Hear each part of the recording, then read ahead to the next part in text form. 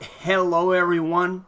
Thanks for tuning in. Sorry for being late. Gives me an interesting story though. That was weird. Everyone, my keyboard wasn't working. Thanks when for I tuning came in. Sorry for being late.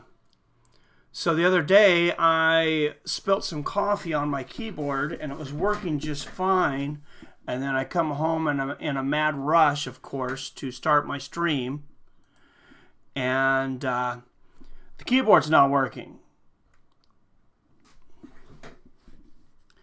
So there you go. What do you know? I had to go downstairs, take one of young David's keyboards, and then I unhooked the monitor anyways. Let's get into some fights though. Yes, Modafferi's coming down. Right now, I'm going for Roxanne Modafferi as well. And I have money on that fight. I have money on 2 fights tonight.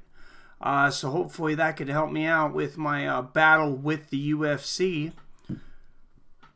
And I'll get into that more here in just a minute in between fights. And because I have some updates and some stuff to talk about streaming on my main channel.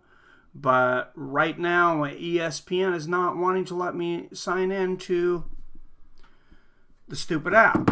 So,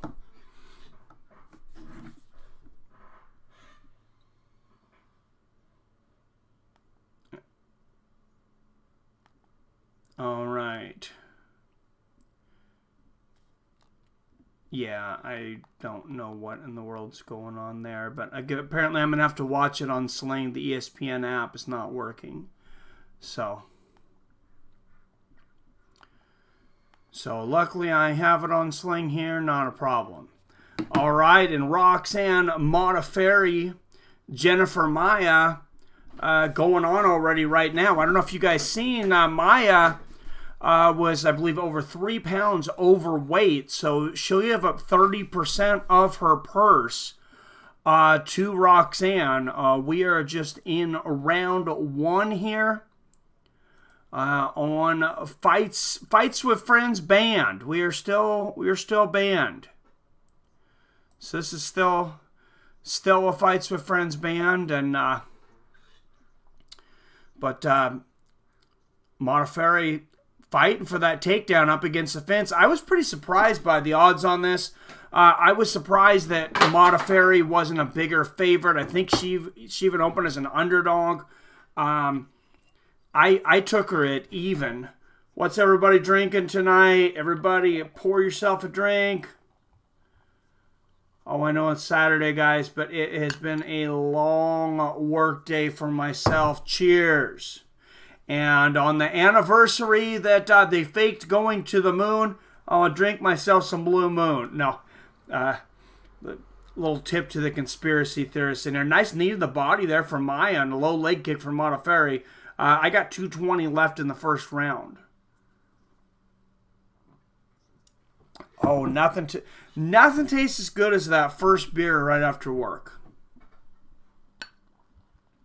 Especially if it's a big one. And Roxanne shooting for this double again. Maia's got great takedown defense here.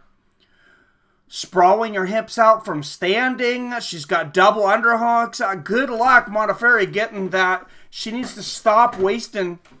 Her energy on this takedown while Maia's got double underhooks. Modafferi is really smarter than that. Very, very hard to get a takedown when somebody's got double underhooks up on you. Now she's got a grip. This is, I'm not sure what kind of submission Maia was going for there. I think she was trying to make one up and then realized there was nothing there. Gives up the position. Modafferi, I thought Modafferi, she's got some judo throws here. She could go for an Uchimata here. She'd go for some hip throws. She's already got a mouse on her eye, which is common for Roxanne. She usually leaves a fight with a broken black eye, maybe a broken nose as well. Hopefully not. Modafferi going for the Uchimata that I was talking about, and Maia smashes her with a right hand.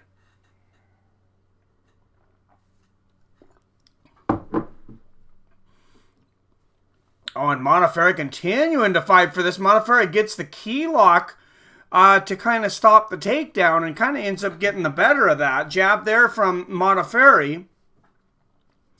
Oh, nice right hand there for Modafferi. Get in there and get my money. You're about to lose me $100 if you don't do something here, Roxanne. No. I think this first round's fairly even just because it's been kind of a stalemate. I think somebody could even probably steal it in this last 20 seconds. Maia 4 for 4 on the takedown defense. Modafferi, number 5th in the world. Maia number 6. Modafferi really digging down deep for that takedown, but not able to come away with it. And that is going to be the end of the first round.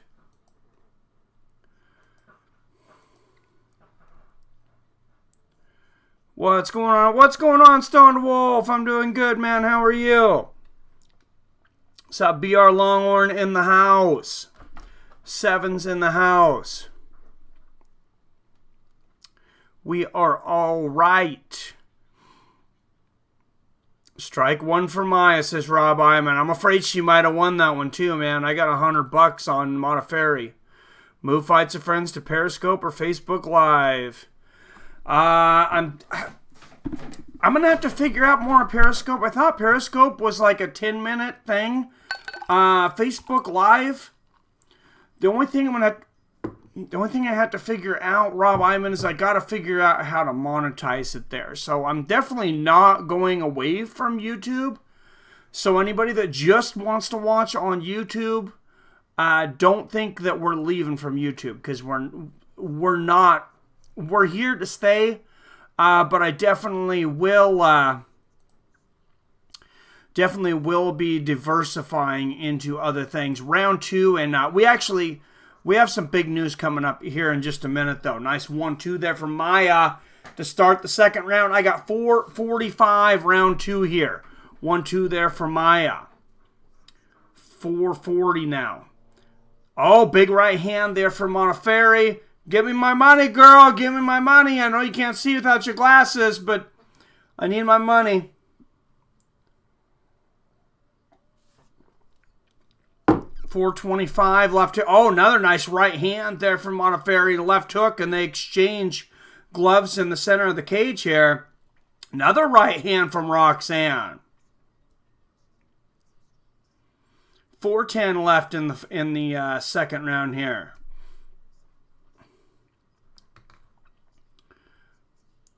Roxanne, I'm surprised she's not landing more of these inside leg kicks. Nice straight left, though. She definitely is outboxing Maia. Another right hand there from Modafferi. She's really finding a home for that. I don't have a drink, but I have weed. Oh, wow. What a combination from Maia. Left hook and an uppercut. And she just busted Modafferi up. Maia with some hands there. Modafferi, kind of the old guard. Maia looking to come in and take over. Straight left to right hook there from Modafferi. And Maia's takedown defense has been absolutely impeccable.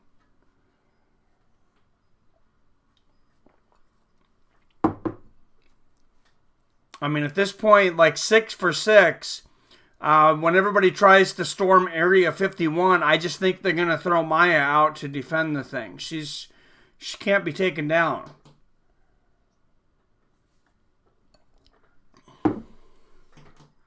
Smoking Kush, cheese, and Zoe's gift.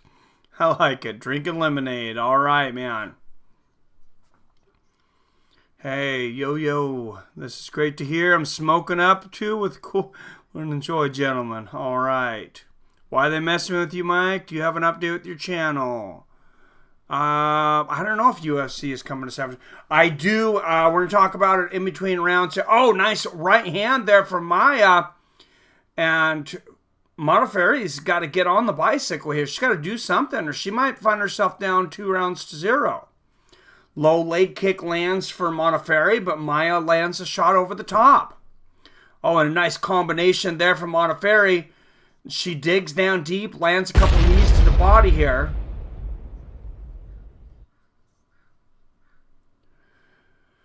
World in... Whoa. Nice right hand here from Modafferi. Oh, and we got some news in the boxing world here in between rounds as well, too, that I'll share. Big update in the boxing world. Oh, nice combination from Modafferi. Maia answers. And I got $1.35 left in the second round.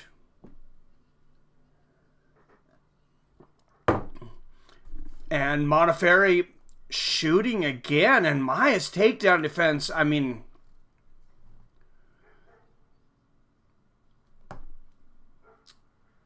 wow. With that kind of impression, with that kind of protection, Jennifer Maia's not getting pregnant anytime soon. She's got better protection than Magnum. Nice right hook up top there from Maia. Maia goes for the Uchimata here. Modafferi really working in the clinch. She did look kind of rocked, and Modafferi just really not getting the best of these takedown attempts. Couple knees inside here from Modafferi, but Maia is ending up going... She's starting to win the striking battle, and she's starting to get some submission attempts, even if there's nothing huge in the clinch here. And with 15 seconds left, I'm not feeling real good about my $100 bet on Roxanne Modafferi, who goes for an Uchimata there. And Maia blocks it, and a big right hook there from Maia. And depending on how you scored that first round, it could have been very close. When is the Pac versus Thurman fight? I want to say it's at like 9 tonight. So I'll update the round. I am going to talk about the channel, but there's going to be a lot of dead time in between fights because this is cable TV. So we'll talk about what's going on there. In between, but just real quick announcement in boxing. August 31st here on ESPN Plus, one of, and a lot of people think the top pound-for-pound fighter in the world will be back inside the squared circle, Vasyl Lomachenko. So always fun to watch him fight. Could definitely be 1919. I'm worried there's one of those judges. I'm thinking maybe one judge has it 1918. I'm hoping two judges have it 1919. Fight clock is on. And here we go. Round 3. I'm hoping 1919. 1-2 there for Maia out of the gate. Straight left for Modafferi. Another 1-2 for Maia. Very competitive bout here with the veteran Roxanne Modafferi on the up-and-comer Jennifer Maia. Modafferi actually opened a small favorite for this, and a right hook there from Maia. Oh, and a nice right uppercut there from Maia. Neither one of these really a household name, but Modafferi, definitely a name known, among MMA hardcores. Oh, big right hook there from Jennifer Maia. I know there's a lot of Maias. I think it's probably like Smith, but I wonder if she's any relationship. Does anybody know? Is she any relationship to Damien? Probably not. Several nice right hands, a left hook and a right uppercut there from Jennifer Maia. Yeah, Lomachenko was fun to watch, man.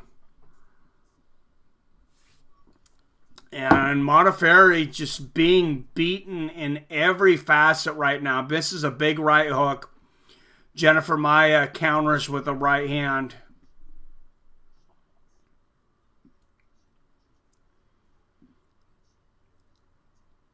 And I kind of agree with the commentating here. Right hook there for Maia is... If you're Modafferi's in her corner, just tell her, just keep pressing forward. Even if you get hit, just keep pushing forward. And I think that's the best advice she could get. Now, if you're looking, yes, the judges do consider a lot of different things when judging a fight. Modafferi has been advancing almost 4 times more. Stretch res. I have no idea what you're talking about. Stretch rest? Not sure what you're talking about there, comedic. Oh, big right hook from Maya there. She's starting to counter Modafferi coming in, and that's bad. Modafferi lands a low leg kick, but a couple of nice left hooks and a right hook. Oh, nice counter left hooks there from Maya. Several jabs, 1-2 from Modafferi, and she eats another right hand. Left uppercut from Modafferi, and you hear Modafferi's corner screaming, hands up, bring those hands up, hands up. And they just told her 2 minutes. She's got just a little more than 2 minutes. But, former UFC veteran and badass Mike Pyle over there in her corner. Guy's been in a few tough fights.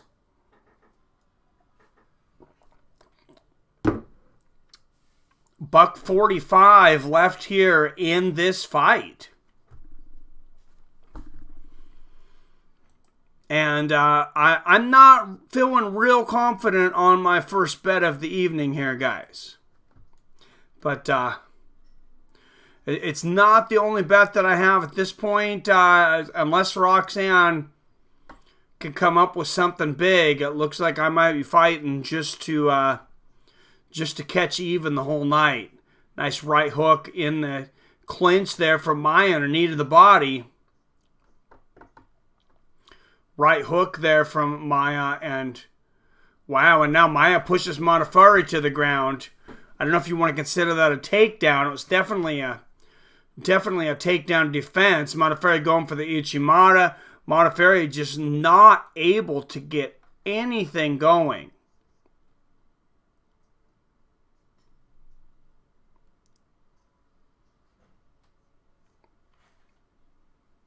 Oh, straight. I'm not trying to be. It might be stretched a little bit. I got to update some equipment here because I changed to a new computer. Nice 1-2 there from Maya. I'll talk about it in between rounds here, comedic.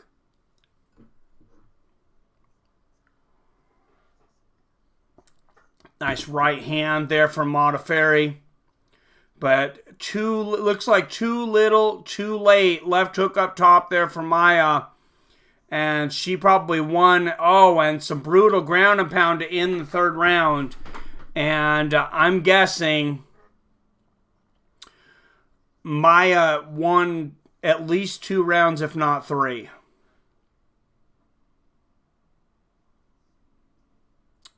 I'm 29-28 Maya. It's that first round. I wasn't really paying full attention, Rob, because I was kind of going back and forth between a few things. It looked like a close round to me, but yeah, I definitely had Maya winning the last 2 rounds. And man, what a hell of a card tonight, though. I'm really looking forward to seeing Ben Rothwell and Andrei Arlovsky. I think Ben Rothwell has a really good chance of getting back on the board. And we'll see what happens, but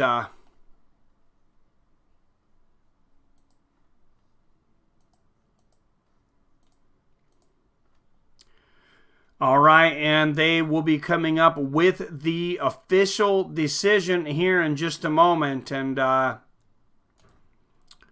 think it's going to be unanimous. All 330-27. Winner Jennifer Maya. Roxanne Modafferi obviously, looks sad but not surprised. Claps for opponents. Show was a good sport, but at 37 years old. You got to wonder where she's at in her career. But here we go, coming in, my buddy Sam Alvey coming up. And Sam could put a smile on my face here if he could come in here and get a victory. What's going on, JJ Smith? Not much, man. I'm doing good. I want to see Hardy get knocked out, too. I want to see him get knocked out, and then I don't want to see Juan Adams on a main event until he's earned it, on a main card. Because I'm sick of seeing guys that are just jokes on the main event. They're like, what? The co-main? I want to say they're the co-main. They're ahead in the card on heavyweights of Ben Rothwell and Andrei Arlovsky. They're 1-1. Come on. All right, Smiling Sam Alvey versus Klidson Abreu. Smiling versus the White Bear next. Oh, this is an exciting fight. Sam's kind of in a must-win here. What's going on, Robert Christian? Yeah, exactly. That's what I was just going to get into, Rob. The UFC really likes him. Dana really likes him. Sam Alvey, he's one of those guys kind of like Donald Cerrone, that he'll jump in whenever you need him, wherever you need him. But yeah, this guy has power, and Sam, he's gotten caught in his last couple fights. He had a few things to say about a short stoppage from Mark Goddard. I agree, it was a short stoppage. Never seen him that upset. Sam Alvey said that Mark Goddard would never referee one of his fights again. I think Sam has done more than enough in his career to say if he doesn't want Mark Goddard ever refereeing one of his fights. I think that's fair to say that one referee can't referee his fights. Unless it's, if it's for a championship, we can have another discussion. But yeah, I definitely thought it was early. And for Sam, I didn't really get much of a chance to talk to Sam about this, and thought about reaching out to him before this. Hopefully I'm reaching out to him afterwards, and hopefully I'm getting him on the show to talk about a victory. But yeah, with 3 fights, 3 losses in a row, he definitely needs a win. And anytime you lose in the UFC, you risk getting cut. Now, I could see if Sam were to lose another one, and knock on wood, and I hate to say it, I could see Dana going to a guy, because I think Smiling Sam, he's the kind of guy that he really likes, and I know Sam, if he hears this, he's not even going to want to hear it. So I know it, but he's a very talented guy. He's got a super great personality. I could see him. Hopefully he's got plenty of fights left in the octagon, because I know that's what he wants to do. But I also know he's got a lot of talent to take with him after his career, whenever he decides that that's over. When I talked to him and asked him about, after his career, what he planned on doing after his career, he said, I don't know. Right now, I just concentrate on fighting. Guys, don't forget to subscribe here to this channel. If you're not subscribed, everybody make sure and hit that like button. Make sure you're subscribed over here, and I definitely will have some cool plans for this channel. A lot of them are things that are going to be your guys' ideas, because it's your channel, your community. We kind of all hang out together, and I'd really like to do some things more interactive, to where I'm doing more things actually with you guys, instead of you guys just, watching me sit here and talk. Alvey would be ahead in Bellator if he were cut. I don't think he's going to get caught, but yeah, he does need it, man. He does need this. I mean, I don't know that he gets cut on this, but Sam Alvey, 33 years old, 6'2", 205. Klidson Abreu, 26 years old, 6 feet tall. Sam Alvey will have an 1.5-inch reach advantage at 75.5. And Bruce Buffer with the black and white tux tonight. Klitzen Abreu out of Curitiba, Paraná, Brazil. These lines moved some. These lines were closer than they are now. Abreu is now a -170 favorite.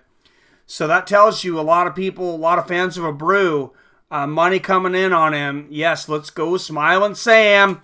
33-12 out of Temecula, California. 6'2", 205 pounds, a +140 underdog. My friend, Smiling Sam Alvey.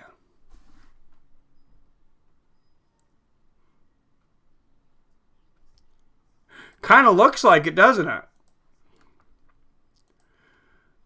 All right, guys. Abreu, Smiling Sam. Here we go. It's fight time. Let's go, Sam.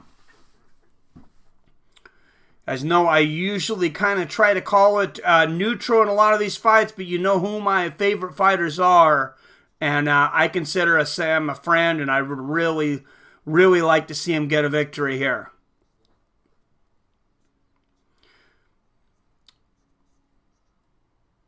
Front kick to the body there for Abreu. Both men standing in the southpaw position. Both guys, you know, veterans. Alvey's had more fights than Abreu. He's seen a lot more. Alvey coming into this, he said, there is nothing Abreu does that I don't do better.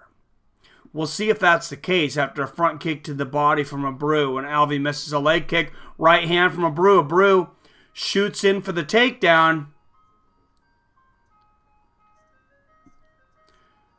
Sam getting the clinch there. Gets an underhook and pushes Abreu into the fence here. And off of this clinch, what Sam's going to look to do is he's going to look to lean Abreu to one side, and he's going to shoot that right hook. Similar to what Daniel Cormier did to Stipe Miocic. Or Dan Henderson, who he's been training with this entire camp. I don't know, man. I know he really didn't like that cut at 185. We talked about that, how much he was cutting. But he's a small 205er, and he got Sam gets caught with a knee to the boys there, and that's going to screw up our time clock. Thank you, bro.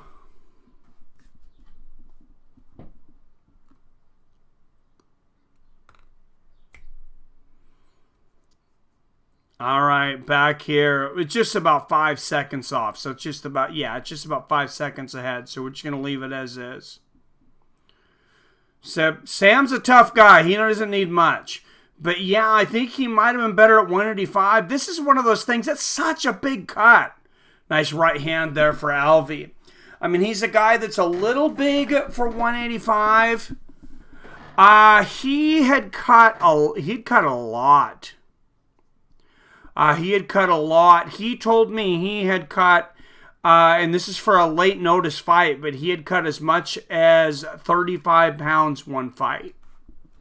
Low leg kick lands for Alvey. Abreu goes up high with the head kick, and Alvey blocks it. Nice low leg kick there from Abreu, but yeah, Alvey just, I mean, his body, everything, he just really looks like a tweener. Nice inside leg kick there from Alvey.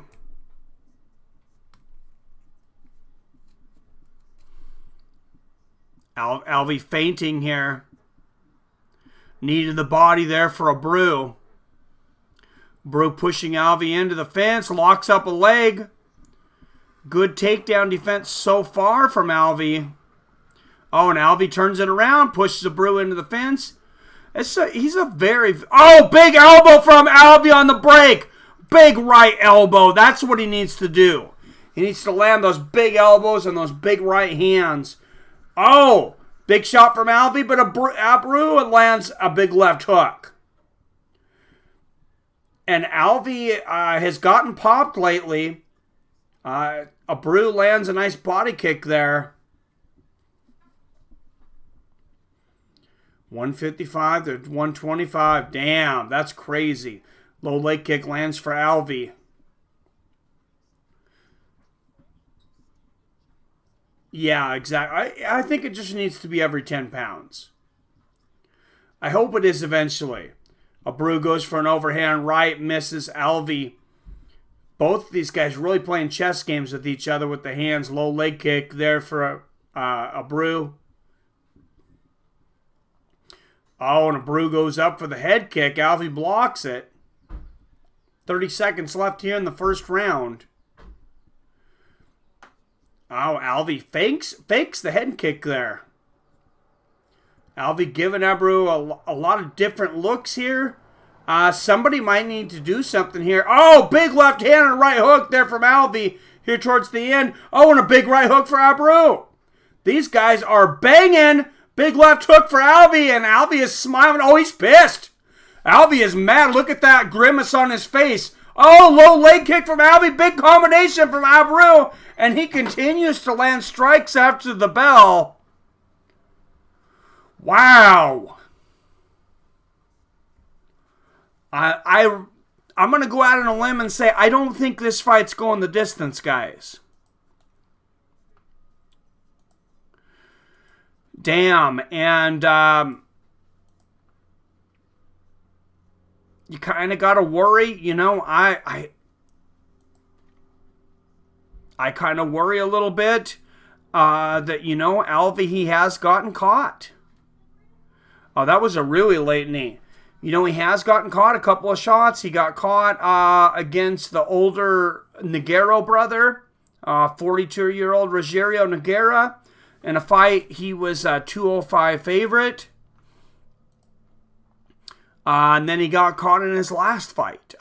You know, like we said, it was a quick stoppage. I'm in agreement with him on that. All right. And they're kind of looking in the corner at that flurry. There's the bell. Oh, that knee was way after the bell. All right. And here we go. Yeah, that was 3-4 seconds. And the referee, no warning, no anything. Really strange. Need to start taking points away for late hits like that.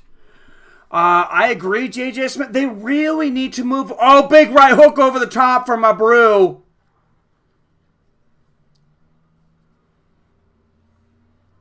And a low leg kick there for Abreu. I think they just really need to get away with the 10-point must system. You know, maybe it works for boxing, maybe it doesn't. I don't really care.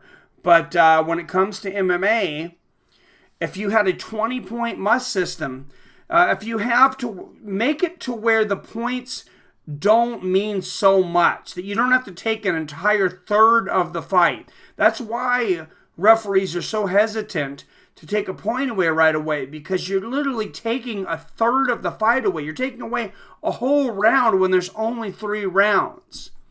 And in boxing, when you take away a round, in a championship bout, they still have 11 more rounds, and most other bouts, they still have 9 more. It's, you know, unless it's 2 guys that are super close, a lot of times it doesn't even make that big of a difference. Couple low leg kicks for Alvey. Abreu comes in with the flying knee. Oh, big right hand from Abreu there. Misses the left hook. Lands another right hand, though. Low leg kick there from Abreu. Abreu really giving Alvey a lot of different looks right now. I agree, Rob. I don't know what the weight is on replays. Low leg kick there from Abreu. And interesting thing on the replay, you know, they're not supposed to use the replay, but I was watching a fight. Oh, big left hook over the top for smiling Sam Alvey. And he is on the hunt. He is chasing Abreu down. He's got to be careful not to come in and walk into a counter. But Sam definitely focused on the knockout here. And they exchange low leg kicks. And Sam kind of backs off, calms down a little bit here. It doesn't really feel like Sam's cardio is as good at 205 either. I don't remember him fighting with his mouth open. It looks like he looks a little tired. Straight right from Alvey. This is not a guy that's, ever looks tired. And it could just be the way his mouthpiece fits or something. Knee could have stunned Sam, could play a huge factor. That's true. Nice straight right there from Sam Alvey. Oh, and wow, what a takedown offense from Abreu. 3 different chains there. That was pretty impressive, and he's got hooks in on Sam Alvey. Now, Alvey has tremendous submission defense.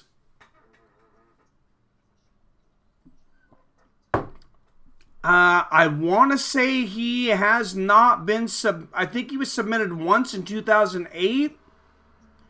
I don't know. I looked at a lot of stats today. I could be wrong. This is kind of tight arm triangle here for Abreu, though.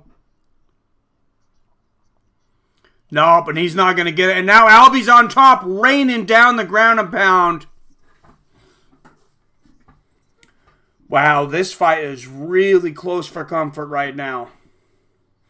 And Alvey landing some more shots here on top. And he's looking now. Alvey's going to kind of rest. He's going to calm down. He's going to want to lay on top of Abreu and just pop shot him for a little while. I mean, he's not a guy that likes to kill the time. He's a guy that likes to stay busy. But sometimes you got to fight smart for a minute. Abreu doing a great job, though, of grabbing Alvey's wrist and getting back up to his feet. Back to the center of the cage here with a minute less to go in the second round. Both men miss with big shots. Oh, Alvey goes for the flying right uppercut. Misses it. Knee to the body. Lands for Abreu. You see head strikes for Abreu 18-6. And now the chance of USA here.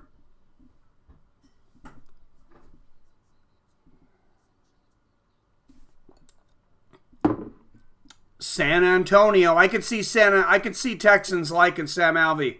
Nice knee to the body from Sam when they break. But who doesn't like smiling Sam Alvey? If you don't like smiling Sam Alvey, I don't like you. No. Something wrong with you. And into the second round there. Wow, he is gassed, man. And I think it might be a round apiece right now. Yeah, no, I don't think so at all. He looks very tired. I thought he looked lethargic and slow. Yeah, even in the first round, even in the very beginning of the fight. So I know the cut's easy for who you got one. I got it either a round apiece or it could be 2 rounds to 0 for Abreu. I think it's a round apiece. I got it 19-19. Yeah, I think Abreu pulled out the second round there at the end. But you're right there, Stone Wolf. 2 pretty close rounds there. Yeah, I would say probably a round apiece, and I'm guessing probably some differences in the scorecards. Maybe a couple of them have it a round apiece, but not even the same rounds. All right, guys, here we go. Third and final round.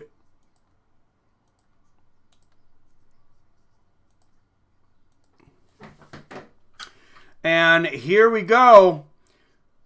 Abreu and Alvey. Oh, and I'm about 12 seconds behind on the time clock. So I'm at 4:40 right now. So I see a 12 seconds difference, but nice right hand there from Abreu.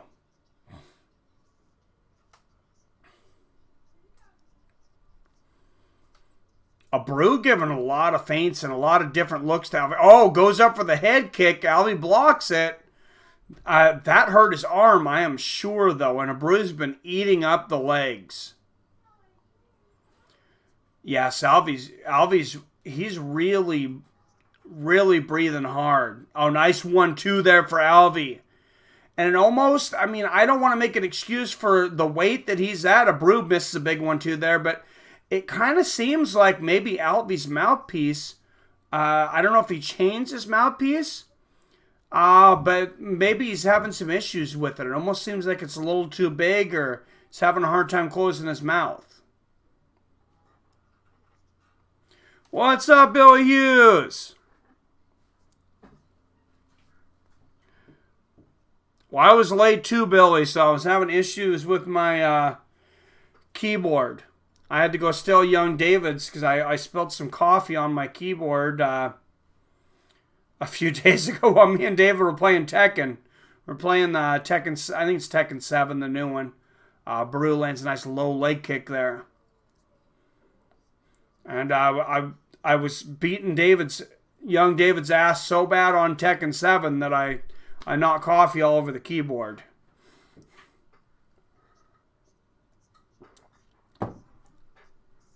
Low body kick there for a Baru. Alvey feints the right hand there. Goes to the left hook. Nothing landing. Straight right lands for Sam. Baru moving a lot. Trying to give Sam a lot of different angles here. And anything, when you have a tired fighter, anything extra you give him to think about. Oh, and a flying knee for a Baru, and they exchange shots in there. Now Sam moving forward. He's looking to land that big counter left hook. Oh, nice straight right there from Alvey and a left. Oh, another nice right hook there from Alvey, but a Baru lands a left hook. Throws the overhand right that misses. And a low leg kick lands for a Baru. Come on, Sam. Oh, nice left hook there from Sam. Oh! Double right hook. A Baru is hurt. He was stunned there. He was wobbly. Sam needs to jump on him here. Sam's being patient, though. He's not walking into anything dumb. Maybe I'm giving bad advice here. Nice low leg kick there from Sam. Oh, he threw that right hook with bad intentions, but a Baru landed a low leg kick in there, and he's just out of range. Overhand right from a Baru. Alvey blocks it.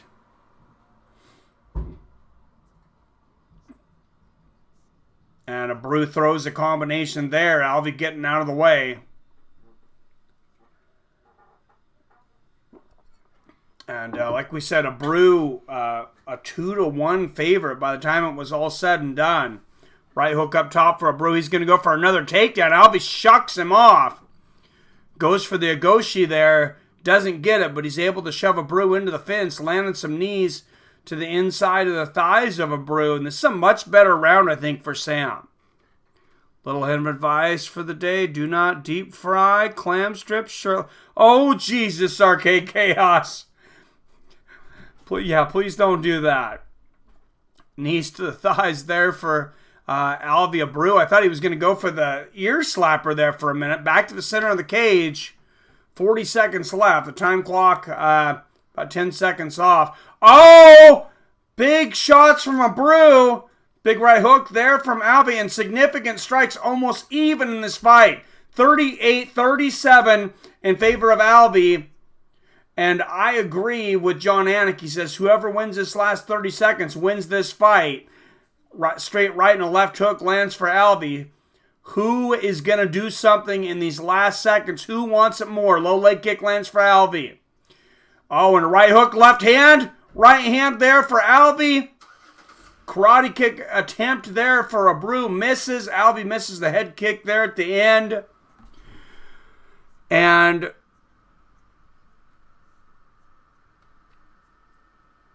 there's an icon above my head. Oh, are you talking about this? That's not an icon. That's Mike Tyson. I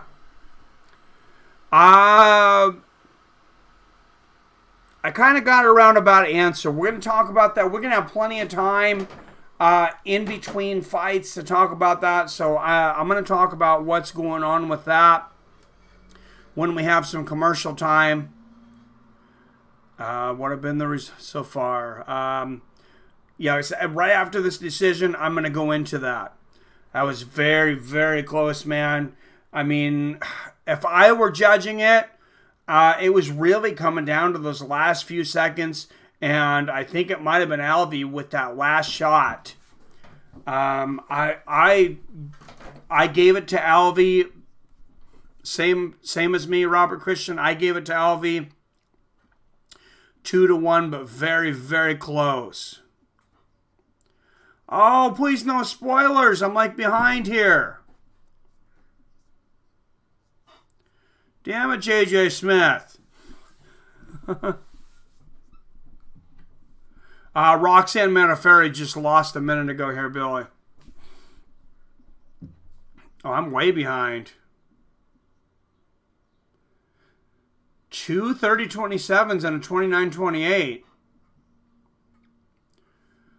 Wow, and Sam Alvey, you see the shocked look on his face. How in the hell you have that 30-27? Gotta really feel for my friend Sam right now. Comes over immediately, shakes the hand of his opponent there, and they're just going to jump right into the next fight. ESPN taking no time here. Raquel Pennington versus Irene Aldana. Coming in. That's the fight game, Robert Christian. Yeah, what's up, Seven? Yeah, I don't like the decision, especially unanimous and with those scores.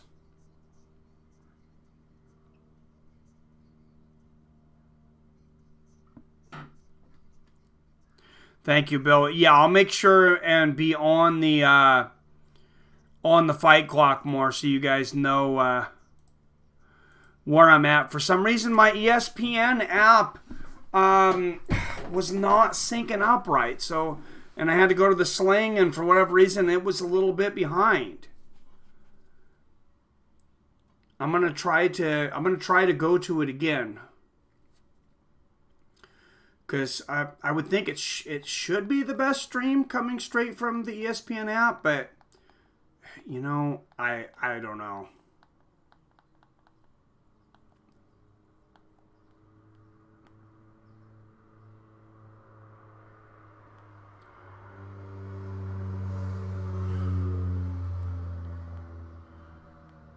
Oh, what? Now it's telling me my Roku is not connected to the internet. This has been a hell of a week.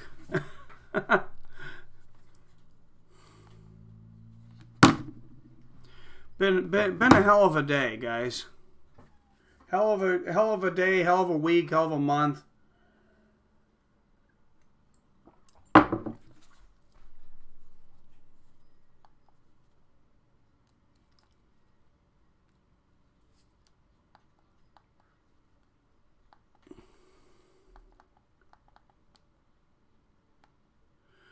All right, guys. I'm going to try to launch the ESPN app again. And we'll see what I get. Dean Hamper in the house with the $10 donation. You are too kind, sir. Thank you so much.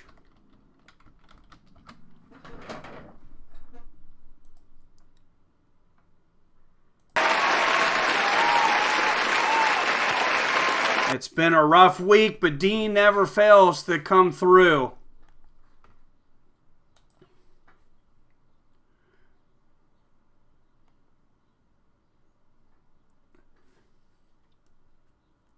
So yeah, I don't know what the hell is going on, but it's saying user must re-authenticate over on ESPN. So I guess I'm going with wherever we are on Sling, and I'll have to figure it out after we get through all this. But they're moving the fights. And Arcade Chaos with the $5 donation. Thank you, sir. You guys are awesome.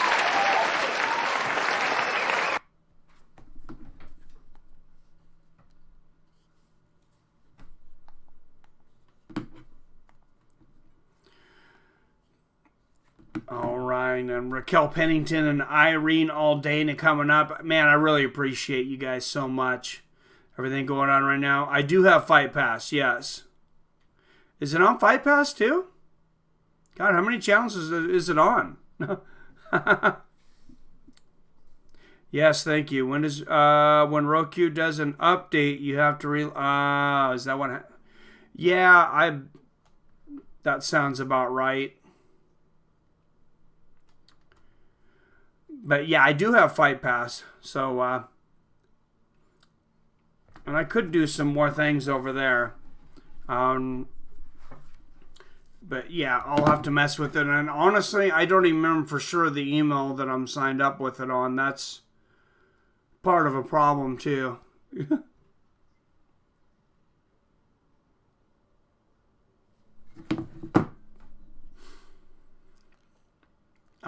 So the deal with the update, with the channel update, only early prelims. Oh, like way earlier. Okay. So the update with what was going on with the UFC. The UFC was supposed to show up in audio to talk about what was going on with this. I was there. I took time away from what I had going on, and I was there with YouTube on the line, and sure enough, the UFC's representative did not show up. And I would think that means I win, right? I was asked to give a statement, and so now the UFC is going to have time to respond to my statement, to my counter notification, and they have until at least midnight tonight. Raquel Pennington, 9-8, a plus 105 underdog out of Colorado Springs, Colorado. Who should have won? J.J. Smith. Man, it was close, man. It was very close. It was very close. I would have been. Oh, I thought Sam won it. Especially, you could tell Sam really thought he won it when he heard the unanimous decision. And I mean, that's what I would have thought as well. All right, here we go. Round one. I got the fight clock here, so make sure you're synced up. Raquel Pennington, number 6 in the world versus number 10, Irene Aldana. Nice straight right from Irene. Oh, straight left and a left hook here from Irene. I am actually favoring Irene Aldana in this fight. I think Raquel Pennington lately's looked like she's kind of on the second half of her career, and I just don't think she has what she used to, but we'll see. Nice straight right and a body kick there from Pennington, 420 left in the first round. Oh, nice exchange in the center of the cage here. This card is just absolutely loaded. Oh, big right hand from Pennington right on the chin. And even as I say Aldana, I'm going for Pennington just because, she's one of those veterans. Oh, big 1-2 there from Pennington. She might have hurt Irene.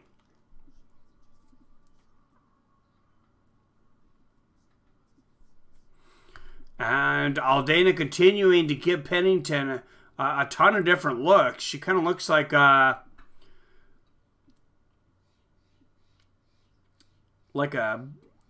psycho jackrabbit on cocaine or something. I don't know. She's just hopping all over the place. Nice inside leg kick there from Raquel Pennington. Jab to the head, jab to the body from Aldana. Pennington blocks both of them. And Pennington with a nice body kick. Left hook up from top from Aldana. And Pennington doing a good job of keeping her hands up. So, I mean, that's a really good thing for fighters. They get old. Older, I should say. She's not old yet. But that they're sharp and see the punches coming. Superman punch attempt from Pennington. 1-2 from Pennington. Aldana blocks all that. Oh, left hook gets through in that combination from Pennington. 1-2 from Aldana misses. Aldana showing a lot of feints here. Lands a double jab. Straight right from Pennington. And, of course, unofficial stats they have for strikes. It says Aldana has landed 1 out of 40. Oh, wow. It's nice straight right there from Pennington. Inside leg kick from Aldana.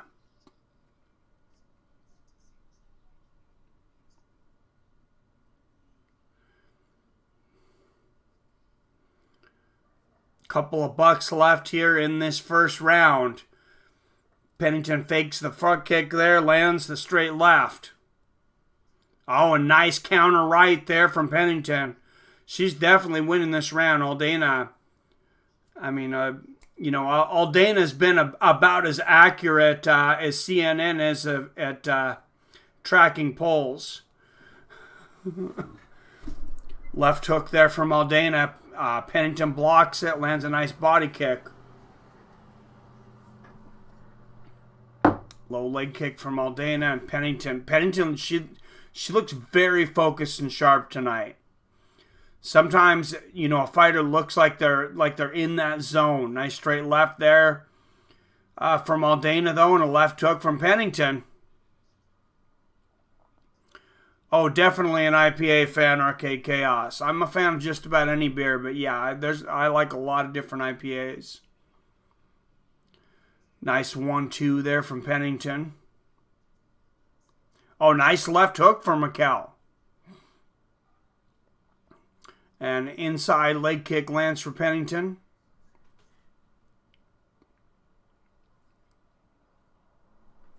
Inside leg kick from Aldana and her right hand.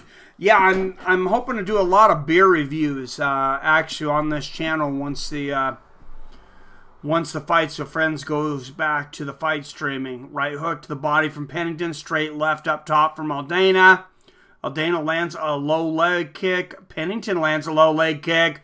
Double left hook from Aldana. And Pennington goes for the takedown, misses it, but lands a right hook and a nice shot to the body for Mikel Pennington. Wow, and exchanges from both women. Nice push kick to the body from Pennington there. And another body kick at the bell. I got to give that round to Raquel Pennington.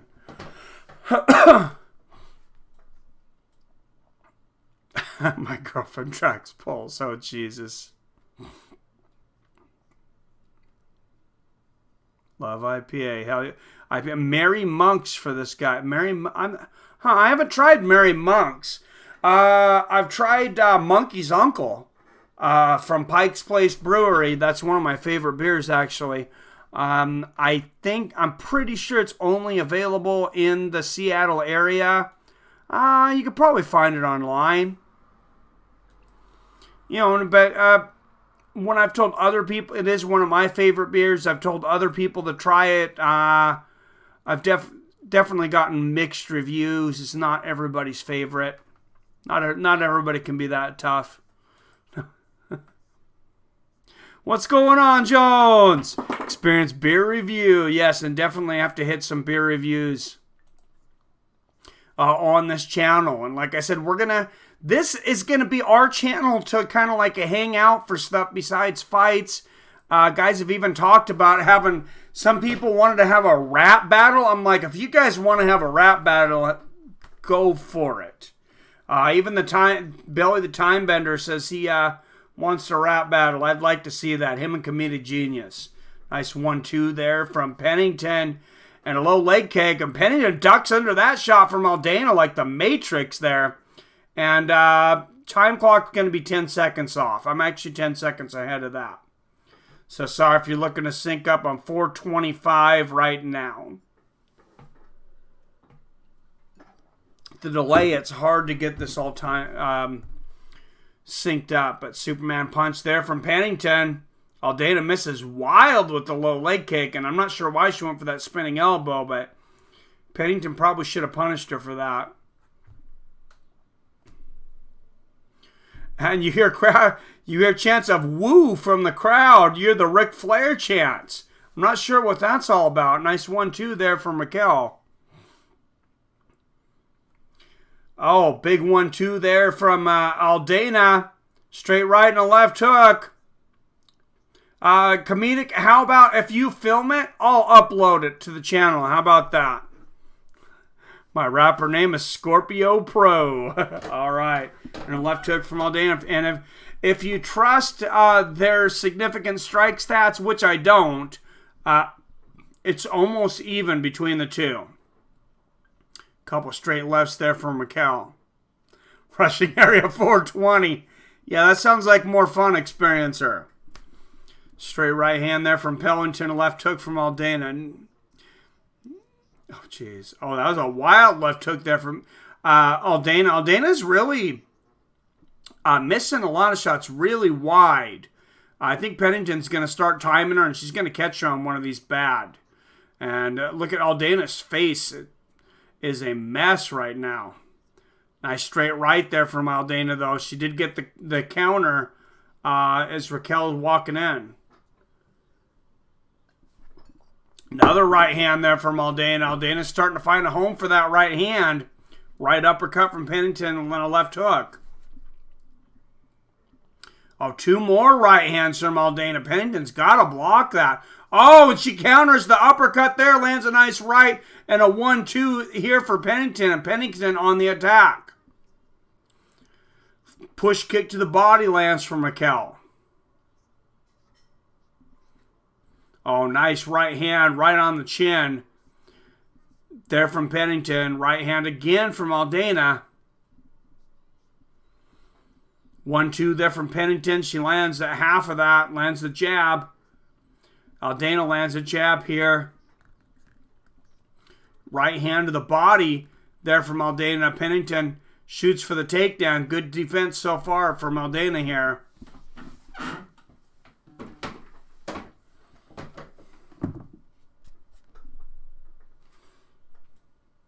If you're just tuning in right now, so far, Roxanne Modafferi, veterans Roxanne Modafferi and Sam Alvey in the loss column.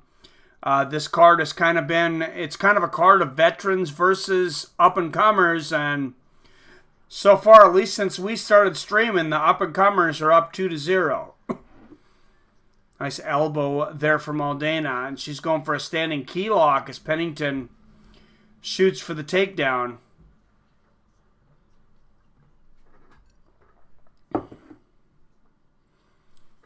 No KOs yet. Nope. Oh, nice knee to the body there from Aldine. She wants to stay in that clinch.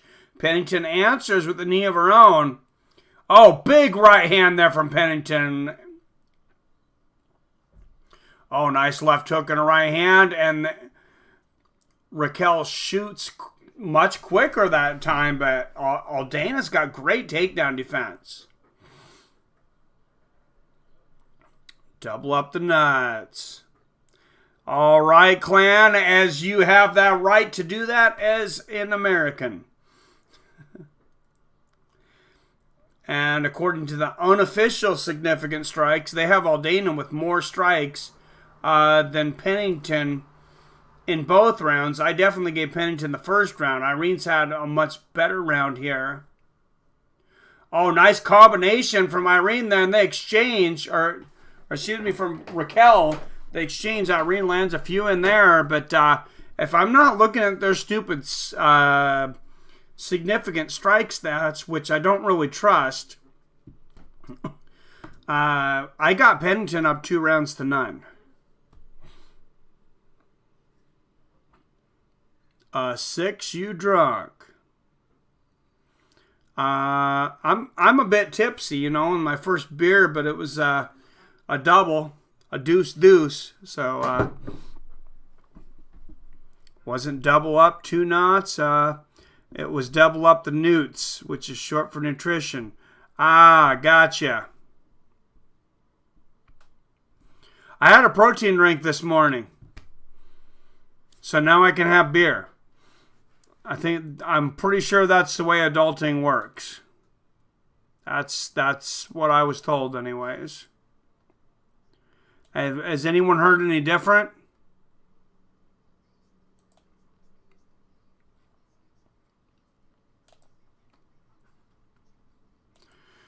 All right, guys. Raquel Pennington.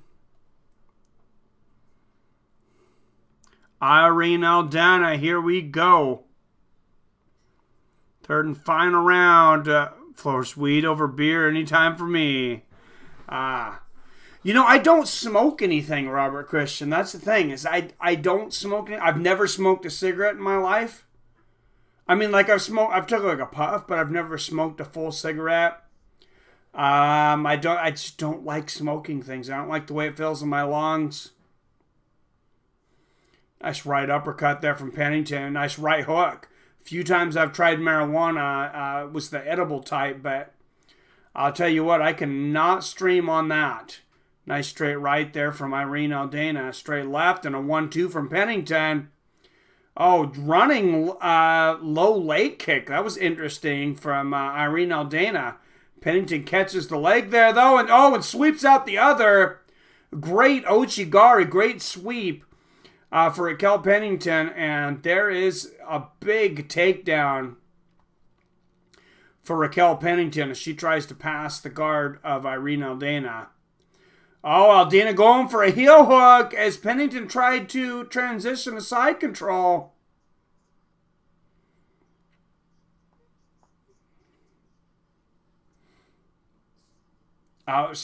She could also turn this for a knee bar the other way. Look at this. That's a bad angle. Oh, no, she's not going to get it there. She's not on a good angle. If Roxanne actually take her left leg spin over, she could probably step over right here. So what she needs to do is take her right hand, push on Irene's right knee, and turn to her left, and I think she could step over. Oh, but she's just going to sit back and land some elbows there. Nice job there. I did it one time, Robert Christian. Ask Comedic Genius. It did happen. Weed and ale is the perfect pair. Yep. Yes, I said I'm in. I got you. Eon's back when I had a job that it was okay to do that. I did the 420 stream. On 420, April 20th of 2018. Terrence McKenna, Food of the Gods. Read that, then go eat some mushrooms and enjoy your life. Sounds good. Soldier Arcade Respect. And, yeah, they might stand this up here. Pennington definitely getting the better of this. Nice hammer fist here. Irene just pulls Pennington over to a horrible position. Pennington's landed. These are not hard shots, but these are all unanswered. Aldana's got to defend herself here. The ATV crash ruined Pennington's career. Man, it's never good. That's never good, man. What's up, Scott F. in the house? We got Scott, we got Nigel, we got Robert, we got Comedic, we got Arcade, we got Billy, which means we got trivia coming up here.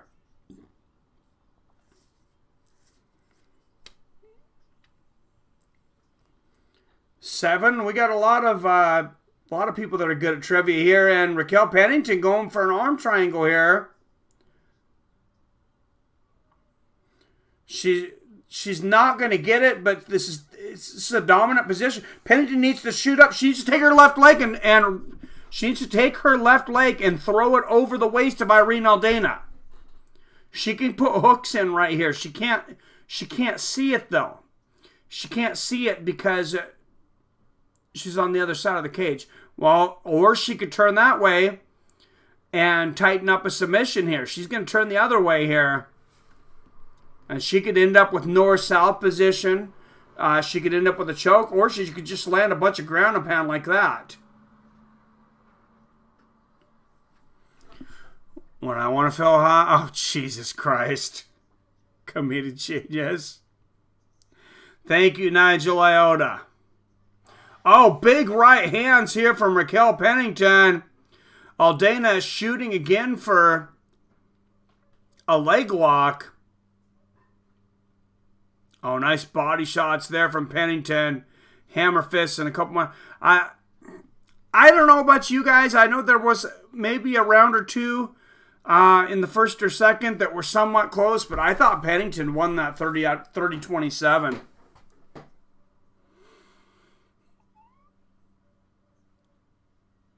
What's up, Jack? I'm doing good, man. Good to see you in here.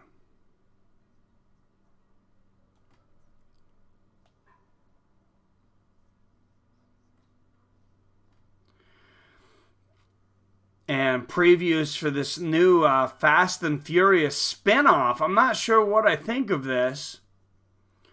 I mean, as much as I like Dwayne Johnson as a person, I think I've been pretty adamant, Hollywood, that he's not my favorite actor. Oh no, this is it. This actually looks pretty good. Is that Wesley Snipes? Hobbs and Shaw. I'm gonna watch it. You guys know I'm gonna watch it. If it's Fast and Furious, I'm gonna freaking watch it. I watch every goddamn one of them. I'm a sucker for these action movies. Every time Liam Neeson comes out every 6 months with a movie where somebody kidnaps his family, he comes back for revenge and kills everyone, I'm going to watch that too. Every single time. Oh, Max says at 29-28 Aldana. Well, if you looked at the stats, it's Rusty White, Rojo, but next weekend I'm going to paintbrush it like the A-Team. Oh, that'd be pretty sweet. All right, here's the official decision. 29-28 Aldana. 29-28 Pennington.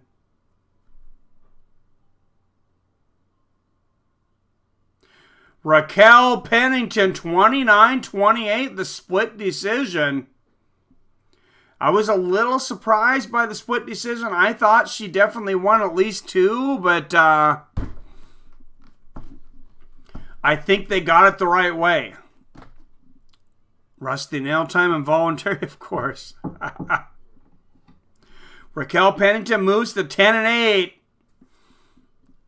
and shouts out to San Antonio. Kind of critical of it at first, but Hobbs and Shaw is going to be awesome.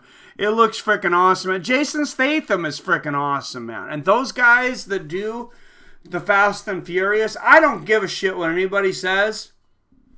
Every Fast and Furious that they've done has been good. Go back and watch it and tell me it's not. I know they've done a lot of them. But you can do 10, if you do 10 of a movie and they still are good, in my opinion, it's not overdone. And I moved a little more furniture in here. You guys can probably not see it very well, but if you look up here, that is black and white autographed photo of Mr. Iron Mike Tyson. I decided to put that up. I think it was Arcade Chaos was saying I should call this Iron's Mike Tyson's House of Fights, or Fight House, something like that. I don't think I can steal his nickname there, but in homage, I put his picture up there. Rock is finally going to meet Dwayne Johnson and Hobbs and Shaw. That's fine. Doing great, Mike. Love this channel. Thank you. Appreciate it, man. Appreciate it. Oh, another one of my favorite fighters, Bruce Leroy, Alex Caceres. Been a little disappointed the last two times he's been scheduled. One of them, his opponent wasn't able to make it. And then his last fight, of course, he drew a really tough matchup against Crone Gracie and got submitted. But this guy is super exciting. I thought if Team Movie Rock to even have movie comics. Yep, you're not stealing his moniker. It would be your own. It's Iron Mike's House of Fights. Thank you. Yeah.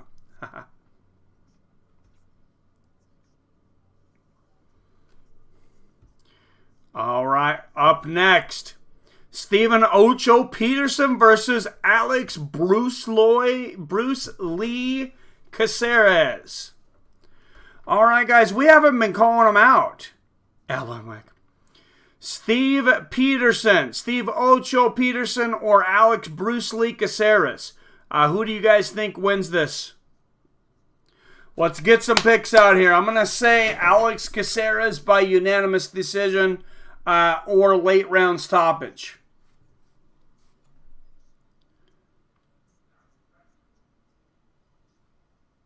Reach out to Mike Perry. No, I haven't. I need to write that down. I've reached out to several fighters, and I got to tell you guys, I didn't do it, and I felt bad about even thinking about it.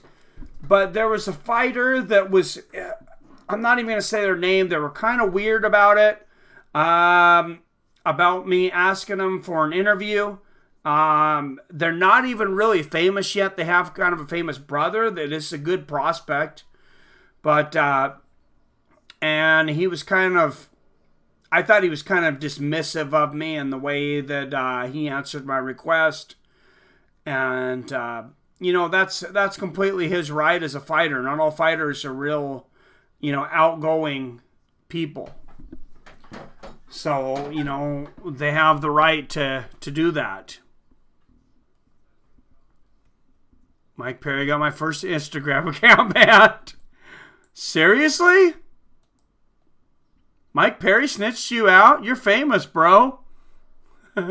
Let's go, Bruce Leroy Glow. Yep. God, I love this kid. Love him. Mike Perry had it the way in and extended his hand, pulled it back, and screamed, "Thought you had a friend, boy," that yelled up his lugs. Oh, my God. Oh, yeah. He is a character, and this is a character right here, Alex Bruce Leroy Caceres, making his way to the cage. Could have, Dean. Could have. Could have. You know, I kind of thought it was worse than what it was. I'm not even going to say who this person is. Because they have that right, like I said. Alex Caceres, 9th most fights in UFC featherweight history. 9th highest striking accuracy in UFC featherweight history. 3 wins by knockout, 5 by submission. If he gets it done tonight, I think it's by submission. And I'm going to say he gets either unanimous decision or a triangle choke submission in the 3rd round. I hear you, JJ. I know he does, man. Alex Caceres, 31 years old, 5'10". Steven Peterson, 29, 5'10". Caceres is going to have a 3.5-inch reach advantage at 73.5 inches.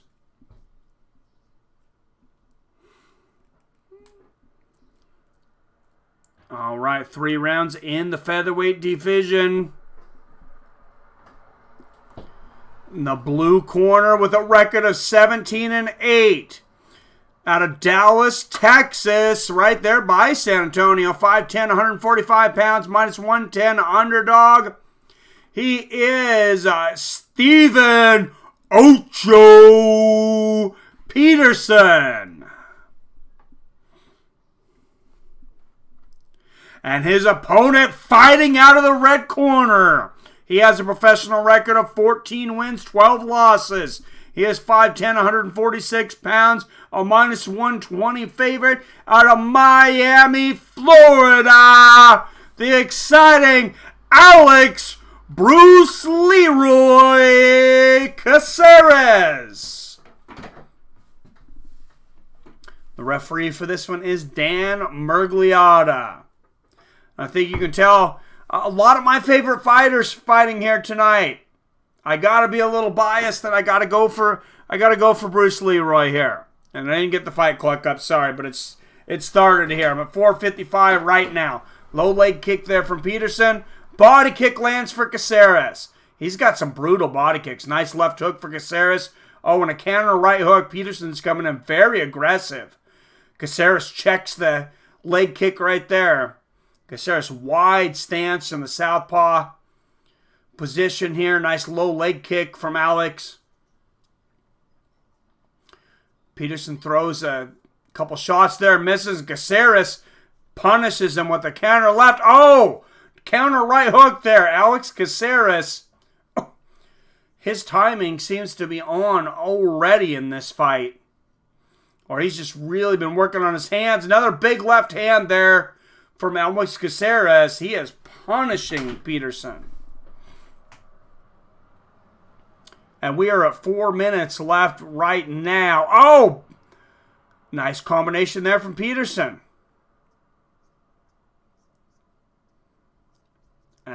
Caceres, another counter right, ducks under the shot from Peterson. He looks slick tonight.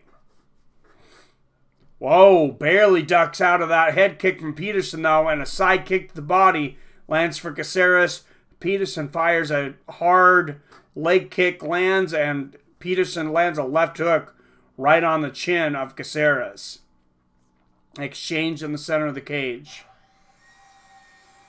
Caceres really fainting him here. And lands the jump right uppercut. Peterson really reacting to Caceres' feints here. Watch this. Nice Superman punch. Jab. From Caceres. Peterson goes for one himself and misses. Nice body kick there from Peterson. There's guys that feint, and then there's guys that feint with intent, and that's what Caceres was doing there already. That was very believable. Caceres just grabs Peterson in the clinch and throws him into the fence. Definitely looks to be the stronger fighter. Big left hand lands there for Alex. Mike Perry will probably report you for interview. Probably. Nice 1-2 there for Caceres. He goes up for the head kick. Peterson barely blocks that one. Jab lands for Peterson. His first round has been pretty much all Alex Bruce Lee Caceres.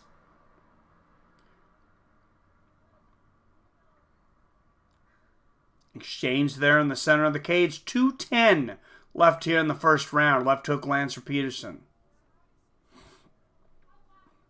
Nice inside low leg kick there from Peterson. Right hook up top there from Caceres. Big right hook. That was a three-piece there from Caceres. And another three-shot combination from Alex. He's throwing punches and bunches for sure tonight. Nice body kick there from Alex. And a nice straight left. And Alex, he's very awkward. He does a very good job of getting fighters off balance. And he has a really good body kick. Wow, Peterson gets a takedown quickly. He's got hooks in. And just like that, Alex Caceres is in a world of trouble. Peterson has hooks in. He's underneath the chin.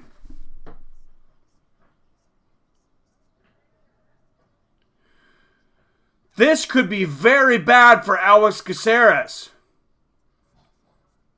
Ton of blood coming out of the forehead of Steven Peterson, but it's not going to matter at all if he can pull this choke off. This is very close. Caceres was known to have pretty good submission and submission defense before losing to Cron Gracie. He gets out for the moment, but now Peterson has the backpack.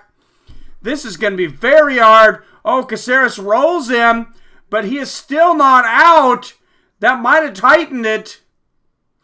And Caceres is out. He grabs the wrist and rolls in. What an escape from Alex Bruce Lee Caceres. Man, Peterson just raked his eyes.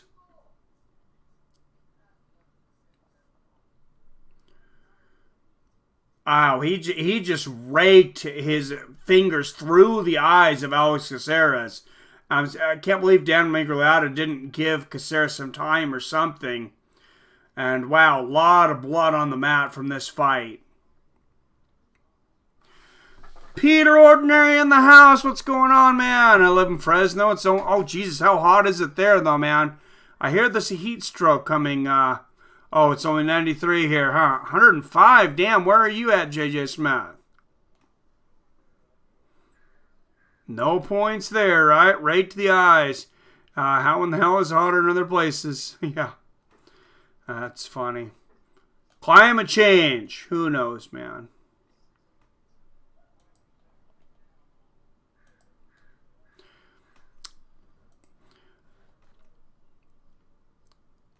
Jersey. Little bit of gun propaganda there in between commercials here from ESPN, and back to your scheduled programming. Actually, they said they'll be right back. Heat was so bad today, I started knitting my own news. Oh, Jesus. That's horrible, man. I am like heat intolerant. I swear I am allergic to the heat. I would die where you are. Here we go. Second round. Steven Peterson, Alex Caceres. Oh, nice right hook there from Caceres. I still gave that first round to Caceres because he had won probably 4 minutes of that round. Head kick lands for Caceres here. Even though Peterson, it looked like he was close to finishing that fight several times. Oh, big right uppercut from Bruce Leroy. Double jab from Alex.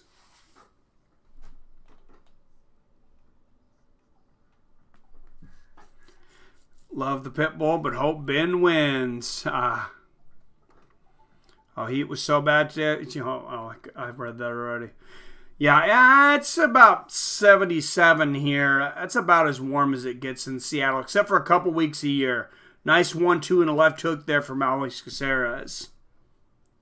Oh, another nice combination there from Caceres. I kind of disagree, Rob. Nice low leg kick. Oh, exchange of low leg kicks. I mean, it definitely could go to Peterson. But I thought Alex had just dominated for a very long time to give it that whole round to Peterson. Even though I know that was a brutal choke exchange, it'd be interesting to see what the judges think about that. Edgar versus Holloway. Alex has Barker. It's a tough one, man. Better not sleep on Frankie Edgar. Nice 1-2 there from Caceres and a left hook back to the center of the cage. Another straight right and a counter hook lands for Caceres. Oh, low leg kick lands for Peterson and he throws an overhand right. Alex ducks underneath it. What's up, Denise Huey in the house? Adam says Holloway. I'm going to have to really look at some tape on that, though. But I've been looking forward to this matchup for a very long time. Oh, nice left hook from Alex Caceres. That was a powerful left hook. You could hear that crack Peterson's chin. And again, the jab and the left hook there from Alex Caceres. Yes, he will. Oh, and Peterson kind of going for some kind of flying karate kick thing there, but nothing landing. And Caceres lands another one of those body kicks. Oh, nice right hand over the top there from Peterson, starting to move forward more here. A lot of blood streaming. Another right hand lands for Peterson. Caceres counters with the right of his own. And now Alex on the bicycle. Some feints, ducks out of the way, but a couple of those shots landed for Peterson. Counter right there lands for Alex. Oh, nice low leg kick there from Alex. No tell there, and then lands the combination up top. Peterson bleeding a ton from up. Oh, and a nice combination there from Caceres and a right hook. But Peterson's had a very good round. Oh, another 1-2 there from Peterson. This is another close round. Right hook there for Peterson. Oh, big right hand from Caceres. And he almost floored Peterson. Left hook lands from Peterson. And I was just about to say, I think I actually have him winning this round. And Caceres lands that check hook. Oh, another big right hook there from Alex Caceres. I like his angles tonight. Oh, Peterson goes for the head kick. It misses. 1-2 from Peterson. Misses again. Caceres lands a counter right hook. And he's going to get away from the takedown defense of Peterson. Oh, nice exchange there. 1-2 for Caceres. Straight left and land from Peterson. Big left hook from Alex. And a counter right.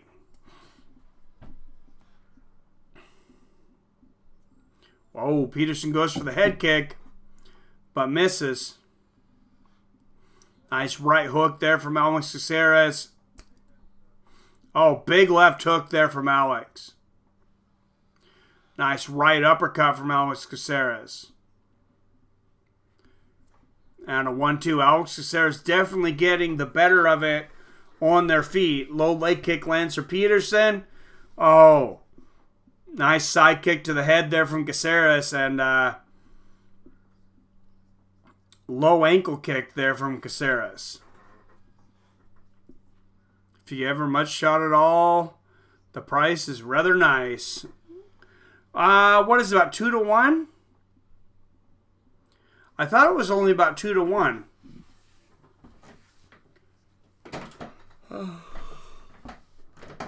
Wild Diego starred at the butt comedic. Rob Iman, I am in agreement with you again on this one. 1919. It's on big ESPN. So on cable.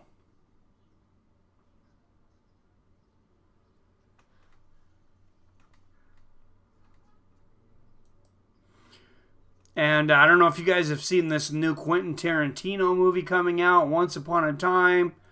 But I am very excited for that. Not only because I'm a huge Quentin Tarantino fan, but I believe Al Pacino is going to be in this one, who's one of, if not my favorite actor. What's this?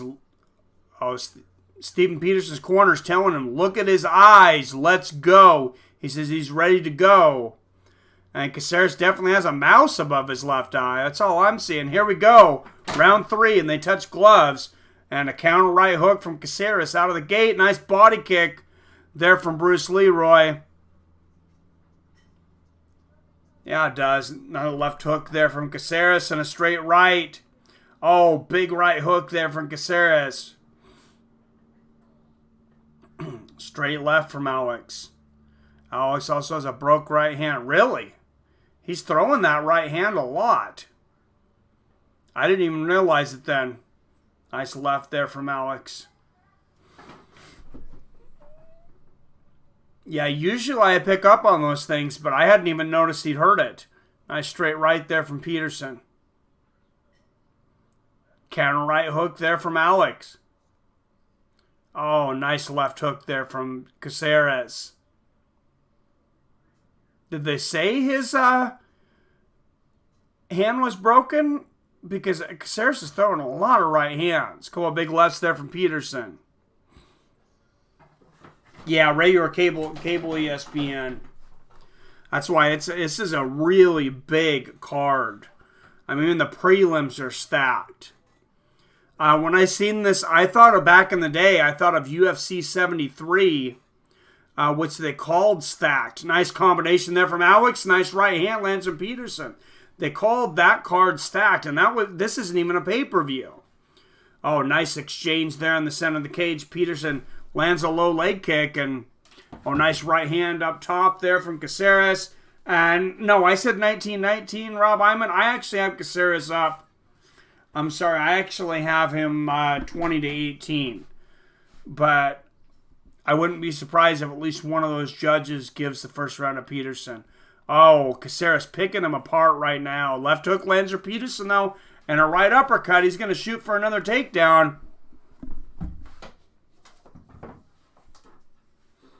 Nice straight right there from Alex. Straight right lands for Peterson. Oh, Caceres goes up for the head kick, and that touched him. Straight right lands for Alex, and they exchange shots.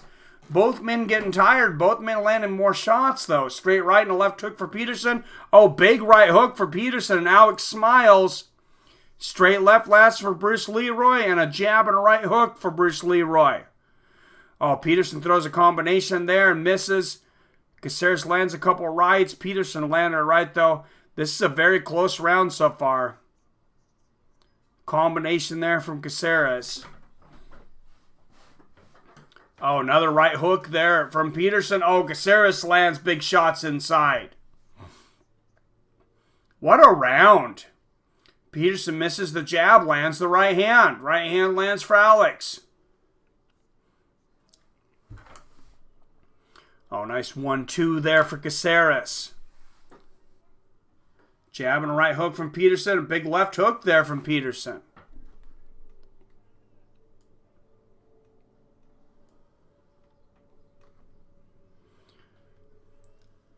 And Steven Peterson's corner screaming at him. Ocho, set it up. Ocho, set it up. Nice 1-2 there from Alex. So I'm not sure what I think he's probably trying to get him to set up a takedown, maybe. I'm not sure. He throws an overhand right. Caceres ducks underneath it and lands a check right hook of his own. Another right hand lands for Alex. Straight right lands there for Alex Caceres. Again, another right. Right hand lands for Peterson. Peterson, oh, nice low leg kick. Catches Caceres just at the right time while he has one leg up. And gets the takedown. Peterson and Caceres' half guard. That could be a big takedown here for Peterson. And he's got a little less than 40 seconds left here in this third round.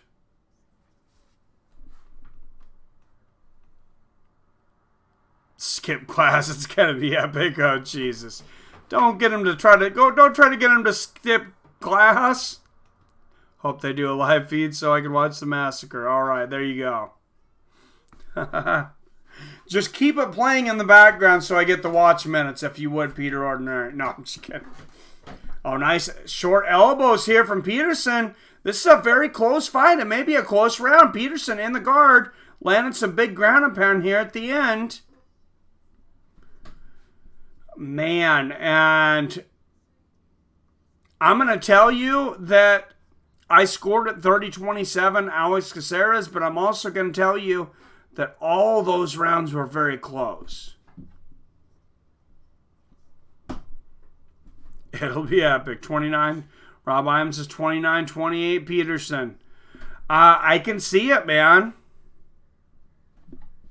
What's up, Isaac Cassandra? That's some good fights, man. You almost never see them in the 3-rounders, though. It's just so tough. You got to have a 10-8. Almost have to have a 10-8 or a point taken away. F Area 51, that's for the lames. I'm talking about the real deal. Oh, Jesus. Could be a draw.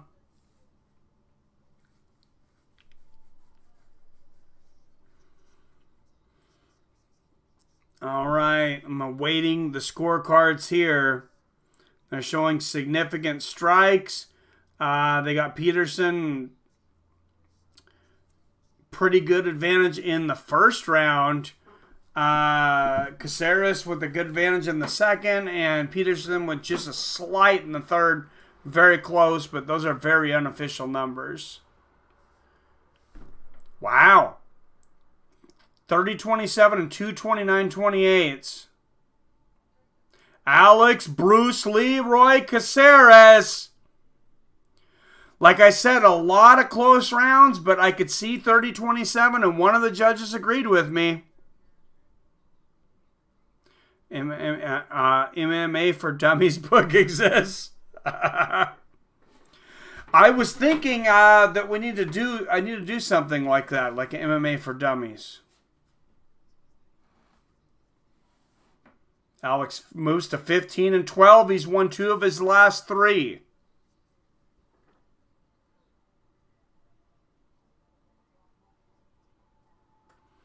I thought there were a lot of close rounds, 7, but I really thought that you could give every round to Alex, and I did. Oh, number 51 is that they're willing to bust a cap in your ass. Oh, they definitely are. They already said it. They're like, don't come down here. We're going to fuck you up. Well, what would happen is they would do a couple flyovers with some stealth fighters. If people kept on getting crazy, and this is what I would do, then they're going to break the sound barrier. That's going to scare the shit out of a lot of people. And it's also going to shatter a bunch of people's windshields. If you didn't know that, it can shatter your windshield if they're in their cars. Can definitely do some pretty good damage to your ears, too. And they can do that multiple times. If these guys keep moving forward, you're going to move in some tanks. And if it gets to the end of that, there's going to be very few people left by the time they start throwing smoke grenades out. You should. A great idea, fellas. Fights for Dummies.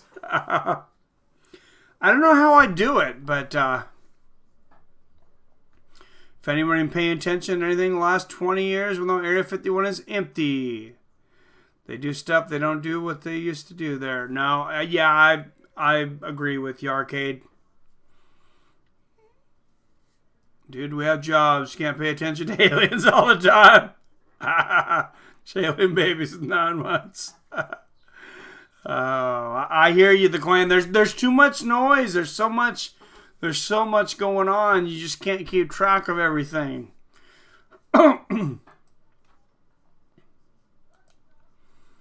With these damn jobs, what are we wasting our time on these damn jobs for? You should collab with Minimax Boxing to talk boxing sometime. I'll have to check them out. Yeah, I'd definitely talk some boxing. Most of my boxing knowledge is going to be from the 90s and early 2000s. Yeah, we're a bunch of suckers, clan. Damn jobs. Bullshit. And we got Juan Adams versus Greg Hardy coming in. For some reason on this main card, I just want to see this fool Greg Hardy get knocked the fuck out. Is anybody going for Greg Hardy? Alexei Olenek versus the big ticket Walt Harris. That's an interesting matchup too. Two huge heavyweight matchups. Three. Well, if you want to count Hardy versus Juan, I guess a big one. But 3 of the 5 fights on the main event heavyweights, it starts out with Big Ben Rothwell versus the Pitbull Andrei Arlovsky. I mean, that's pretty freaking awesome. All right, guys. UFC San Antonio. The main card is here.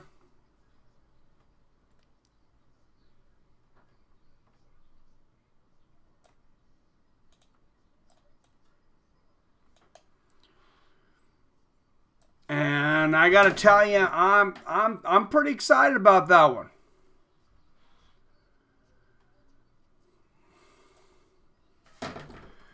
I think this should be a good one. Rafael Dos Anjos arrived at 6:45 Central Time. So I want to say that was about 45 minutes ago. There's England's Leon Edwards, tied for the second longest active win streak in UFC welterweight division with 7. And he's got some impressive wins on there too. Man. I really got to lean towards Leon Edwards for this one. Now, I'm a veteran guy. I like RDA. My heart is with RDA. But if I got to bet on this one, it's Leon Edwards. And I did not bet on that one. What the other fight I did bet on. Yep. I did bet on was I took Big Ben Rothwell over Andrei Arlovsky. And I am confident enough in him. I put down 2 to win 1. So if he loses, I'm having a bad night. 1 RDA, but yes, damn it, Leon. Like Edwards' decision, but I think it'll be relatively boring. Just not a big fan of Leon Edwards. He just doesn't, I'm not sure how he's only ranked number 12. I will say that's a bit of disrespect. Especially being, he's beaten a lot of really good guys in this 7-fight run. T. Wood versus Gamebred. I think it's good. Well, that would be a good fight, man. I like that fight. Three-piece and sodas all over the place. What is the bigger fight right now? There is so much hype surrounding Jorge Masvidal. And it's strange. He's like this overnight success, 15 years in the making. But he's really starting to get some mainstream notoriety.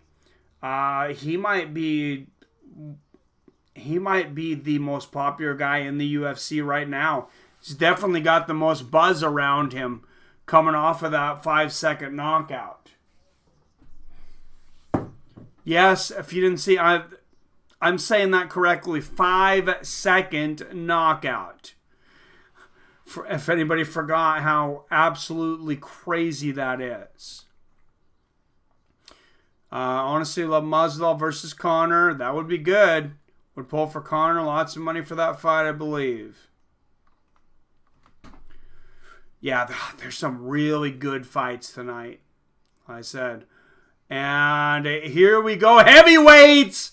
The Hall of Famer, future Hall of Famer, former UFC heavyweight champion Andre Arlovski versus Big Ben Rothwell. And this is a rematch.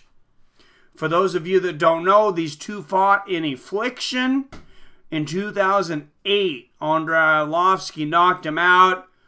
Much, much different fight this time around. Now, something I will say is Andre is going to have the speed advantage probably tonight. Ben is not, he is not a quick guy. He's not fast. He is a smart fighter, though. He's very powerful. And Arlovski, he has not won in 7 fights. Or maybe 1-7, something like that. Very bad record in his last few fights. And this might be the end for him in the UFC from the hands of Ben Rothwell. What's going on, Robert Kerrigan? I'm doing good, man. How are you? Farty wins. Give him the loser of this one. Sounds about right. Dude, you know I want to see Greg Hardy fight? I want to see him fight Junior Dos Santos. I think it'd be a really good fight. I think Greg Hardy would have a really good chance at beating Junior Dos Santos. Let's get that fight made. Oh, he's definitely got to move up. That's absurd that he's ranked number 12. No, Francis. Well, yeah, but I don't think Francis is. I don't think Francis is fighting anybody outside of the top 5. He's looking for a championship shot right now. That'd be a good one too, though. No, I'd have fun watching JDS beat the crap out of him too, though. Can't wait to see what illegal move Greg Hardy going to use this fight. I will give you this. Both of these guys, Juan Adams and especially Greg Hardy, as long as their fights last, they are exciting. Both guys have a lot of power. For those of you that don't know, both of them have cardio issues.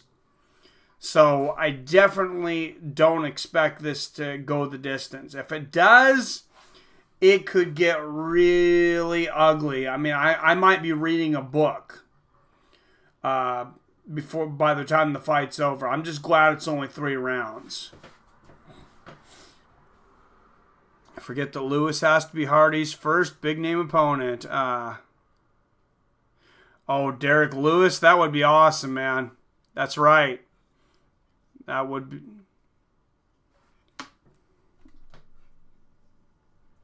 Yeah, he did a great job against Cowboy. He's had some good fights against a lot of people. Peter Ordinary, please don't fight Andre Arlovski, Peter. I love you. I don't want to see you die. JDS would murder him. Yep. So literally, the moon would never come back. Well, what's worse? See, the thing is, though, is, Francis touches you once, and it's going to be all over. JDS, you might survive a few of those shots. I mean, I don't think he did Cain Velasquez's career any good, even though he did get him in one shot the first fight.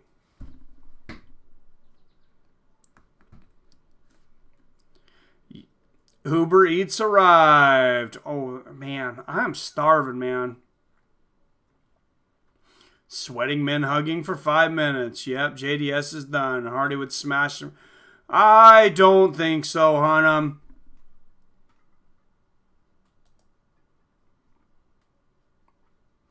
All right, Hunnam. That comment is just that is such a noob comment. I'm gonna put you in timeout for that one.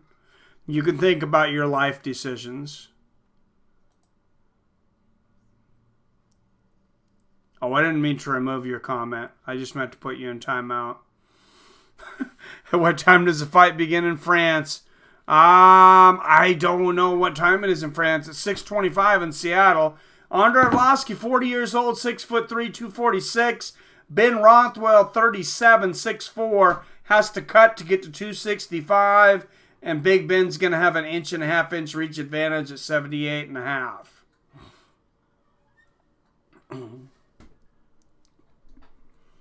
The Predators is okay. All right. It is the main card here in San Antonio, 3 p.m. on Tuesday. Yes, 3 p.m. on Tuesday. Thanks, Comedic Genius, for coming through once again.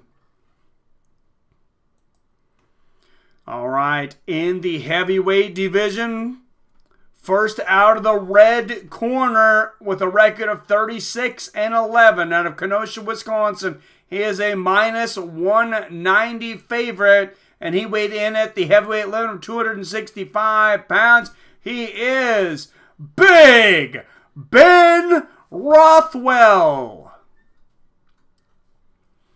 And his opponent fighting out of the red corner,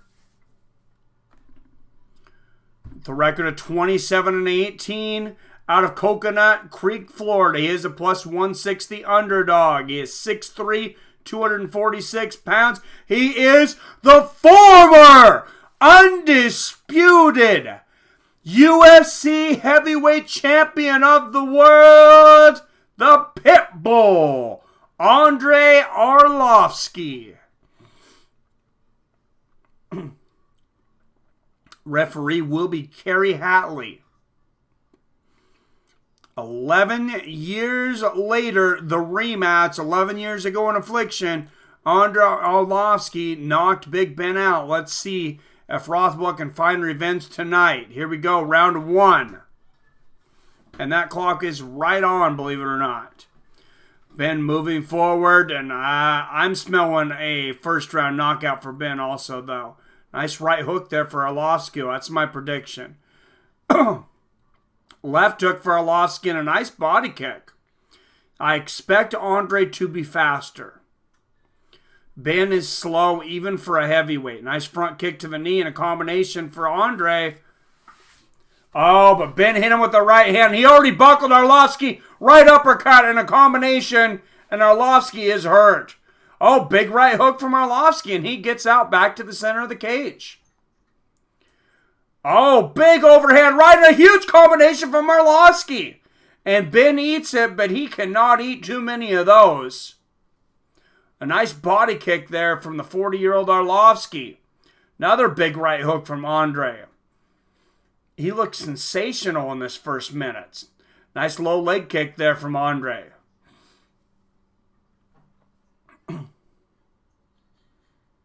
Rothwell lands a left hook there. Combination for Arlovsky. Big left hook there from Rothwell. Big right hand for Arlovsky. An inside low leg kick lands for Arlovsky. Oh, and another big combination there for Arlovsky. That was a three-piece. Left hook and a body kick there from Rothwell. Andre using his speed advantage in this first round. Big Ben throws a big combination, but most of that missing. Oh, big jab and a big overhand right lands for Andre, and the left hook lands for Andre. Oh, spinning back fist lands for the Pitbull, and a big left hook. Oh, and a three-shot combination there for Arlovsky. Big left hook from Andre. Low leg kick lands for Rothwell. And the big speed, big right hand and left hook. And Arlovsky might have hurt Rothwell there. Rothwell's starting to back up. He is hurt. He is stunned. If I was Arlovsky, I would go to the body there. I think he should have went for a body kick. I think this is a mistake letting Rothwell recover. And Rothwell lands a big counter right hook there. I mean, don't jump in reckless. But he definitely was hurt. And Ben lands a big overhand right. And they both exchange lefts in the center of the cage. Another big combination from Andre. Low leg kick there from Andre and a big left hook. At 40 years old, the pit bull almost seems to be turning back the clock like he found the fountain of youth tonight. Just takes one shot from Big Ben, though. Body kick for Ben. 3-shot combination from Arlovsky. Low leg kick lands for Arlovsky. Another combination from Arlovsky. He is dominating this first round. Straight right and a left hook for Andre. Oh, nice jab and a right hook there for Big Ben. Now he moves forward. Another jab and a right hand there for Ben, and they exchange in the center of the cage. Oh, nice feint from Ben. Feints that right hand several times there. He really made Andre flinch there. Andre lands another combination. Big right uppercut from Andre. And remember, Arlovsky, even though it's... Oh, wow. He stunned Ben with a jab there. Oh, a big right uppercut. Right combination and a spinning elbow from Big Ben. Big combination from Andre. What a round. Between these huge heavyweights. Big left hook from Andre. So fast tonight. Spinning back fist from Arlovsky. If I would have told you that Andre Arlovsky was going to come out tonight looking like a super fast heavyweight, you would have told me I was crazy. Oh, and he lands a side kick to the face! And a big right hand left hook combination. Big left hook there from Rothwell. And Andre lands a big right hook up top. Andre's going to look up at the clock. Right hand lands for Rothwell. Another combination from Andre, and he is just slicing Rothwell's face up. I mean, Ben Rothwell looks like he got in a knife fight with the Crips.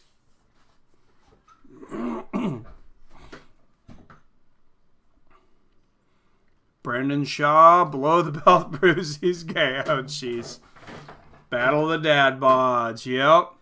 Andre's not doing so bad nowadays. I mean, he's not as ripped as he was when he was younger, but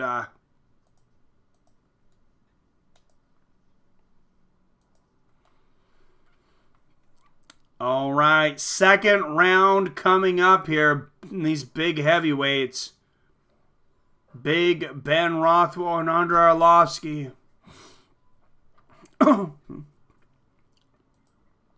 Yeah, I listened to Schaub's show for like a few minutes, and it just wasn't for me. Or I hate his choice in shoes and wardrobe. Oh, that's hilarious.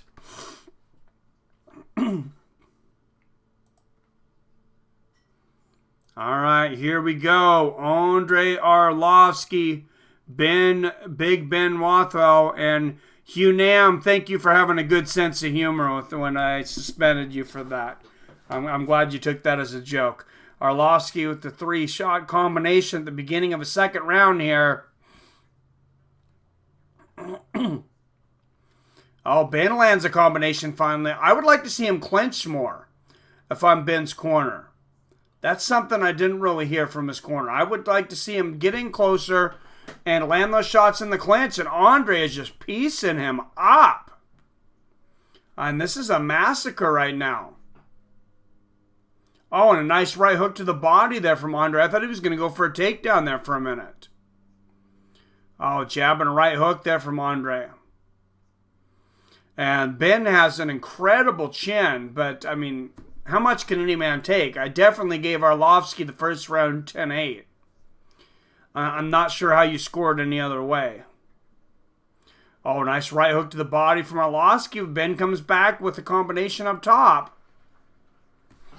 Another combination for Arlovsky. Oh, spinning side kick to the head there from Arlovsky. Wow, and I mean, Ben is like, whoa, nice 1-2 there from Arlovsky. Oh, and a big right hand to the body. Ben looks like the blob right now. He's just moving forward, just so slowly, lethargically.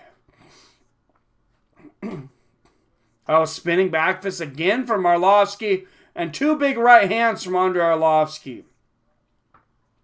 Oh, overhand right lands for Rothwell. Andre's got to watch for that, though.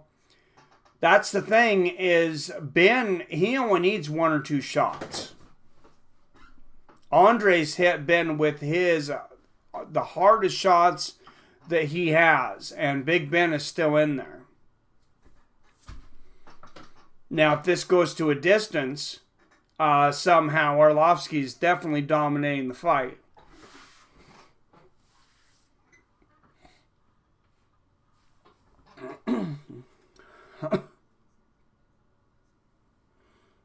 Some people say I basically... Oh, jeez.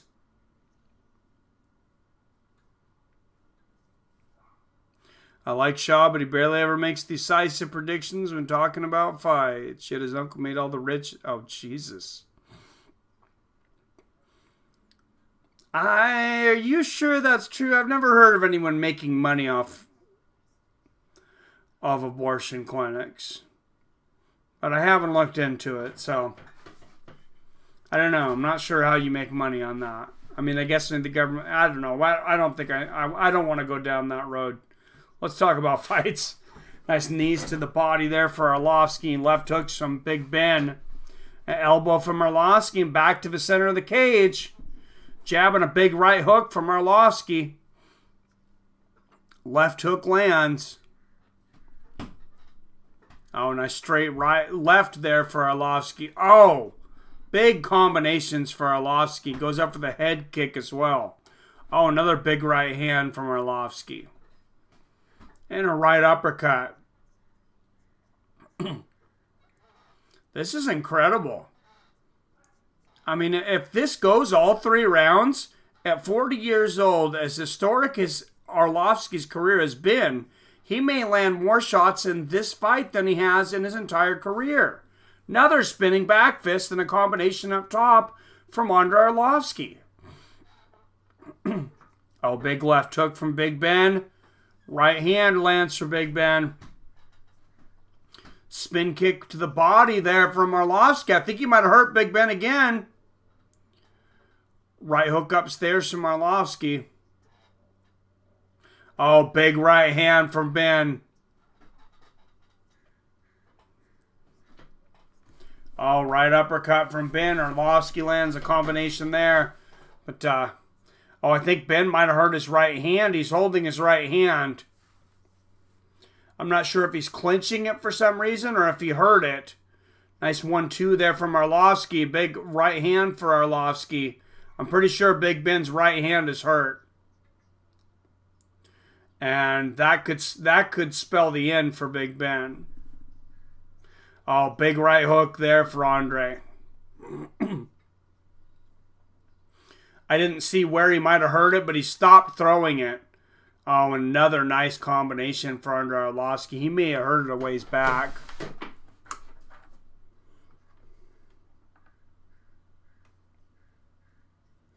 Well, I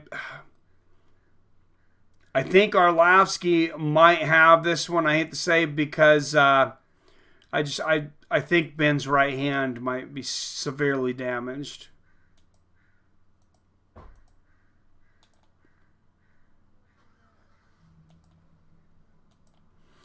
And we're going to go into round 3.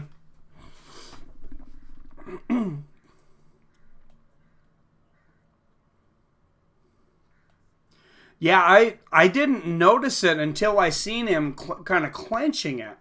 And then after I watched him after that, I think like the last at least 2 minutes of the second round, he didn't throw one right hand. Man, you could be right, Unam.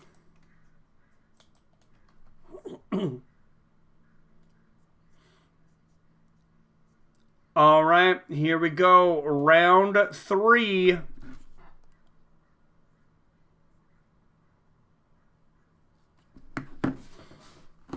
A nice low leg kick there from Arlovsky. Nice left hook from Big Ben. Oh, nice left hook from Andre. Straight left lands for Arlovsky. Oh, right uppercut for Andre. Left hook lands for Ben. Oh, nice exchange in the center of the cage. Ben has a clinch. He could throw some big knees out of the clinch, too. He's just so exhausted, though. He hasn't even done anything, but he's exhausted from blocking punches with his face. Nice leg kick check there from Ben, though. Oh, big 1-2 there from Arlovsky.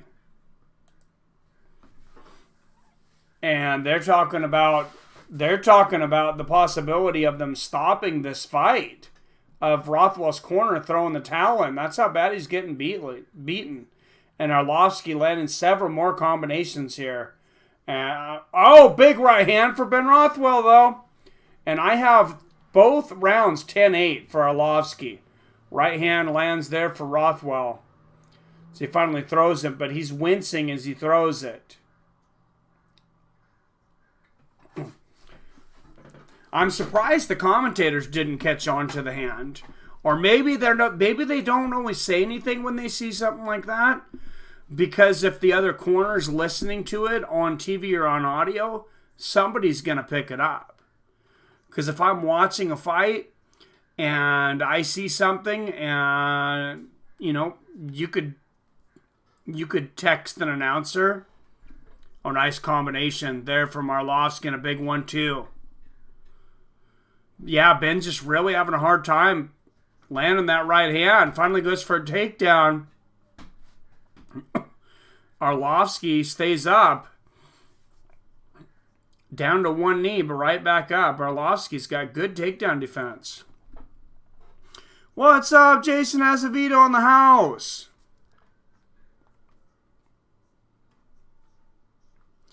Ouch. Ben regrets his life decisions right now. He might be.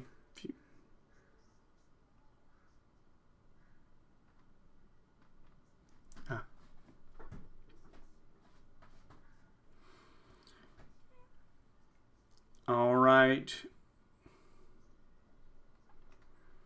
A little more than 2 minutes left in this fight. And if Ben can't pull off a knockout somehow here, be interesting to see where Andre goes next. Body shot, another big combination from Arlovsky. Big right hand from Arlovsky. And Rothwell trying to throw the elbow there in the clinch.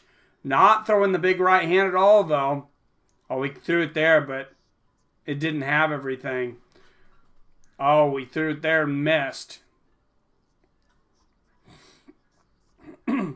Oh, big overhand right from Arlovsky. And he is just dumb. Oh, big right hand for Big Ben Rothwell. Big left for Rothwell. And Andre might have just blown his load. A left hook from Rothwell. Misses the big right uppercut. Here is Rothwell's big run with a minute left in the third round. Can he make the comeback? Big left hook for Rothwell. Arlovsky is dead tired. Big right hand from Rothwell. Arlovsky lands a big 1-2. Arlovsky hanging on.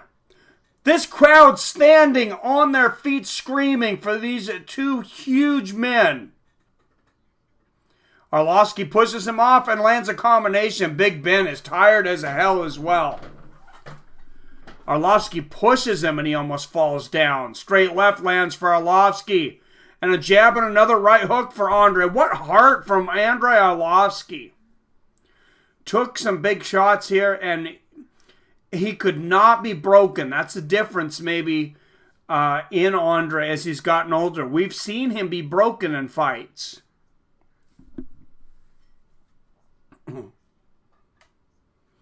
He could not. Rothwell is oh wow, he is just squirting blood. Literally squirting blood from his face everywhere. Wow.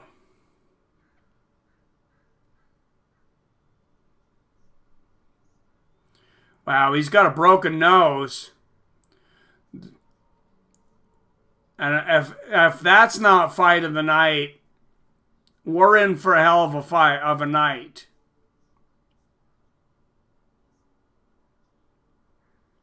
Bam. Definitely, and could be a performance. I would be okay with giving a performance of a night to Arlovsky, even without the finish. Ben's chin is just so incredible. Yeah, he does, man. Damn. Nakano. All right, official decision coming up next. I'd be pretty surprised to see anything. JJ says, no, that was a good pick then, man.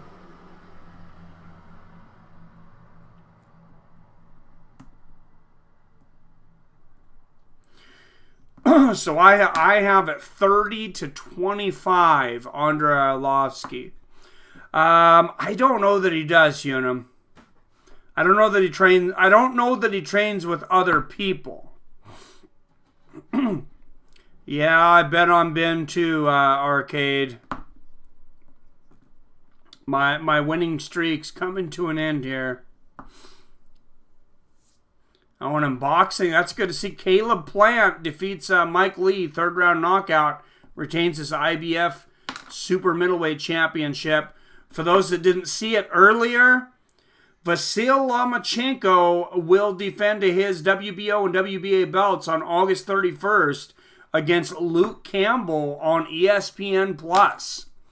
So, top pound for pound fighter of the world, Vasyl Lomachenko on ESPN+. All three have it 30-27. I'm not sure.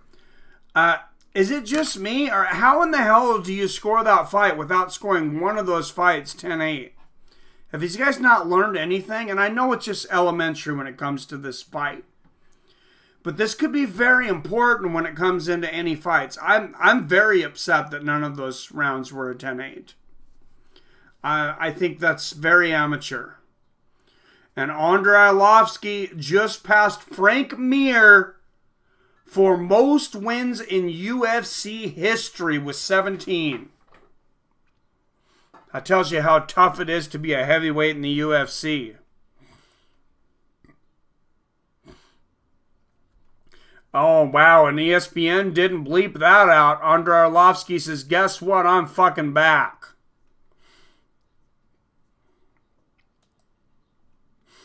At 40 years old, I know he's 40, but man, it's hard to argue. What a performance. I mean, he landed spinning back fists several times, spinning elbows, spin kicks to the head. I don't know if he's doing that on anybody other than Big Ben, but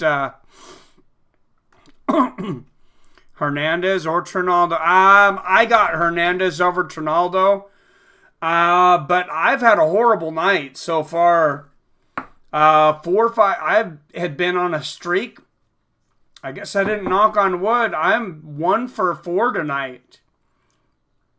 Since we started with Modafferi and Maya, I picked Modafferi. She lost. I picked Sam Alvey. He lost.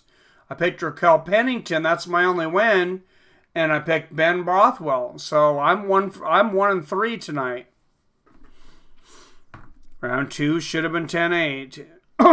I agree, Mac. I thought round 1 and 2 could have been 10-8, but definitely round 2.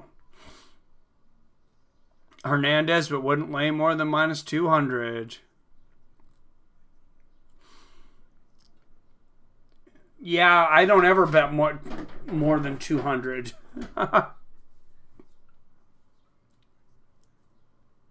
Well, I bet a little more than 200 against Antonine Shevchenko against Roxanne Modafferi. But at 4.5 to 1 odds. But that's because I needed a certain amount of money. I'm going to say Thurman. I hate to admit it, though, but I haven't really watched a lot of Thurman's fights. I know Pacquiao's 40 years old. I know Keith Thurman's, thought to be one of the better fighters in the world out there right now. I'm just not a good guy to pick that one. Were you listening, Wyatt? Wyatt was listening. He just wants to hear about my night. I'm bleeding all over the place, Wyatt. 100 on Harris, Hardy, and Edwards, 100 apiece. Well, I also put down a 3-piece, Wyatt, but no, I bet on Roxanne Modafferi, and I bet on Big Ben, and I lost on both of those, so I'm down big for the night. That's my betting money for the month from YouTube. That was actually 2 months worth, so after getting my other channel suspended, viewership has not been near what it was on the other channel. Is that the same Hernandez that fought Cowboy? Yes, it was. It's the way she goes. You'll bounce back. Oh, I know. No, I think it's pretty important sometimes to just have a real crappy night, because that just, I think it helps your concentration. Yeah, you don't want to, picking fights is too hard. I don't think you want to have too many good nights. Oh, it's really solid, Wyatt. This is a really good card.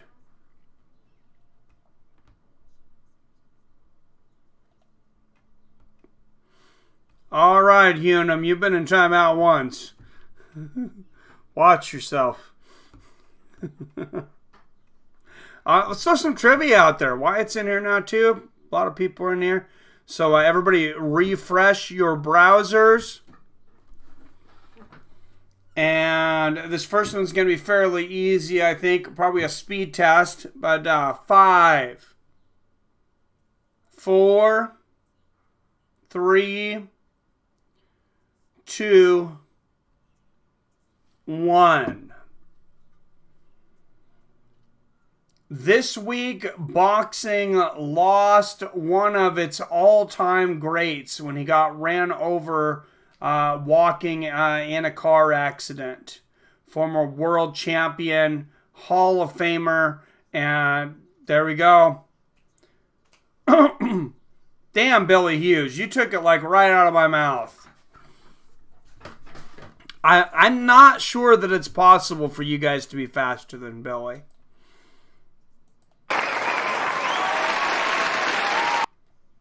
Okay, Billy, you have to count to 5 before you answer any time. The speed's just not fair. All right, Billy with 1,000. Alex Hernandez versus Francisco Trinaldo. Jack Johnson. All right, anybody out there with some McNuggets? Oh, Jesus. I'm going to take Hernandez on this one. Oh, Chaos and Ruthless? Oh, man, I don't know, man. I got to say, I'm probably in the majority of a lot of people that hopes that Robbie Lawler knocks Colby Covington out. And that's not just only because I'm not the biggest Colby fan. I'm really a big Robbie fan. Bill's got that Pizzagate internet. Oh my God. Oh, that is incredible comedic. Hernandez, the local boy, so he has the crowd behind him. Yes, he does. Colby the GOAT. All right, refresh your browsers. And yeah, thanks for clearing that up, Billy. I back Billy up on that one. And 5, 4, 3, 2, 1. Yeah, maybe I would. Maybe I have been using Hillary Clinton's former private server, and Billy hacked in.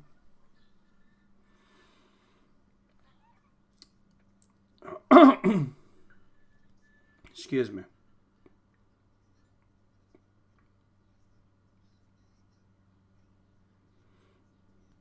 Oh, those are last week's questions. What's going on here? All right.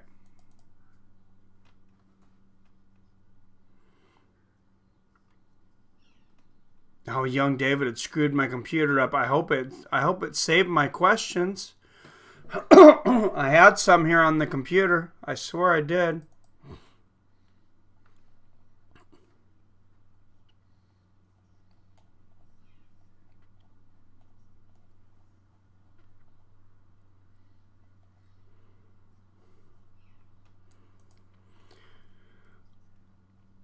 All right, guys. Chicken fried rice backups. Yep.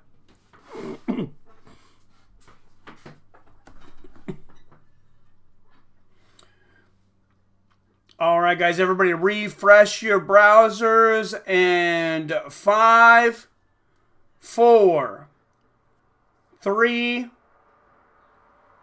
2,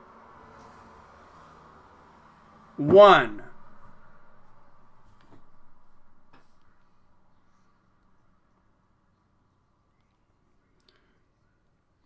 Let me pull this up and make sure I'm right now. I think I know I had this written down, but all right. Who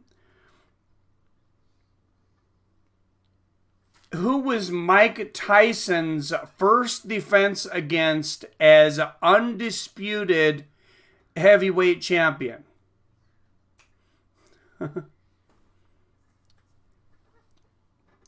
With all 3 belts, who was the first guy that he defended against?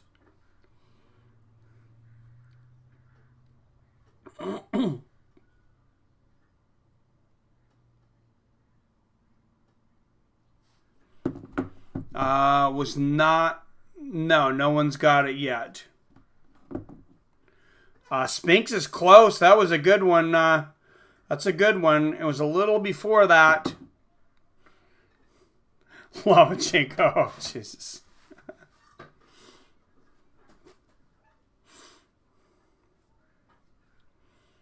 Bigfoot. I would have liked to have seen Mike Tyson against Bigfoot. No, it wasn't Peter McNeely. He wasn't even champion then. Spinks was just a few fights later. Was not James Bone Crusher Smith. James Bone Crusher Smith was his first defense, but it wasn't his first defense as undisputed champion. Holmes was his second. All right, I'm going to time this one up because you guys have had enough time to Google it. It wasn't Pinkwin Thomas. That was a defense, but not as undisputed. It only had 2 belts. It was Tyrell Biggs, but we ran out of time, Billy. You had too much time to Google that one. Sorry. For 23-6. 40 years old. This guy does not fight like he's 40, though. Francisco Trinaldo. No, it was Tyrell Biggs. Alex Hernandez, number 13, 10-2, minus 220 favorite out of San Antonio, Texas. Alex Hernandez.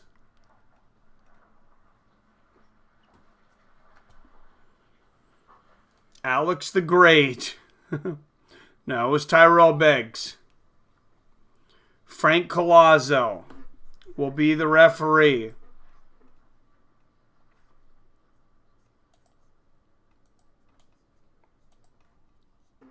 All right, round one. Here we go.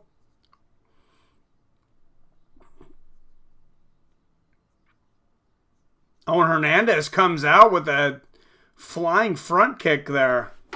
Oh, big shot over the top there from Trinaldo.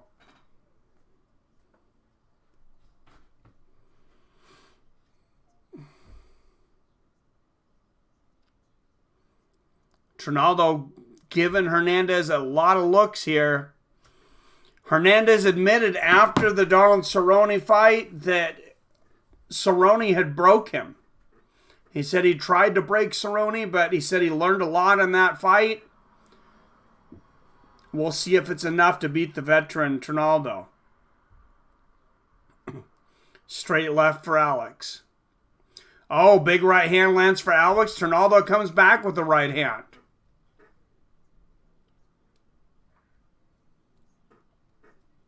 Big pun. Hernandez KO in the second.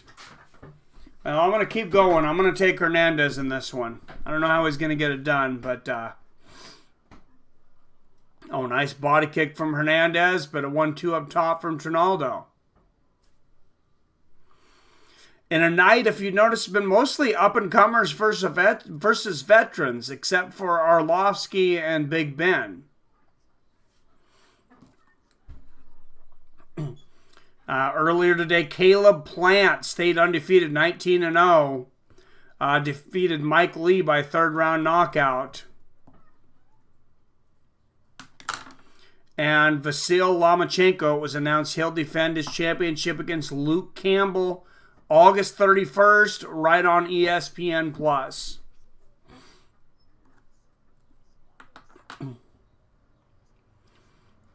And a lot of dancing, not a lot of showing here between these guys. Hernandez goes for the head kick but misses.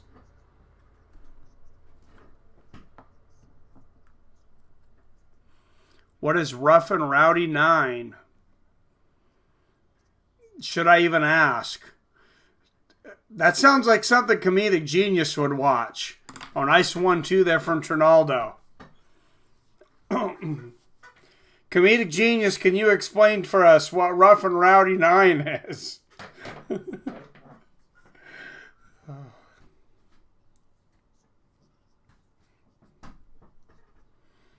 Nice body kick there from Alex.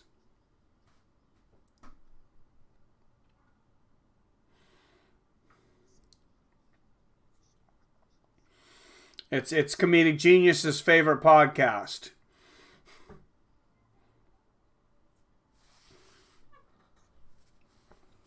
Hernandez's front head kick goes over the top of Trinaldo there.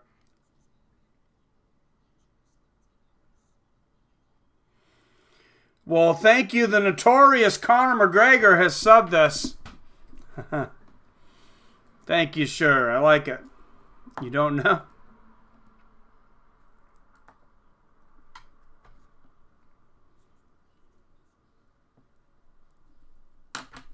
Yeah, no, I don't know. What is it on? Oh, new Tough Men for Barstool. Oh, really? I fought in Tough Man, Peter Ordinary. I went 2-1. 2-1 with 2 knockouts, and I got knocked out once. Well, I wasn't. It was a knockout. I mean, I got up, but the referee stopped the fight. So technical knockout. Nice left hook there from Hernandez. Sounds about right. Sounds about like the old Tough Man. Purposely get the ring girls drunk. Is it by that same guy from Tough Man?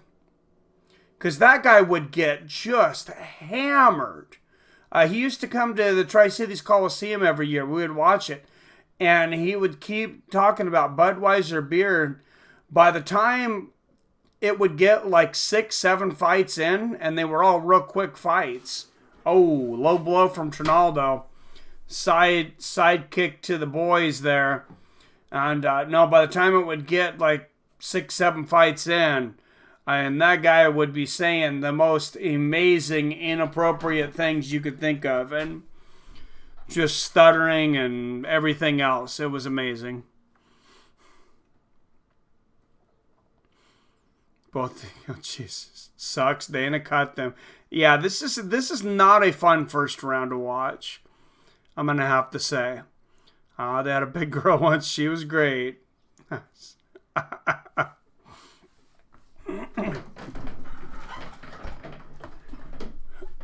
Oh, wow, and these guys are. All right, guys. I have a backup plan. We were going to watch the fights, but yeah, this one's not good. So we're gonna have a rap battle.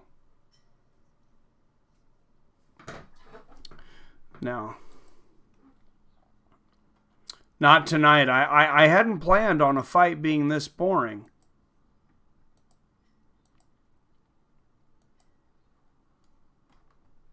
Well, we'll give him another round.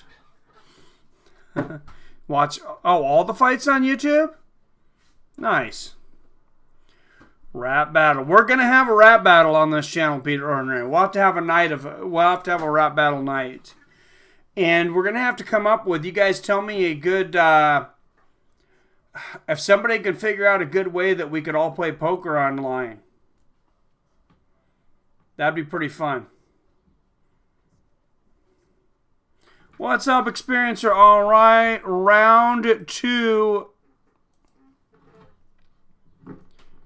Francisco Sleepy Trinaldo versus, all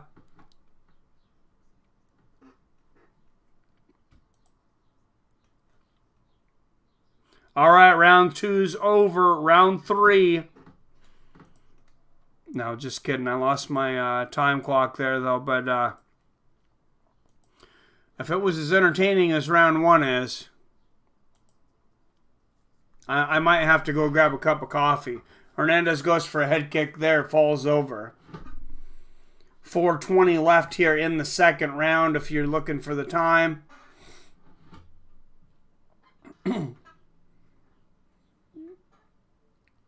And a little bit of chant of USA, but even that was, they were not real excited about that chant. I say get rid of the win bonus, but I say you get to a certain point, say you get 6.5 minutes in, minute and a half into the second. Dana just gets on the megaphone and says, do something in the next minute or get out of the cage.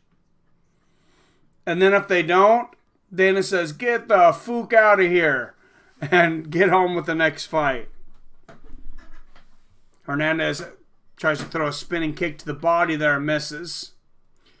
Trinaldo moving forward. Trinaldo, both of these guys are really good fighters too. This is it's actually just really unfortunate for these guys. Oh, Hernandez lands the head kick up top there. Oh, and he catches Trinaldo in the middle of a spinning heel kick. He's got him around the waist. Oh, Trinaldo, very strong though, picks him up and throws him around. He's like, you're not strong enough to get me, but I'm strong enough to get you.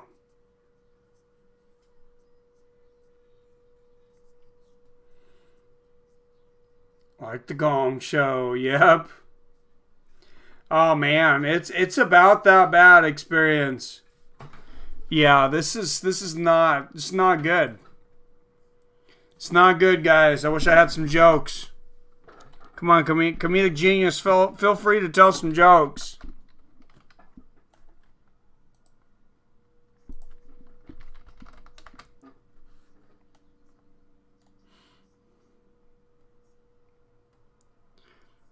Oh, combination there from Hernandez. He might be winning this, though. Ducks under a shot from Trinaldo there. 2:10 left in the second.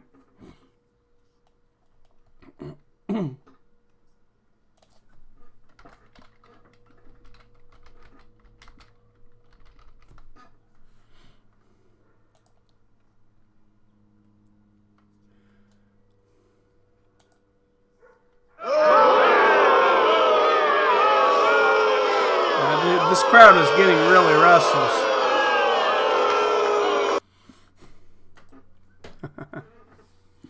I've heard that. Some next level movie set like The Running Man or Gamer, and if a meter starts to drop, low excitement. Oh, Jesus. Now we're getting into gladiator times. Fight of the year right here experience. I think this is what they're going to start doing in place of waterboarding for terrorists. They're just going to show them this and Derek Lewis fight back to back. Hernandez did land an overhand right on the forehead of Trinaldo there.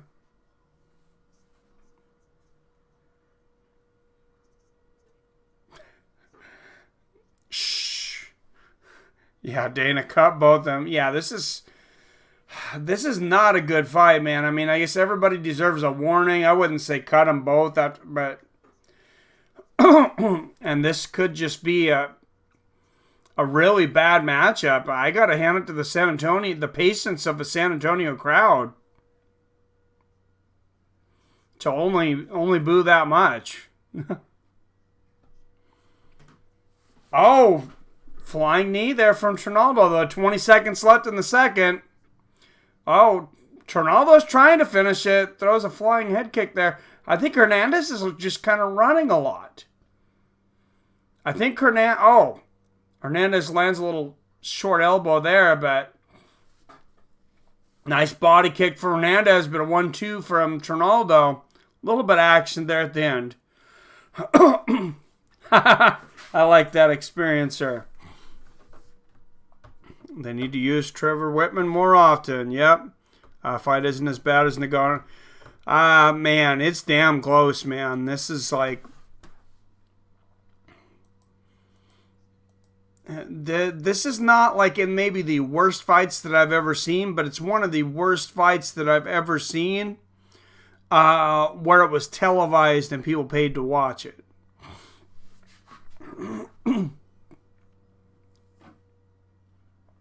One day I'll be a mod, Peter Ordinary.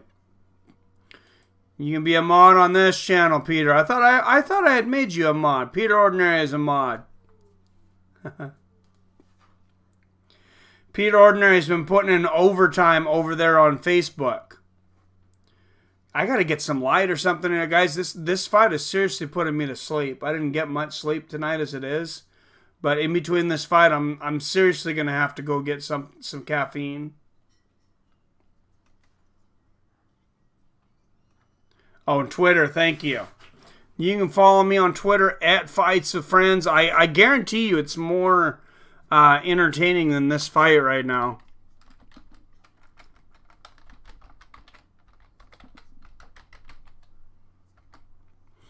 And I'm going to make Fights with Friends history here right now, 32 ounce. I'm going to actually... I don't want to miss any of the like pre-fight commentary or any good commercials. So I'm actually going to get up and go get myself some energy in this third round here. So I will be right back.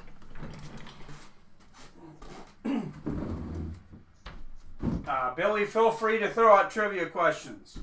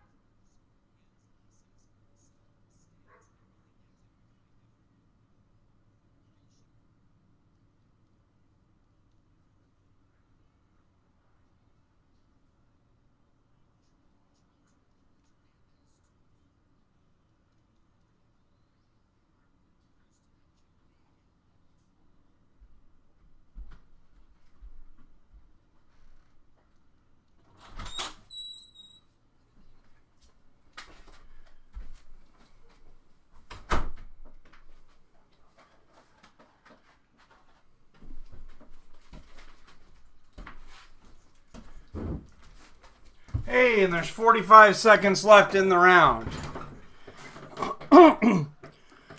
Oh, it looks like Hernandez hurt Ronaldo there for a minute. Bounced off the cage.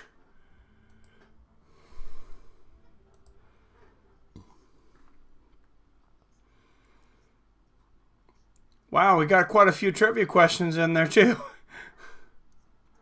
You have to give me some scores there, Billy. And I hear this crowd cheering. Maybe I actually missed something. Hernandez got some blood coming from his eye there. Trinaldo's egging him on here.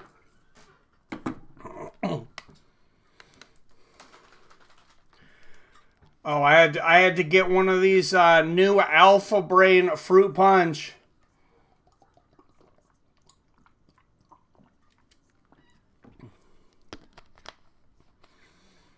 It's pretty delicious, actually. I'm calling it now. It's a draw. Oh God, it should be, man. That was horrible. That was horrible. Can you imagine if those guys fought like that in the Contender Series? I seriously think Dana probably would stop it before it was over.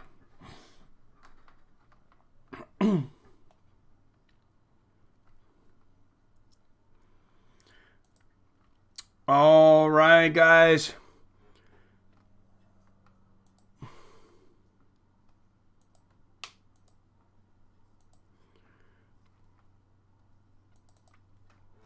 You can check out this new yummy fruit punch on Alpha Brain over there with our sponsors, our friends from Onnit. Go to onnit.com/fightswithfriends for 10% off of your orders any time of day.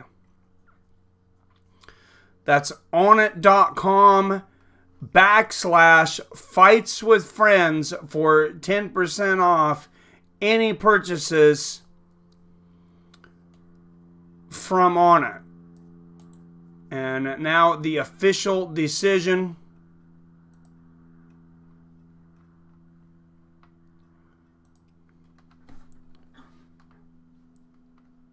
Two 30-27s and a 29-28. Alexander Hernandez.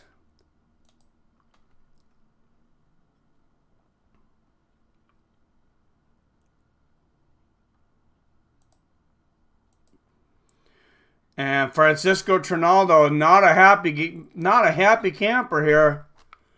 I mean,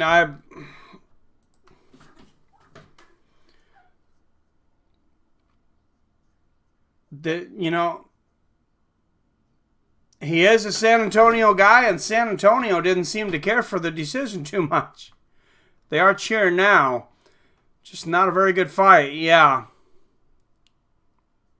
Hometown scoring, yeah, really seemed like it, man.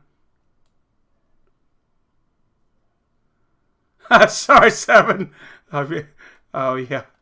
Yeah, unanimous decision. Oh, Scott F. Adam from Allen.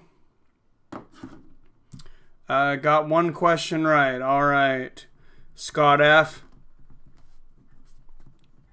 And Adam from Allen. All right.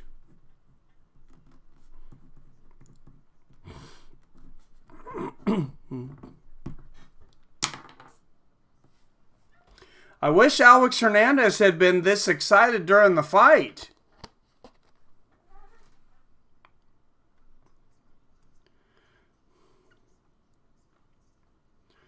Damn.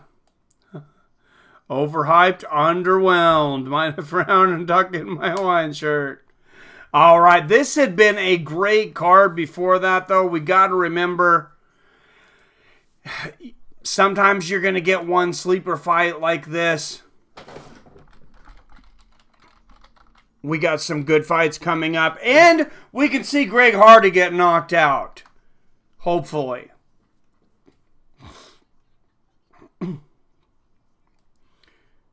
Oh, James Vick coming up next, though.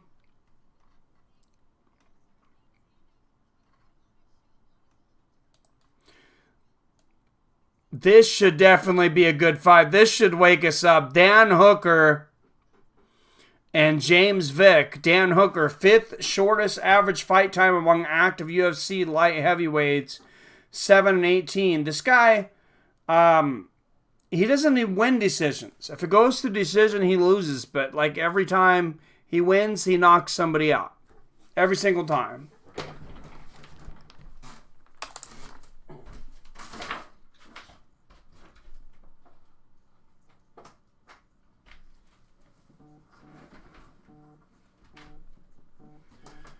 Put on a little more light in here.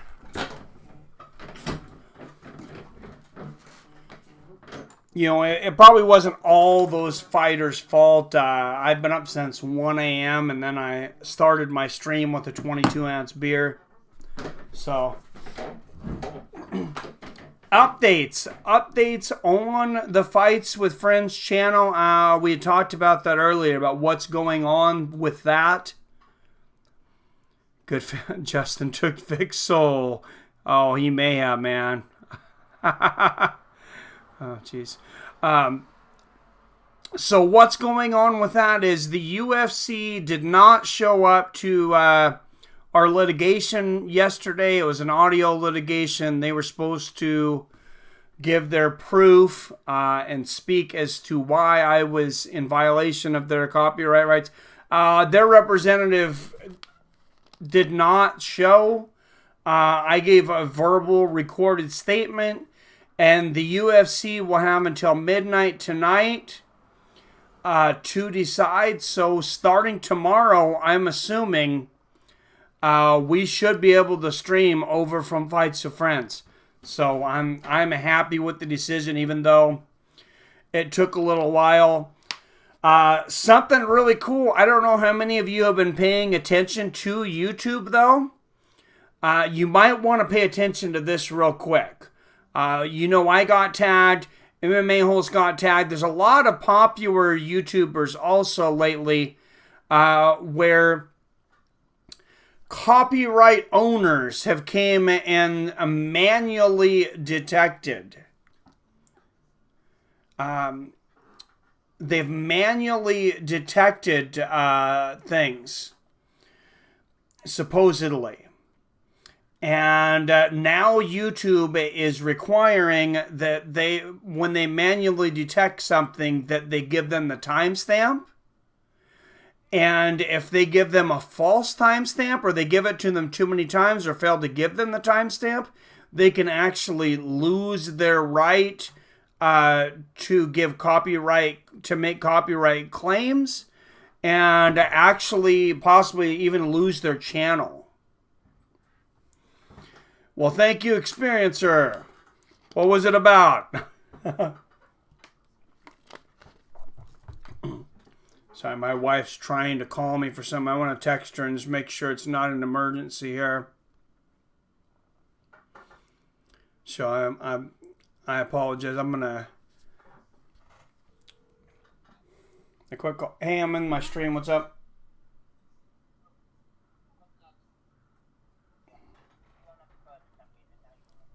Oh, okay. Just thank you, Experiencer. Hey, I'm in my stream. What's up? That sounds good. All right. All right. Thanks. Love you. Bye. All right. That was worth picking up. The wife's like, do you want me to bring home pizza? What do you think my answer was? She really didn't need to call me. Yes, of course I want pizza. I love my wife. That was very nice of her.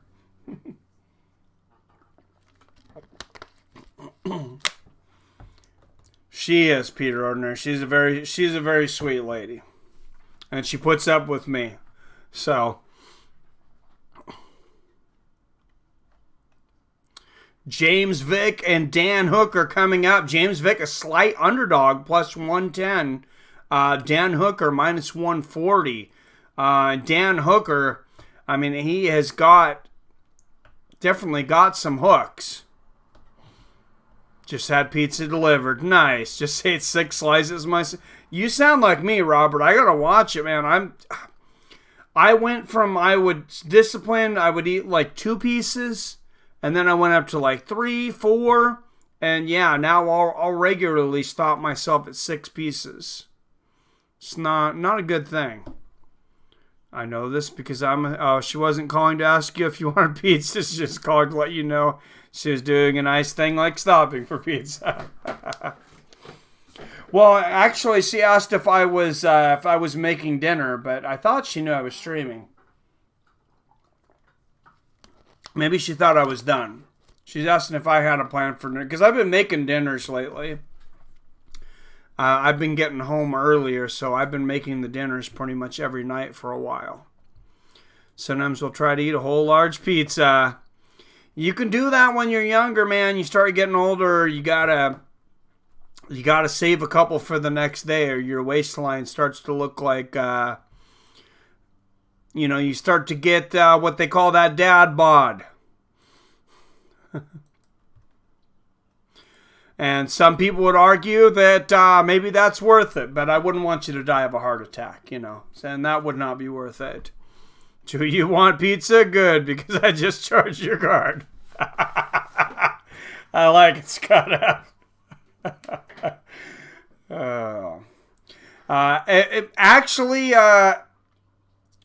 This is how progressive I am, Peter Ordinary. This is what a progressive 21st century male I am. And this has only been a couple years, but I actually allow my wife to make more money than me currently. And very rarely complain about it. Dan Hooker, 4th highest striking rate among active UFC lightweights, 5.83 per minute. Owns UFC knockouts by elbow, kick, knee, and punch. Finished 16 of his 18 wins. I thought so, Peter Ordinary. It does bother me a little bit. Just a little bit. But I actually left a higher paying job, though, so I could cash out some stock. So that's smart, man, Mike. Oh, geez. God, I got to tell you, I'm not trying to sell you guys on the Alpha Brain or the On It. Well, I sure as hell am, but truthfully, I feel a lot better. And that new On It fruit punch is pretty damn delicious. I woke up at 1 a.m. this morning, because I hit my first store in Seattle at 3 a.m. And work, didn't get home until almost the 4 to start the stream. Down to Blue Moon Deuce, and then wondered why I was getting tired. James Vick, 6 first-round finishes, 3 wins by knockout, 5 by submission. He's also a 2-time Golden Gloves champion.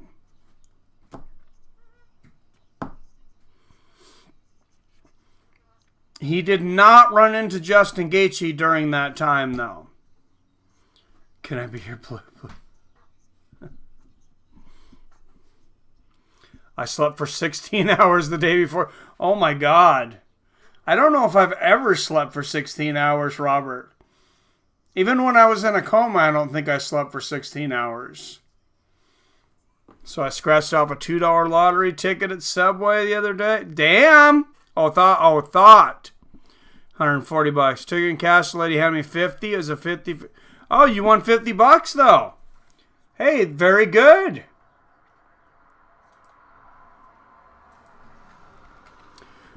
James Vick, 32 years old, 6'3", 76-inch reach. Dan Hooker, 29 years old, 6 feet tall. James Vick will have a 1-inch reach advantage. This will be one of the very few fights where James Vick doesn't have a huge reach advantage. I didn't realize Dan Hooker had such a long reach. Dan Hooker, minus 140 favorite out of Auckland, New Zealand, 18-8. Out of the blue corner, Dan Hooker.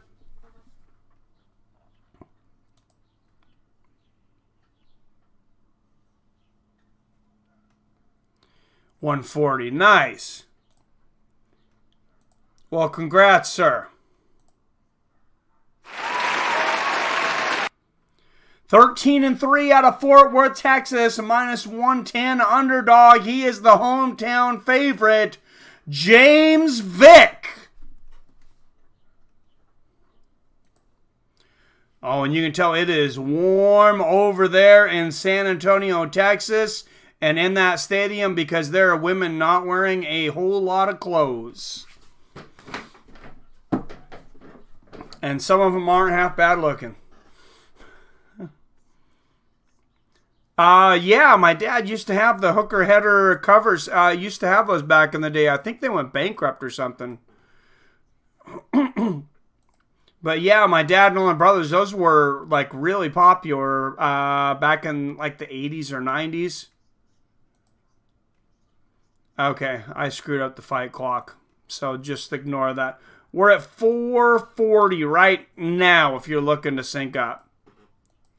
So it's exactly 10 seconds behind. Just remember it's 10 seconds behind, I guess. 90 degrees. 90 degrees in San Antonio, though, is like 150 in Phoenix, Arizona. I've been to San Antonio. It's the only place I've been in the South, really, and it's excruciating. These guys exchange leg kicks here. A straight right and a left there from Hooker. Oh, Vick barely misses the Superman punch there. And Vick goes for the front head kick, switches to southpaw. Big leg kick there from Hooker. He's chasing Vick down, trying to corner him. Big left hook and a right hand right on the chin there from Hooker. And Vick comes back with a combination. These guys are throwing bombs. Big low leg kick there from Vick. This is what we need after that last fight.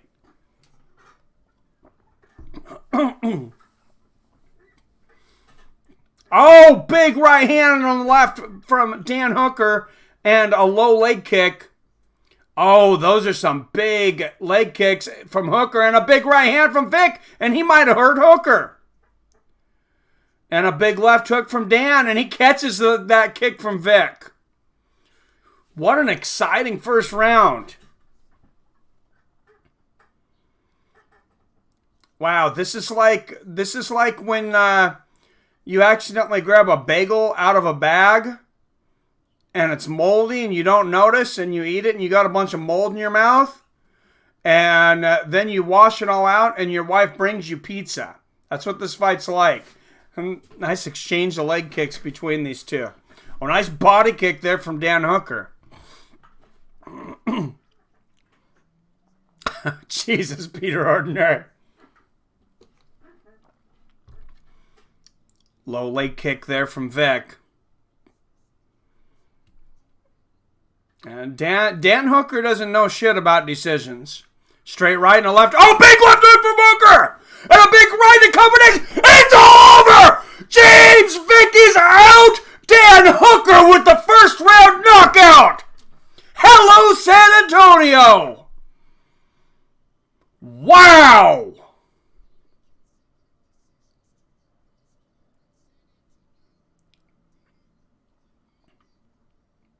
Nine consecutive decisions. There's a saying in Texas, if you've ever been to Texas, it will go a long time without raining. Sometimes months. And then when it does, it pours and pours. And it will only rain for about maybe 5-10 minutes. And I was involved in one of these. It is like an excruciating hurricane. And that's what Dan Hooker just did to this card. 9 straight decisions. And here comes the rain. Dan Hooker brings us home. What a knockout.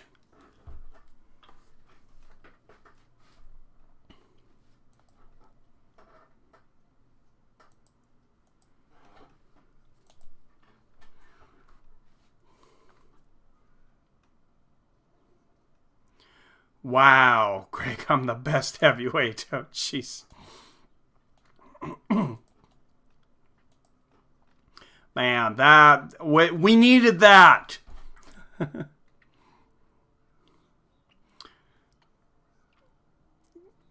Hookers are tough. That might be the end of Vick's Yep, 2 vicious careers.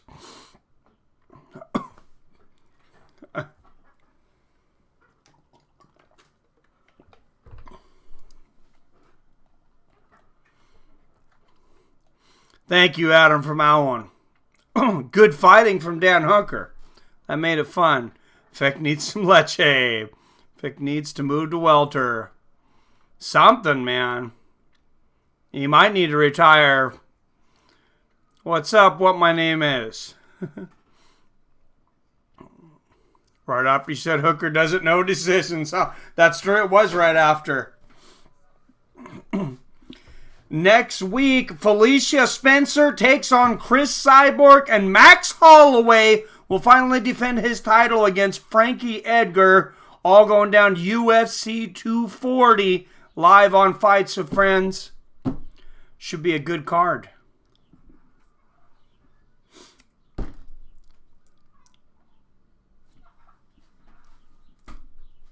Your winner, Dan, the Heyman Hooker. If your last name's Hooker, do you really need a nickname, though? I mean, the Hangman Hooker. I guess you don't want to be like Dan Kill 'Em All Hooker.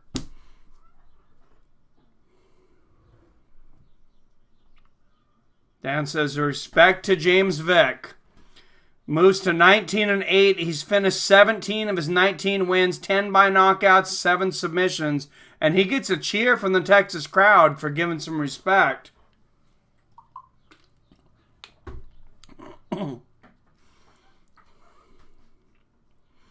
Well, Leon Edwards is coming up after his last fight. He said, drop some respect on my name. When Dana White says Dan Hooker's name, he better drop 50 G's on his name. Because that was a very impressive knockout.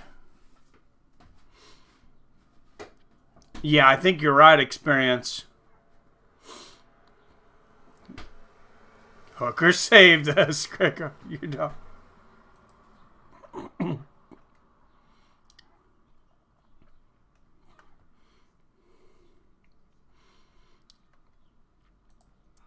All right, guys. We just got a few fights left.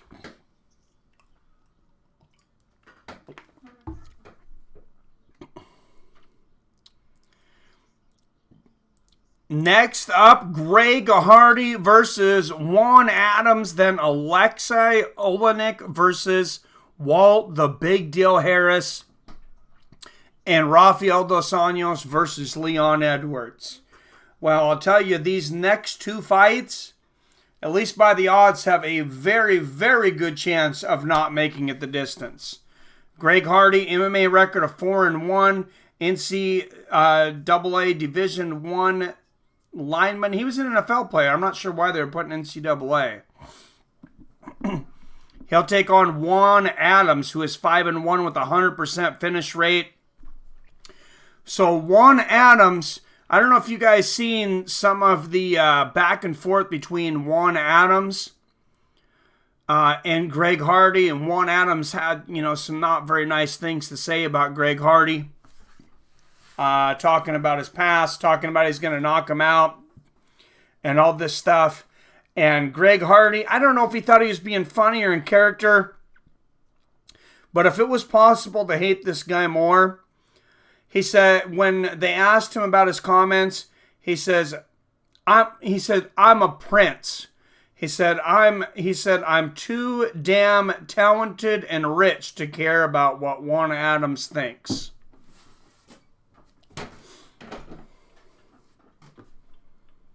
Craig, oh God.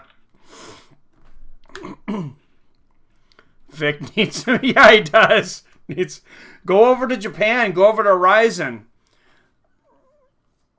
Oh, speaking of which, in between, if you guys haven't seen this on the Facebook group, which if you're not joining the Facebook, I'm just assuming that you just don't have Facebook, and you can still sign up for that.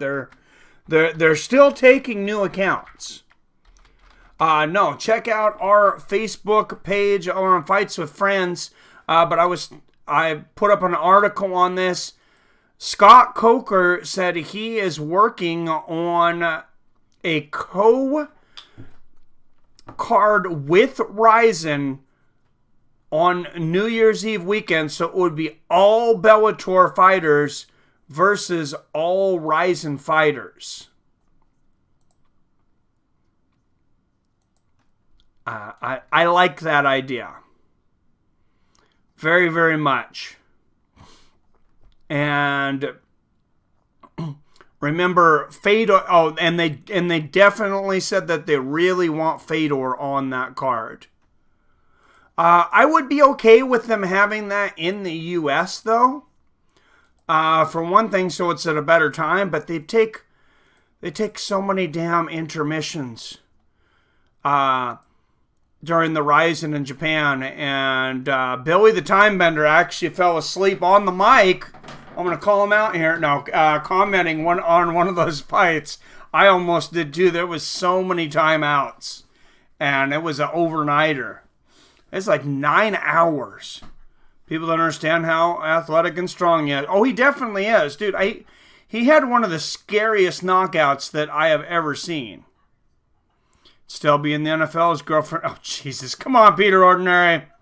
I just made you a mod today. Don't make me regret it. If he knew how to control himself. I hear you. All right. Already has the speed and strength to knock out Francis and vice versa. I'd love to have that fight. I'd love to see it. Oh, dude. Francis would wax him. Arcade Chaos. I like you trying to get Greg Hardy killed. Wow. Colby Covington versus Robbie Lawler. Coming up on August 3rd, Jim Miller and Clay Guida. That's a quick turnaround for Guida. And then the rest of that card, pretty pretty slim. Trevin Giles versus Gerald Mearshart. I hardly know who a lot of those other guys are. But Robbie Lawler and Colby Covington, that's going to set them back a few bucks.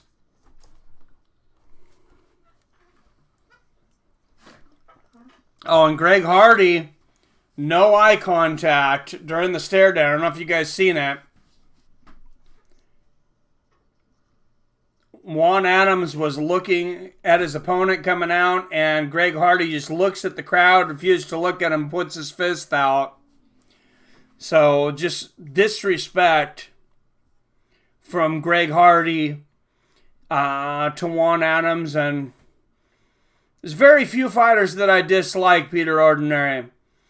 And you have the right to like or dislike whoever you want, but I don't like Greg Hardy. And I don't think I'm going to. Juan the Kraken Adams. I like it. Juan Adams Women's Wrestling and Ground and Pound.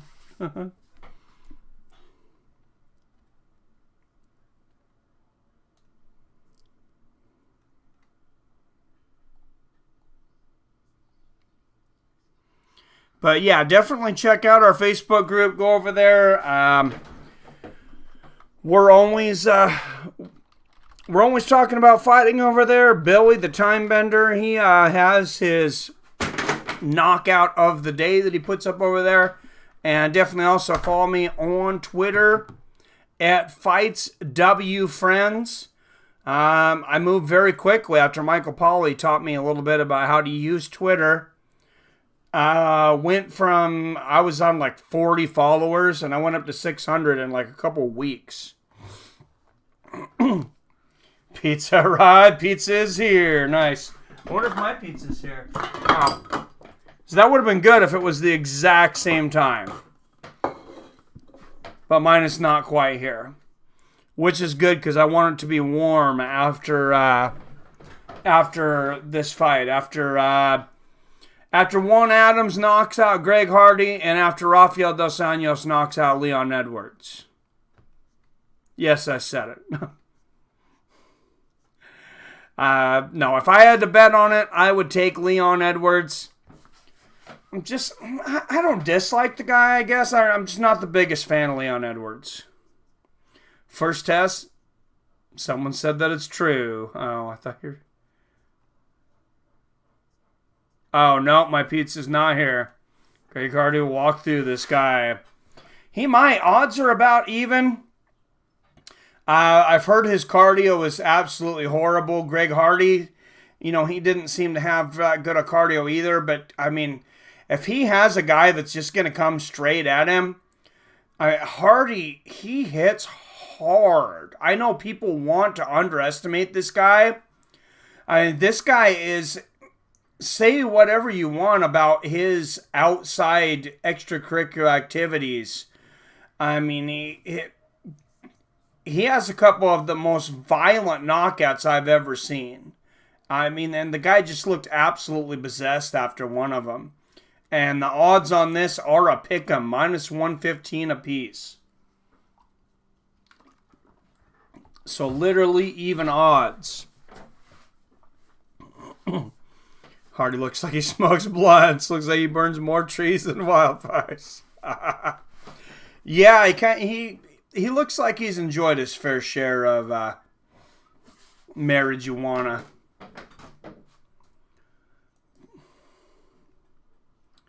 Nagano is next level. Yeah, he definitely could not fight with Francis Nagano. Greg, I put a wig and dress on my punching bag. Oh my God. What's up, Spook Show? So here's the deal on that one. So the UFC was scheduled to meet me for litigation yesterday. On audio, I showed up. Even though I was working, I took time out of my work day. They decided not to have their representative show up. They recorded.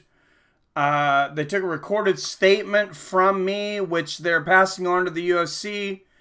The UFC has until midnight to prove that I broke their copyrights, which they cannot do.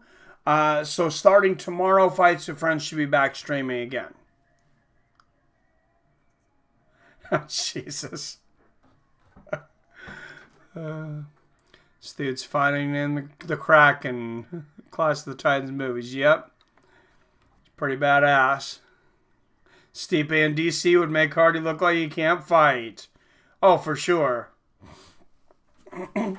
Well, yeah, and I'm still not happy about the thing because I end up missing, 16, 17 days, being able to stream on the thing. But I end up missing 3 cards.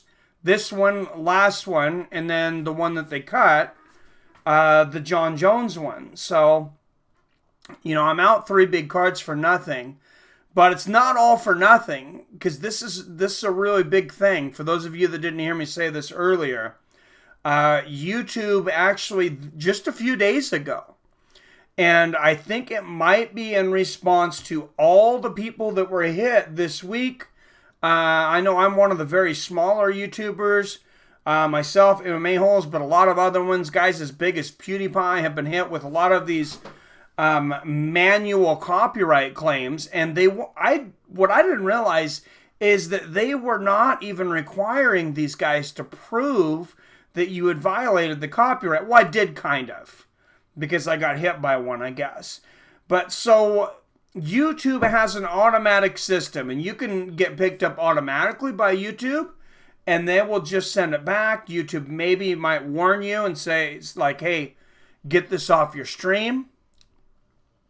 But then big companies can just say, hey, this guy violated my copyright. It was on this. And on Saturday's stream, they actually said that they manually detected, they didn't even get the right event. UFC 157, Chael Sonnen versus John Jones. That was like 9 years ago. Greg Hardy, 30 years old, 6'5", Juan Adams, 27 years old. Both men 6'5", both men 266 pounds. Greg Hardy is just a half an inch taller, 3 years older, and let the violence begin.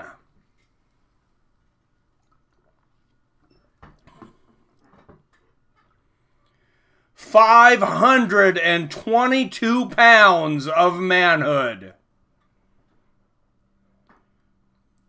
First 5-1 Out of Houston, Texas, the hometown boy, 6'5". He weighed in at 266 pounds, a minus 115 pick'em. Juan the Kraken Adams.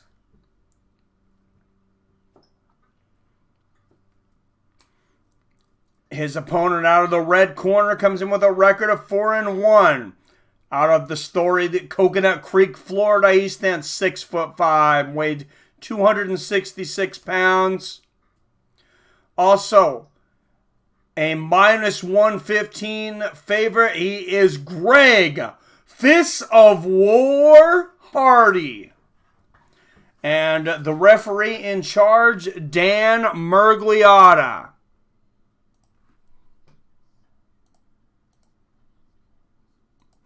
Juan Adams has been asking for this fight. Greg Hardy has been mocking him.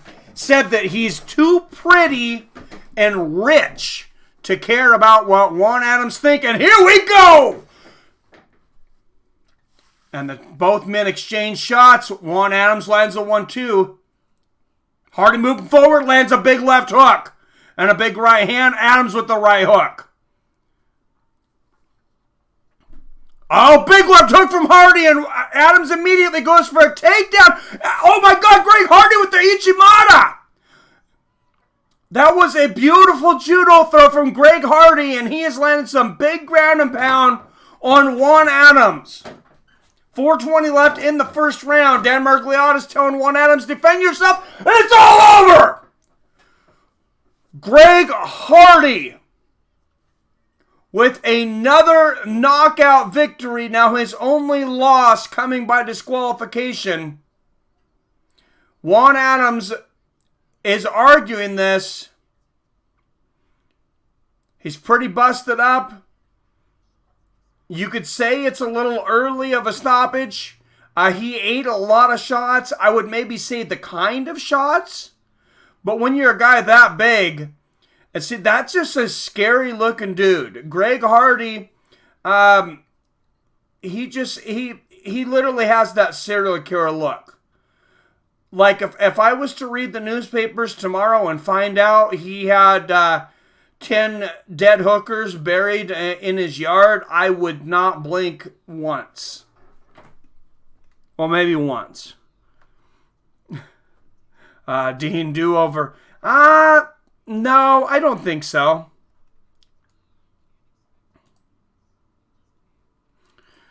I don't think it's a do-over. And the commentators are saying you can't expect to argue. I'm going to watch the replay and see.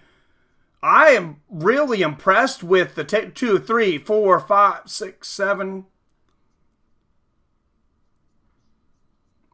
Yeah, he was landing a lot of short shots right to the temple in the ground and pound. But I was impressed with Hardy. Juan Adams went for the takedown, and he was already hurt from a shot.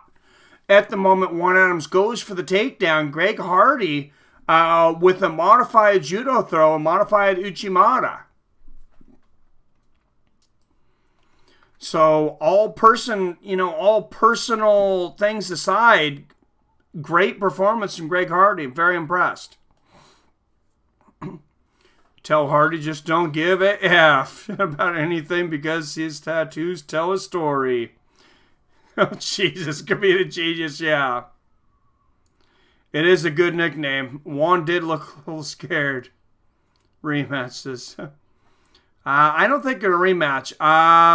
There's one more fight and then RDA. The next fight should also be very good. You have Alexei Olenek against Walt the Big Deal Harris. And Harris has won he's gotten every single one of his wins by knockout. And if you don't know who Alexei Olenek is after 70 fights, I don't know what to tell you. Great. Jesus. That's pretty good, Peter. What happened? Greg Hardy knocked him the bunk out. Can't expect a ref not to stop a fight after 30 unanswered shots. Yeah, that's what I say, Billy. Even if they were shorter, they were shots to the temple. E-Judd in the house. What's up, man? I'm doing good, man. How are you? Exactly, Mac209. You got to defend yourself. This is a violent dude. He has a different kind of look in his eye when he, when he imposes this violence on people. I said a few fights back that he looked like a serial killer. And maybe that's just good acting. I'm sure there's a lot of guys in the WWE that do it. Oh, Prince of War. I thought it was Fists of War. I was wrong. It is actually Prince of War. Greg Hardy, 5-1, finished all 5 fights by first round knockout. Of course, that one fight, he was probably on the way to a victory when he got disqualified.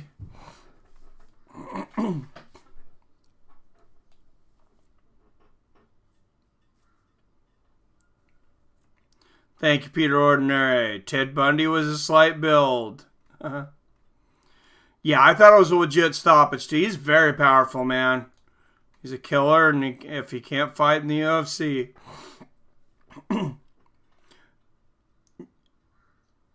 Yeah, maybe he needs to be in the UFC, so he's not out killing people. Maybe he needs somewhere to get that aggression out. So, I mean, if he's not a psycho, he plays one on television very well. And speaking of Ted Bundy, Zac Efron played Ted Bundy, and I was not expecting this. For those that haven't seen it yet, this doesn't spoil anything. Well, it's kind of hard to spoil anyways. I mean, it's a history story. But is it Rick Parsons? Parsons, the guy that plays Sheldon from Big Bang Theory, is the Florida prosecutor. And he did a very good job. Yeah, it was a really, really good movie. They were going to put it in the theaters. It's free on Netflix. I highly recommend it. I don't have any sponsorships from Netflix, but I highly recommend it. Francis hit Kane so hard that he went all the way into professional wrestling. Yes, he did. Yeah, I am very impressed. For sure. Next week, Frankie Edgar finally versus Max Holloway.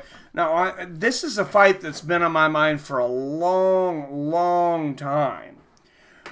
Since before Holloway was hurt, and Edgar ended up losing his shot and having to come back, because I think Frankie Edgar, as tall as Max Holloway is, with that lower sensor of gravity, I think Frankie Edgar might really give Max Holloway a feel and a style that he hasn't faced in the cage at that skill level. Frankie he's extremely fast. He's got very good takedowns. He's really hard to put away. He's been put away once. When T-City put him out, that was the first time that Frankie Edgar had ever been finished. And if I got a bet, I would take Holloway. But I think Frankie Edgar has a better shot than Brian Ortega did because of how they match up stylistically. And I think it'll be a better fight. I think it'll be a more competitive fight.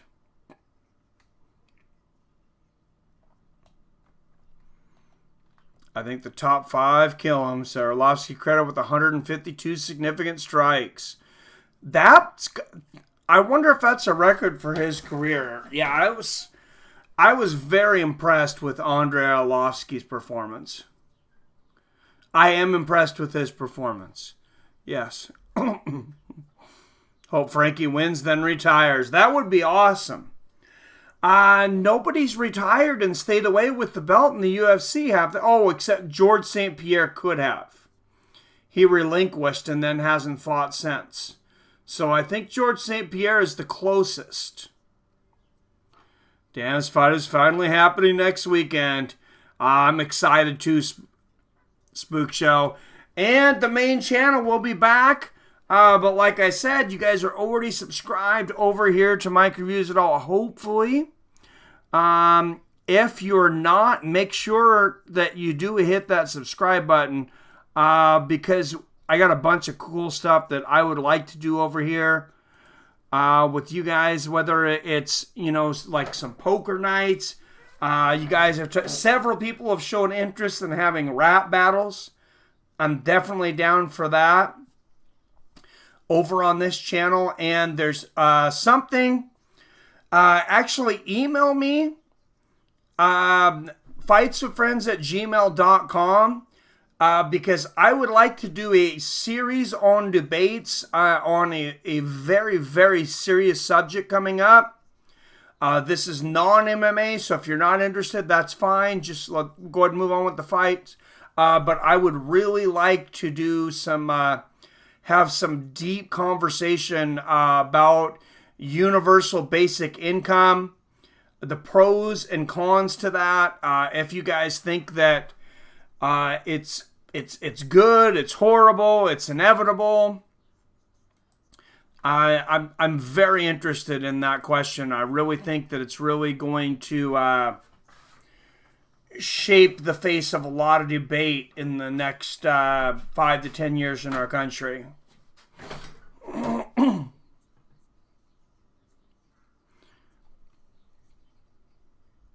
Been a cursed fight unless Herb Dean is refereeing and chaos gets him in a headlock. Nice. And Alexei Olenek warming up in the back there.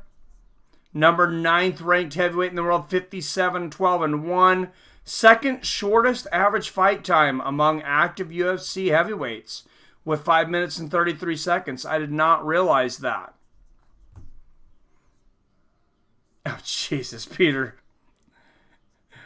Walt Harris, 12-7, fourth shortest average fight time among heavyweights, 7 minutes and 7 seconds. But he has knocked out every single one of his opponents in his wins.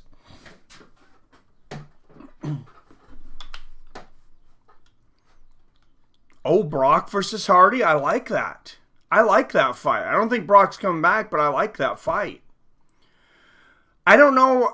I'm sure most of you guys have realized, but you go back and watch some Brock fights, like say you watch the Kane fight, you watch the Overeem fight. You can talk about diverticulitis all day, and I'm sure that hurt him a lot from that with that body kick from Alistair Overeem. But go back and watch the Cain Velasquez fight. Brock Lesnar is a guy that he learned how to hit. And this is just my opinion, but he learned how to hit, but he never learned how to be hit. He learned how to be the hammer. He never learned how to be the nail. And when he got hit, he blinked and he winced. Like if anybody's ever done any kind of boxing or sparring, Brock Lesnar, he would wince like someone that had not been hit before. I found it very, very interesting to watch.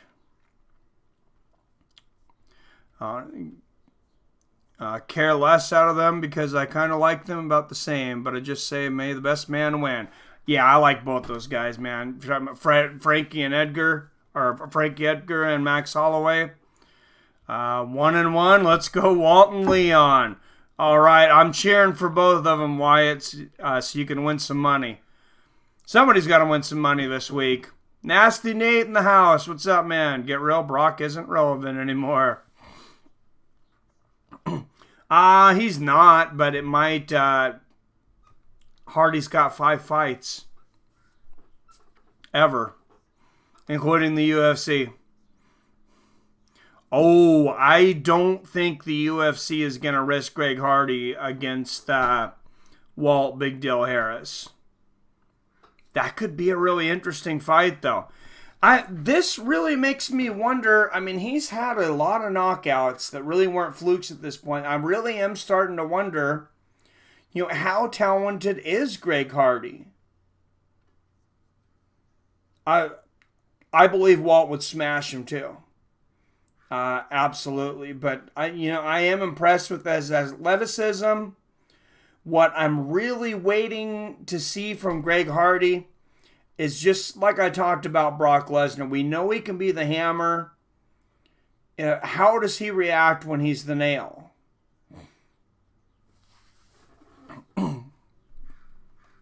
That I don't know.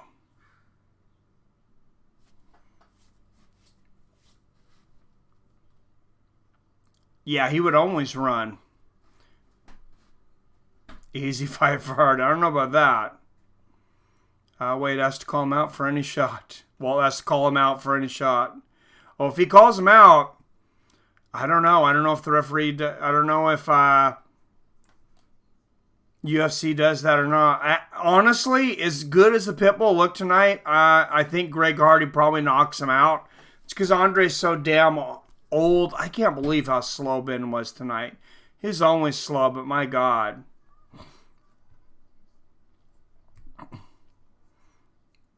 Okay, yeah, I agree with you, Chaos. And they're looking at the heavyweight rankings. Alexei Olenek, number 9. Walt Harris, number 14. Olenek has 70 fights. He's 57-12-1. Walt Harris, just 20 fights, 12-7-1. Yeah, I don't want to see Hardy kill Andrei Arlovsky. I like Andrei Arlovsky.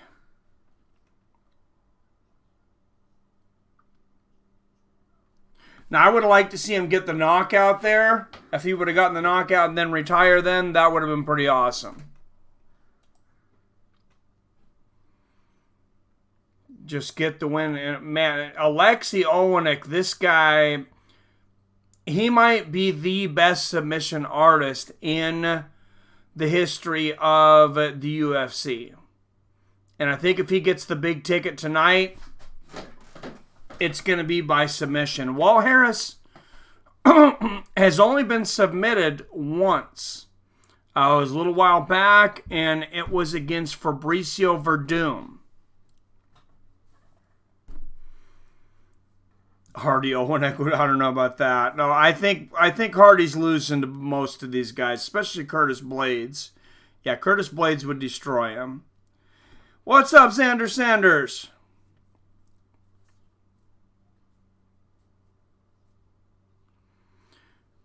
All right, let's throw out a trivia question while we're waiting. Everybody refresh your browsers. And 5, 4, 3, 2, 1. Fedor Emelianenko was thought to be the greatest heavyweight to never fight in the UFC. Who was the first man to defeat Fedor Emelianenko? Who was the first man to defeat Fedor?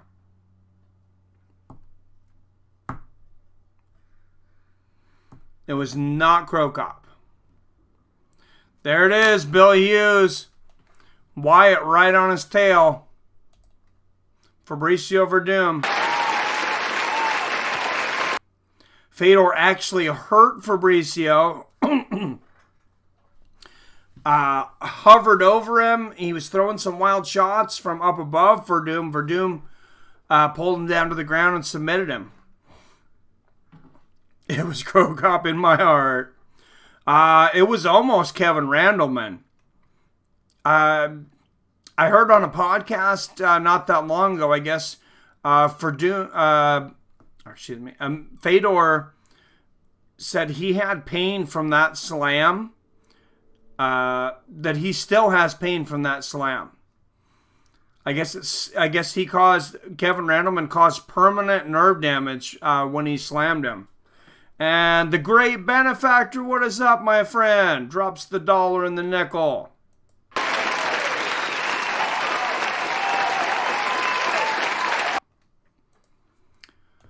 What's going on, man? R.I.P. Beast. What's up, Fight Talk Podcast? Yeah, 31 watching. Everybody, if you haven't hit that thumbs up button, I'd appreciate it. Please hit that thumbs up button. And we got 2 fights left tonight. Hardy versus Francis Ngannou. Yeah, no, I don't know about that one. But Kimbo was pretty awesome. He had definitely seen better days, though. And I think the game had kind of passed him by. I think street fights was his thing. All the Texas fighters letting me down tonight. Have they all lost tonight, pretty much? No, I know at least one of them won. Because I think Alex Hernandez was Texan, right? Oh, Jesus, E. Judd. Kind of really cuts down your dating pool, doesn't it? When you're raised not to hit a woman, you don't hit a woman. But if that shit was hurting or some type of other shit like weapon, I'll tell you what. Yeah, that's my thing, Arcade Chaos. You don't hit a woman any more than you hit a kid. That's what I compare. If a woman is attacking you, think if this was a little kid attacking me right now, would I hit them? If your answer is yes, you're a piece of shit. I'm not really going to argue that. If your life is in danger, yeah, if they're trying to stab you or shoot you or something like that, by all means. And I'm not saying if they're trying to hit you, don't grab their hand, don't kind of put their hand out and, maybe kind of hold them to the back. I've had a woman try to land 3-piece on me. I've had a woman start throwing hands on me, and I just put my hand up like this, and then I started laughing, and that's where I really made my big mistake. But and then I just waited about 15-20 more seconds until she would hit my hand enough and the air, and she was exhausted. And then I sat down and we talked. Not saying it's acceptable that women should be hitting on men at all. Lexi Olenek, number 9 heavyweight in the world, 42 years old, 6'2". Walt Harris, number 14, 36 years old, 6'5", 256. Olenek, even though he's 3 inches shorter, will have a 3-inch reach advantage. Jesus, comedic.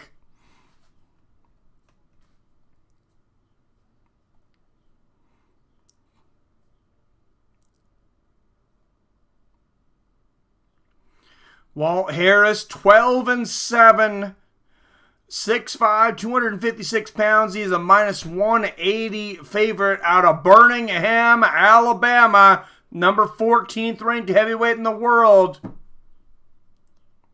Walt the Big Deal Harris.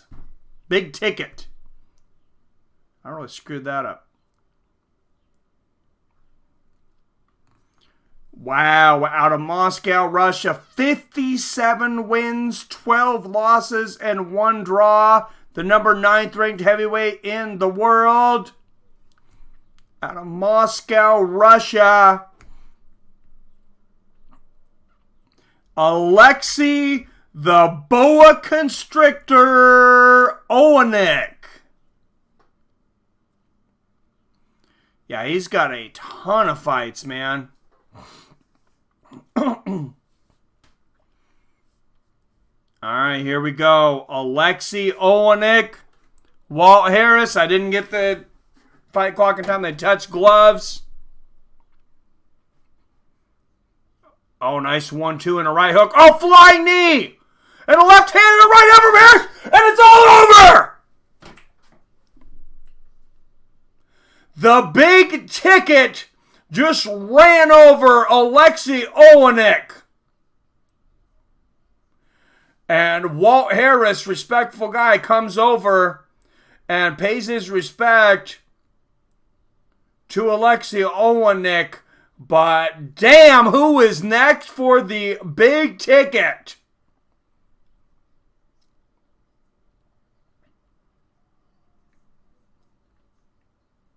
When you fight Walt Harris, you get a big ticket, but you may not like where you're going. And to show the replay, it's going to be the whole damn fight. And here we go, 1-2 and a right hand, and a flying knee to the head, and then the left shot on the temple Couple hammer fists, and Alexei is out. Boom! Flying knee. What a combo. He lands the flying knee and the left on the temple right behind it. Wow, how athletic is that for a 256-pound man? That is incredible. I am interested to see who he calls out, man. Yeah, that was bad. And Olenek is 42 years old. And that's a pretty old fighter. Damn. And another another Benjamin in the bank, or some more money in the bank for Wyatt Matheson. Congrats, brother. Ka-ching. Poor man. Pay that man. Yeah, he just got knocked out. Yeah, he did.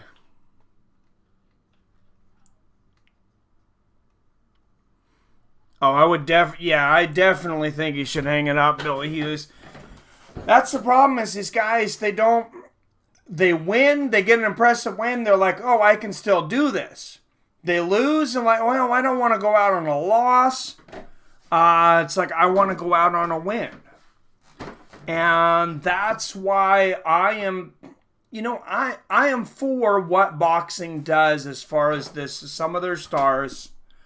I'm not saying they do it for all of them, but they've definitely done it to some. One I can think of was Hector Camacho. Another one was Jorge Paez. I believe Julio Cesar Chavez Jr. So it's all Hispanics that come up. I don't know if it's done more with the Hispanic fighters, but they'll have kind of a celebration of their career.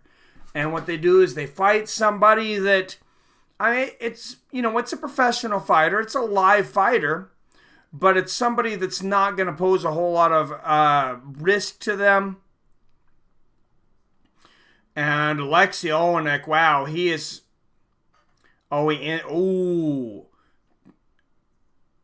Twisted his knee or ankle on the way down. He's having a really hard time walking. And I have to think this one, and I have to think back to Ben Askren a couple weeks ago.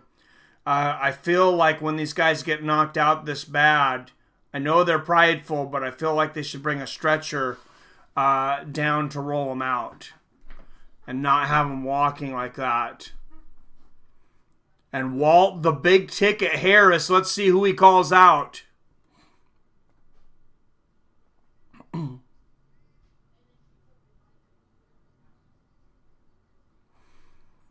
Walt Harris. Wow, third fastest knockout in UFC heavyweight history. Damn, and it's the flying knee for the second time in 2 weeks. Well, like I said, in Texas, it may take a while to rain. We went 9 fights without a finish, but when it rains, it pours. Ever since then, 2 first-round knockouts. An impressive knockout of Dan Hooker, of James Vick, and now the 12-second flying knee knockout from Walt the Big Ticket Harris over Alexei Olenek. Yeah, he hit him with the tray and everything at him.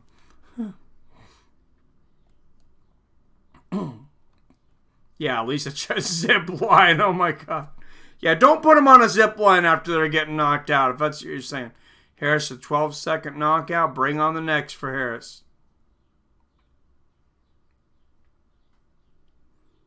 He says just send the contract. That's not really what Dana wants to hear, though.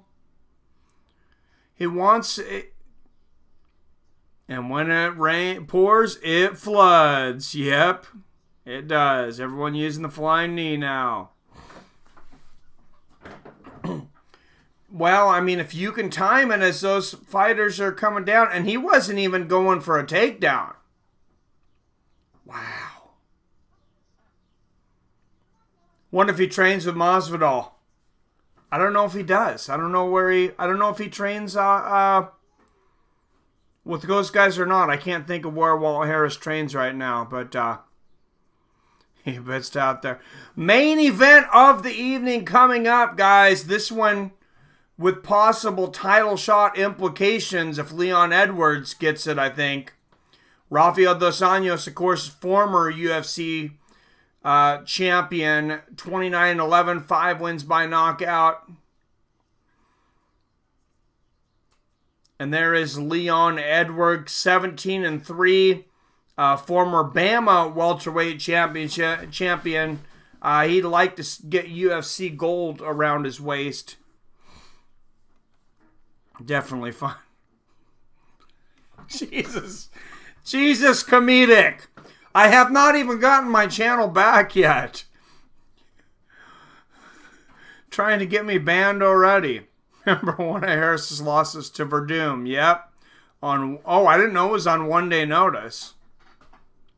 It's the only time he's ever been finished, though. Now, if you can make it the distance with Walt Harris, every single person who has won, but good luck.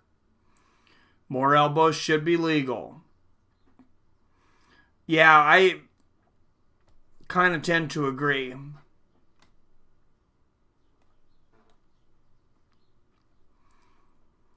He landed a flying knee and then a left hook directly afterwards.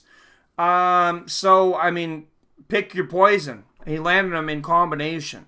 Whole fight was only 12 seconds. Tucking your head instead, moving side to side, keep your head off the line. Yep. Good advice.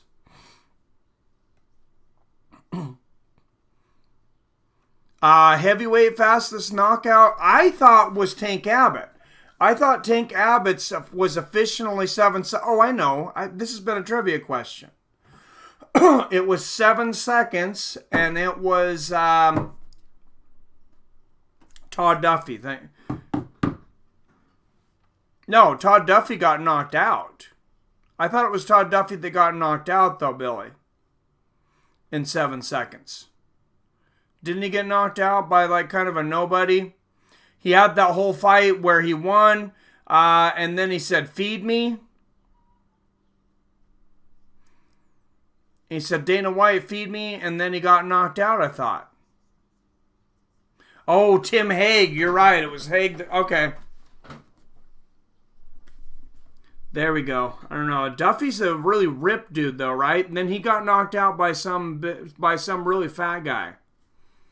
But it was later in the fight. That's when he said, "Dana White, feed me," after that knockout. Okay. RDA is going to bring out the razor for this one. I'm not going to try to hide my bias in this one. I'm really going for Rafael Dos Anjos. Except for the fact that Wyatt's betting on it, and then I'll be okay if Leon Edwards wins. But nothing against Edwards. Particularly. I like Rafael Dos Anjos, so. Mike Russo, thank you. That's the guy I couldn't think of. That guy, God, that guy. They should have invented the name Dad Bod directly for Mike Russo. I mean, when it says Dad Bod in the dictionary, Mike Russo should be there. That guy was the original. He was the original OG. We got Daniel Cormier now. We got the heavyweight king over there, Dad Bod, but Mike Russo was the OG. RDA by Shaving Stash KO. Oh, jeez.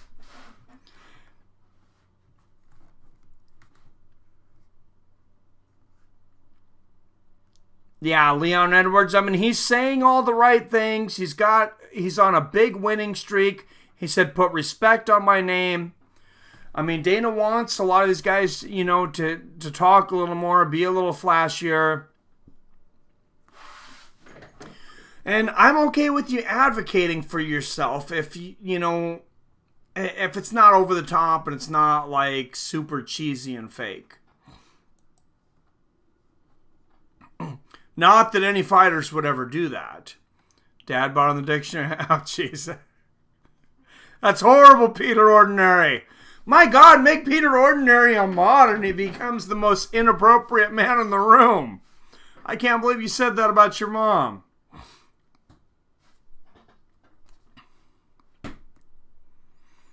Oh, Jesus Christ, comedic. Are you unanimous decision or a split? Either way, I'm fine with it. Oh, that's good.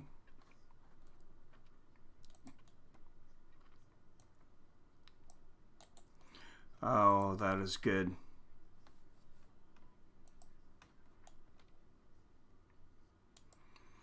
All right, guys. Like I said, I'll be talking about universal basic incomes, some different things on this channel. Coming up, our economy is definitely changing. We can't argue that. A lot of jobs are being automated, and a lot of people are scared. A lot of people's jobs are significantly changing, including my own. Which is getting completely restructured. Guys, make sure you have some investments. Make sure you don't get to an age or your job gets outsourced and you don't have something to fall back on. Robinhood has free trading of ETFs, stocks, even cryptocurrency like Bitcoin and Ethereum. Robinhood also has a premium service now for $5 a month with real-time trades. Compare that to other sites like E-Trade that charge $10 per trade. Robinhood, they can't be beat. And if that wasn't enough with our code that they gave us, they're going to give you a free stock to start out everything. Guys, don't wait until it's too late. Don't wait until your job has been outsourced, until you injure yourself, until you get old, to start investing for your future. And what better way to start that out than with something free? And here he comes, Leon Edwards.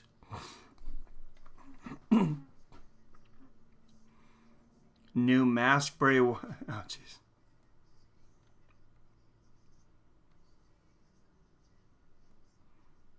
What's the pedigree? What did I miss?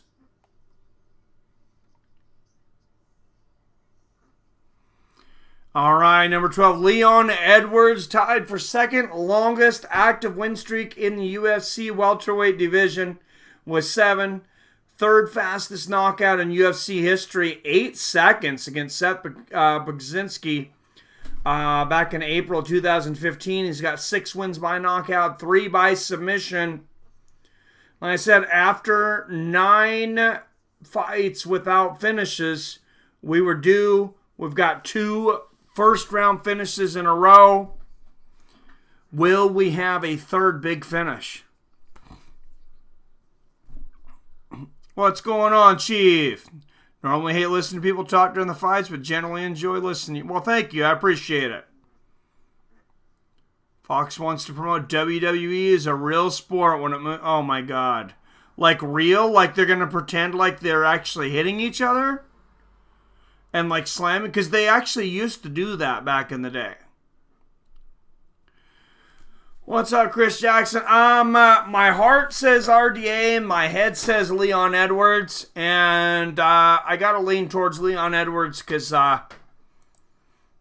anytime anybody in fights or friends bets some money, I gotta root for them to win. And Wyatt put down $100 on Leon Edwards, so let's see Wyatt go 3 for 3 tonight, since I was 0 for 2 in my bets.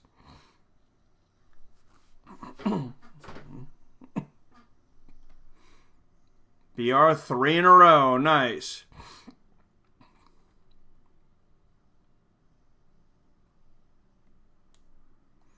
Jesus, Peter. Band called Hey Outdoors.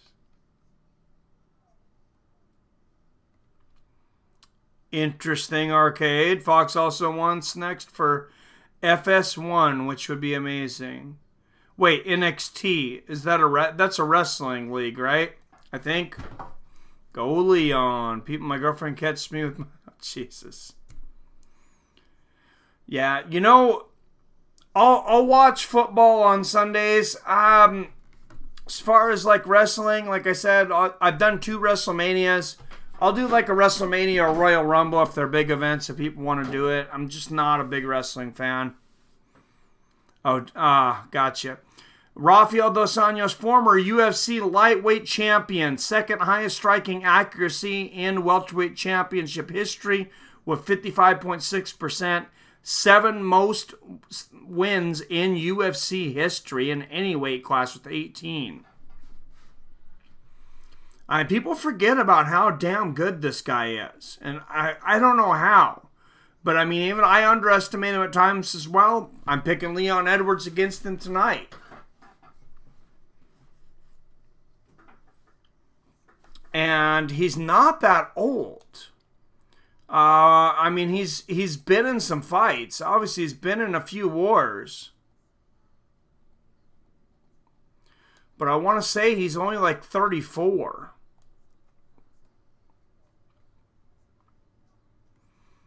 I should bring this up in front of me.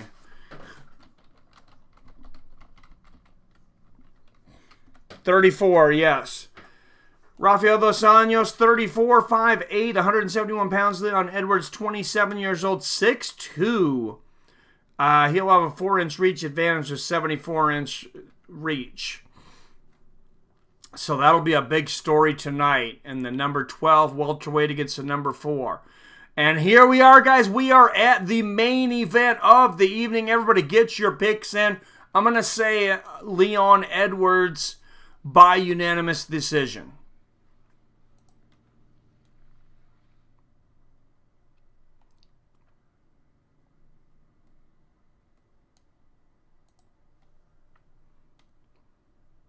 And Dan Murgliata will be in charge of the ring.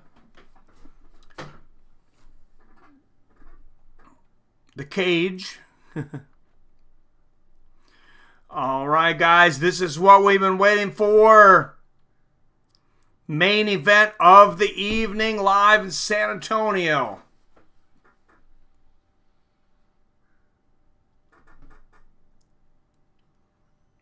RDA by sub in the 4th. Yeah, I really am going for RDA, like I said. And I'd be happy to see Wyatt win some money. But besides that, yeah, I really would like to see RDA get it. I hope that happens then. Leon Edwards, 17-3 out of Birmingham, England. He is a minus 135 favorite on the Vegas odds. Very close. Leon Rocky Edwards.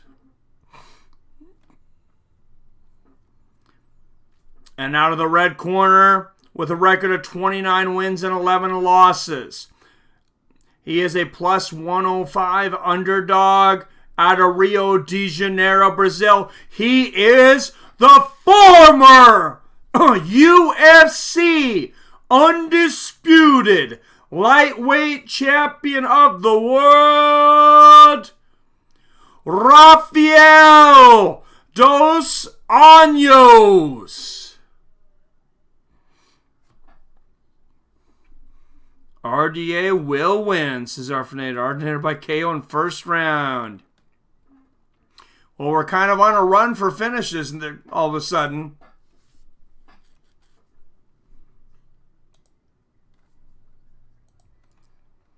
All right, guys. Leon Edwards, Rafael Dos Anjos. Let's get it on!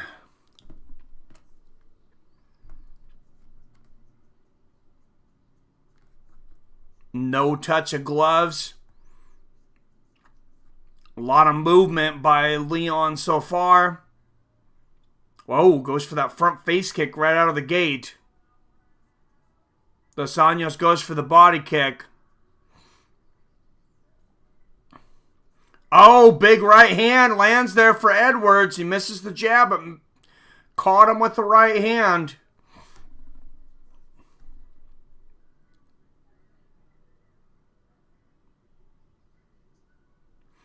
Oh, Edwards goes in for the takedown and gets it fairly easily. It's surprising. RDA usually has some pretty good takedown defense. Now, RDA, of course, has some pretty good submissions off his back, though.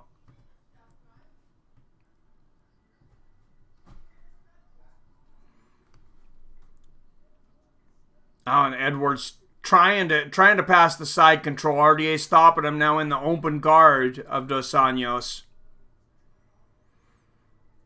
Dos Anjos wall walking. Edwards looked like he was going to try to set up an arm triangle there.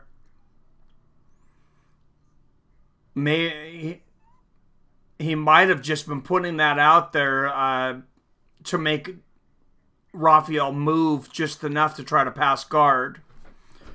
Edwards going for the wrist control now.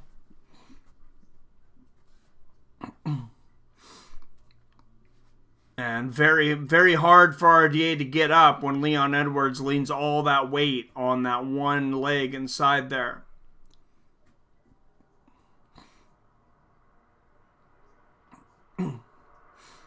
Oh, and RDA, he's going to take his right leg there. He's going to try and sweep Edwards' right leg out with his left, and what he needs to do is try to roll with it. If he can catch that ankle there, I'm not sure he's got the right angle on it now, and Leon's seen that coming.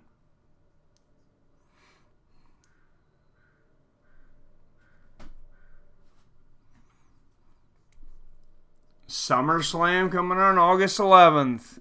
Give him the tombstone. If I'm not doing something incredibly important and people want to see it, I might do that.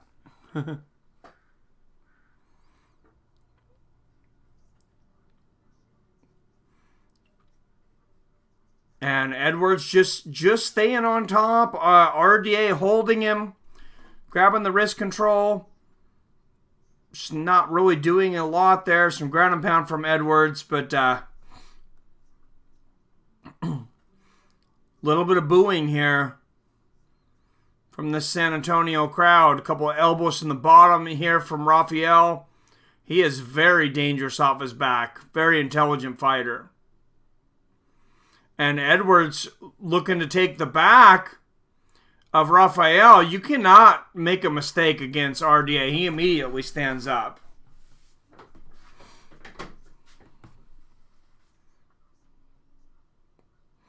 I don't think this fight's going to suck for long. Not as bad as Alex Hernandez versus that other guy did. Oh, head kick for Edwards out of the break. Great timing from Leon. Straight right lands for Edwards. Big leg kick for Dos Anjos. Dos Anjos moving forward. Lands a straight right. Misses the overhand left. And Edwards is going to clinch again here. That's the problem when you miss a big hook like that when you have with somebody that has such a long range like Edwards. And Dos Anjos has to move in. Nice right hook to the body from RDA. Left hook up top from Edwards. Oh, nice 1-2 from Edwards from the southpaw position. Oh, nice leg kick check from Edwards and lands a straight left off of it. Low leg kick for RDA, but I'm pretty impressed with Leon so far in this round. Edwards pushing RDA into the fence here. And you've seen Rafael just look up at the clock to see how much time was left. Going for a key lock here, but time's going to run out.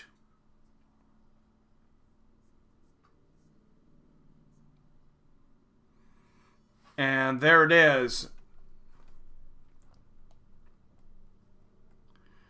Little elbow there at the end too for Leon. I gave that round 10-9 Leon Edwards. Come on, guys. UFC has turned into what you've done for me lately. Yep. How fast have you done it? Because this is the land of the Grand Giants. First round knockouts only apply. How many people think that Jorge Masvidal is going to end up getting the next title shot instead of Colby Covington? And if so, what do you guys think about that? I know Colby's not the most popular fighter in the world, but that's seems like that would be quite the controversial decision.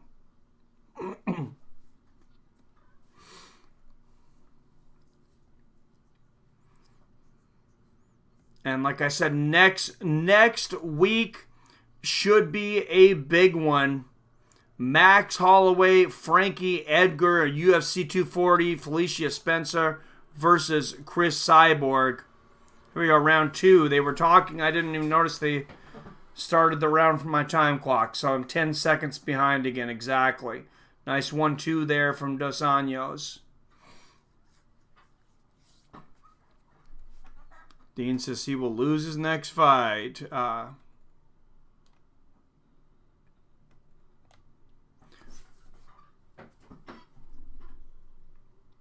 was nice exchanges here at the second round. I was busy looking at the comments there. Nice left hook there from Edwards. Crisp shots here. Nice left hand from Edwards there. And Rafael Dos Anjos, he's one of these guys. He's coming off a victory against Kevin Lee. He's only been fighting 5-rounders for quite a while now. Lands a straight left and a right hook to the body. Nice shot there for RDA. Oh, and a brutal low leg kick. But nice combination from Edwards. And then ducks underneath, going for the takedown again. He's got 1 foot up. Oh, good defense there from RDA. He's one of those guys, like I said, only fights 5 rounds, main event, only fights contenders. But if you beat him, you kind of seem to immediately move into that top 5. Nice knee to the body there from RDA. May not be the case anymore after tonight, depending on how this fight goes. Oh, nice exchange from both guys. Edwards is wicked with that elbow. Couple of straight rights from RDA and a 1-2. Oh, Edwards with the head kick. He touched him with that, and RDA just throws such hard leg kicks. I mean, you can really hear him. And RDA going for the takedown. Leon doing a good job of grabbing wrist control and stopping that pretty easily.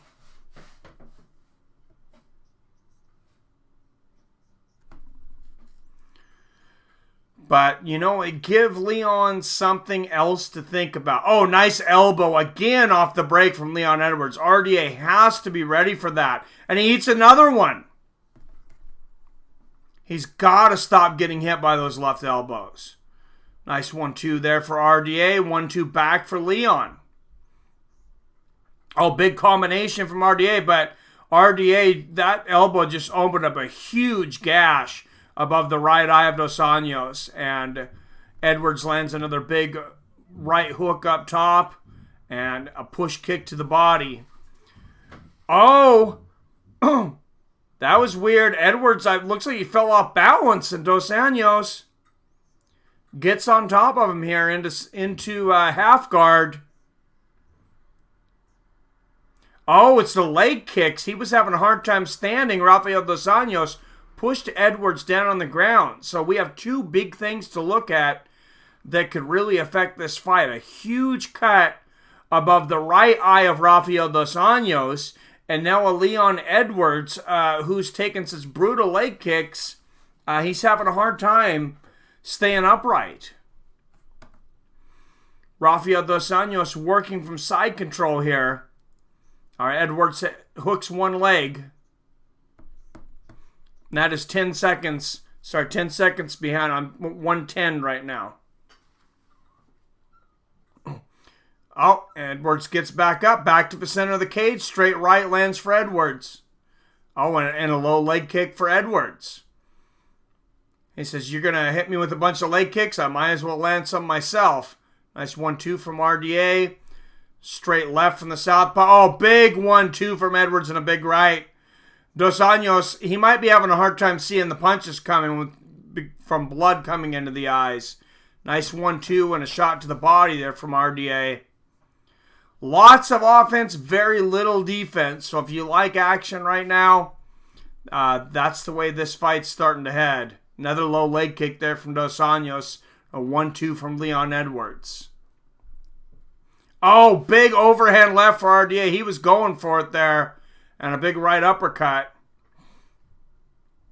He does not want the doctor, I think, to look at that cut. And Edwards shooting that jab out at it. Trying to cut it up even more. And that's going to be the end of the second round.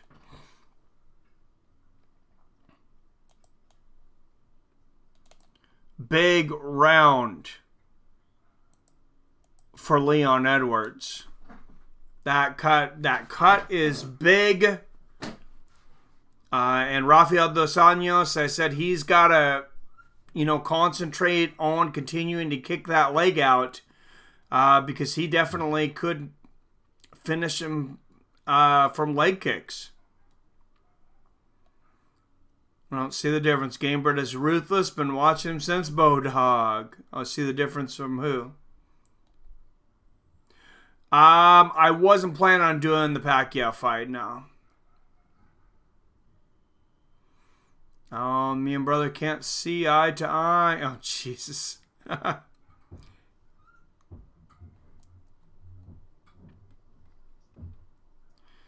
Need to throw some adrenaline in that cut. Yep.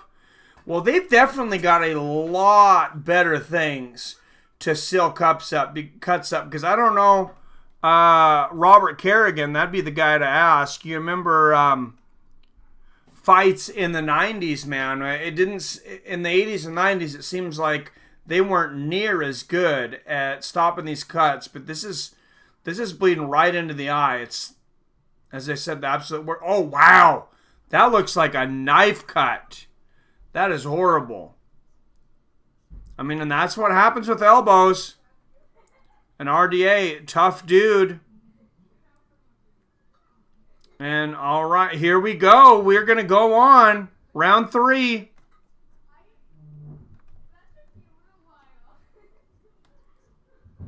Keeping an eye on that cut. Yeah, for sure. Exchange of right hands here at the beginning, but Rafael Dos Anjos obviously going to have a limited field of vision right now. So it's going to have a really hard time seeing that left hook come around. He's going to have a blind spot. Nice left hook there from RDA. Straight right lands for Edwards, and RDA goes back to those leg kicks. And Edwards lands one of his own. I think RDA is going to say, why don't we do that some more? I would love to get into a leg kicking competition with you. If I'm RDA, I am spamming those leg kicks like I'm on a video game. Oh, Edwards with the athletic side kick towards the face there. Barely misses. RDA shoots again. He's got a leg. That was a very quick shot.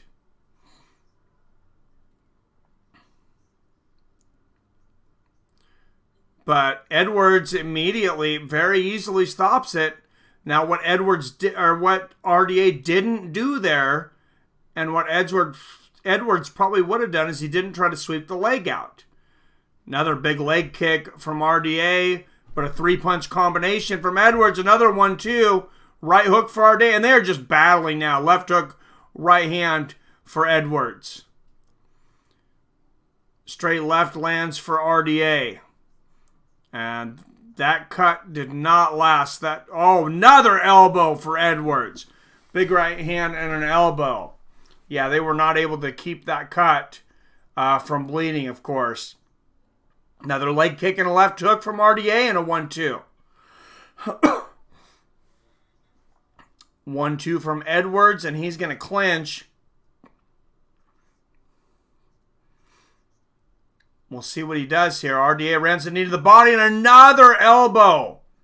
Like I said earlier, he has to I said before that cut happened, he had to find a way to get away from that elbow. He just cannot. Another right hand lands for Edwards. Head kick.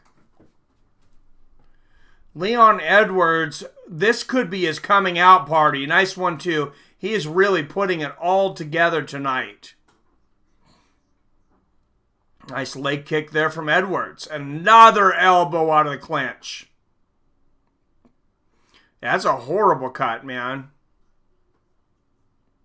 And RDA again gets the cut. But see, what he needs to do when he ducks down is try to sweep the right leg of Edwards out. And he just kind of lets Edwards turn him around on the fence. Now, I have no doubt that RDA is stronger than Leon Edwards. He kind of just seemed to give up that position. Now he turns into Edwards. Oh, RDA is definitely still in it. He's still in any fight. Oh, nice double left hook to the body there for Edwards. Another left hook. This is smart. He's got that cut. He's got Dos Anjos looking for those elbows and those shots up top to the cut. And now he starts to work the body. 5 left hooks to the body in the row here up against the fence. Oh, another big left hook from Edwards. This is also accumulating points. This is scoring, but these are big left hooks. Oh, and Edwards grabs the fence there.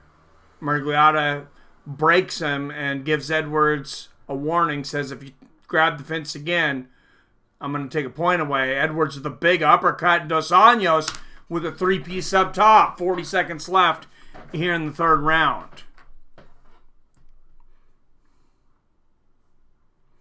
Oh, nice right hand to the body for Dos Anjos. And he again clinches Edwards. Excuse me, pushes him into the fence.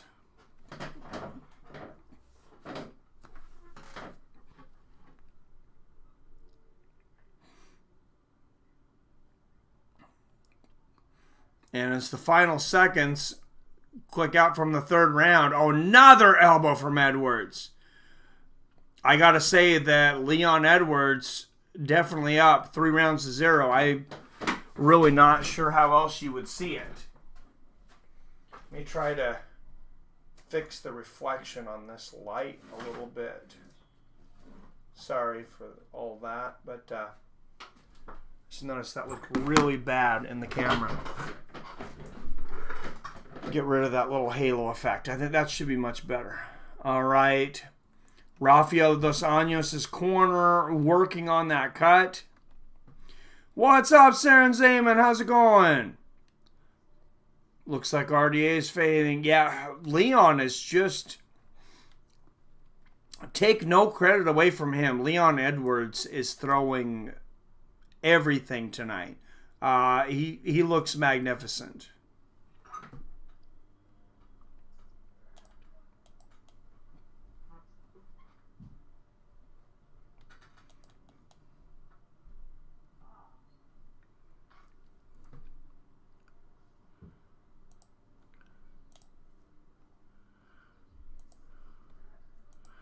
All right, here we go. 4th round.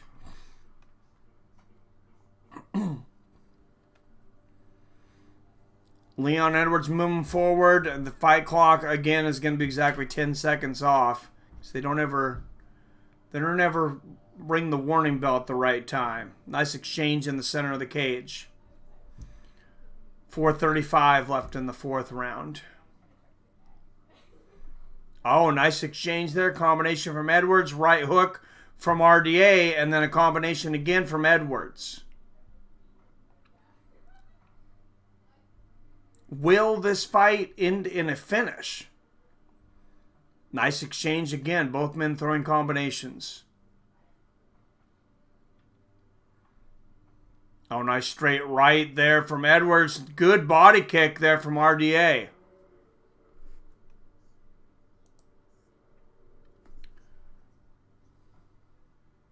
Oh, nice leaping uppercut there from Rafael Dos Anjos. Oh, and big shots there again from RDA. And a nice leg kick. He knows he needs a finish right now. Another good inside leg kick there from RDA. And I wonder if Leon might coast a little bit this round, or even half of this round to make sure he's got a big gas tank for the 5th round.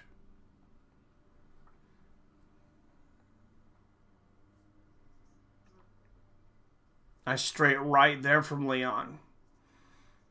Dos Anjos continuing to come forward, having a hard time getting inside that range, though. Edwards lands a leg kick. Straight right for Leon.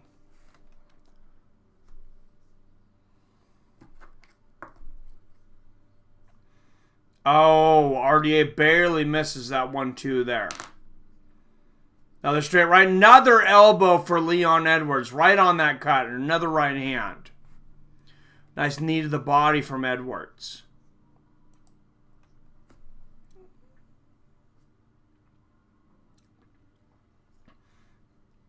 Oh, nice low leg kick there from Leon Edwards. Oh, left hook upstairs and a big right hook to the body from Rafael Dos Anjos. Oh, big elbow from Edwards again. And RDA with the leg kick again. Oh, Leon caught him with that left uppercut. Straight right and a left hook lands for Edwards.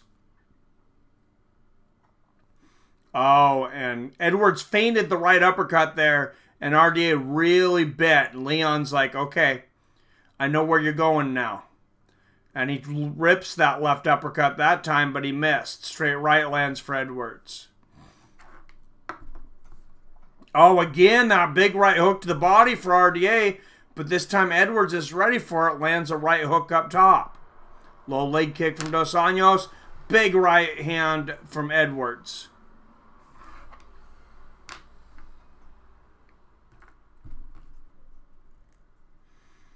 And you see the round by round significant strikes, except for the 3rd round. 1st and 2nd round were pretty close. Edwards has been growing. His dominance has been growing. Oh, and RDA goes for the flying knee, and Edwards catches him in the air and slams him down to the ground. Great timing from Leon Edwards.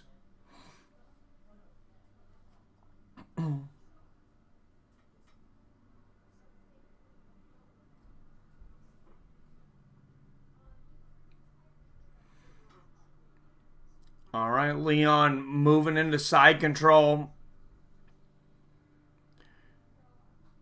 Putting the leg over here. Oh, then the elbow to the body. That's something I know I've talked about, but guys need to do a lot more in the ground and pound. Is elbows to the body. And RDA back up. But, I mean, land a couple of big elbows to the body and tell me you're not going to be pissing something in the morning. You can't break a rib with an elbow.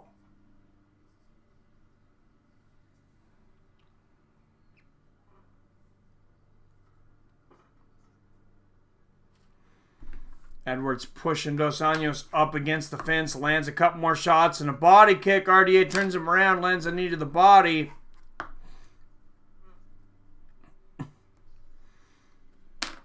All right, and that's going to be the end of the 4th round. 5 minutes to go. My wife was watching a little bit of Shameless. I'm going to have to check it out. That guy seems like a real a-hole, which sounds super entertaining.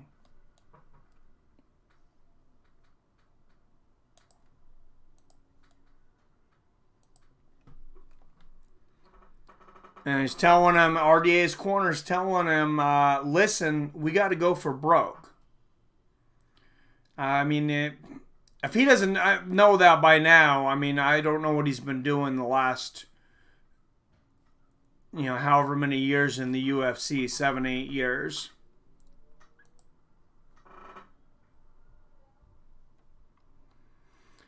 Just finished Dexter. That is a great show, too.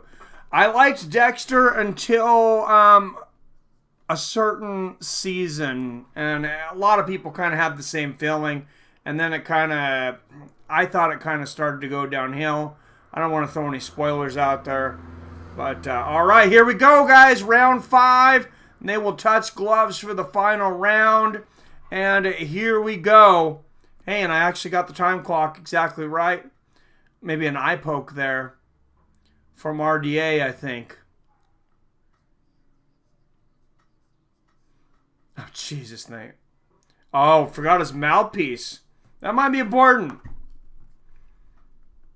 Oh, big leg kick from Edwards after RDA misses the inside leg kick. Can't take anything away from Dos Anjos. He's been moving forward this entire fight.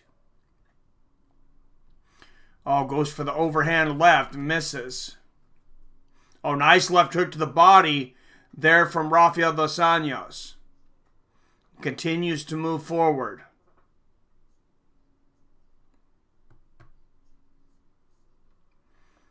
Oh, nice left hand and a right hook there for Rafael Dos Anjos. Edwards versus Askren. That would be interesting. I don't see Edwards knocking him out in 5 seconds with a flying knee. I still think it's a bad matchup for Askren. I don't even know that Askren is really a top 10. I think if he fights Lawler again, I think he gets lost. I think he gets knocked out. Oh, nice low leg kick there from Dos Anjos. Oh, big 1-2 from Leon.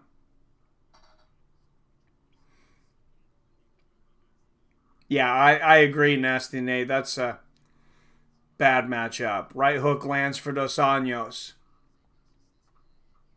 Dos Anjos walking through the storm to try to land a big shot and get this fight going his direction. Nice straight right.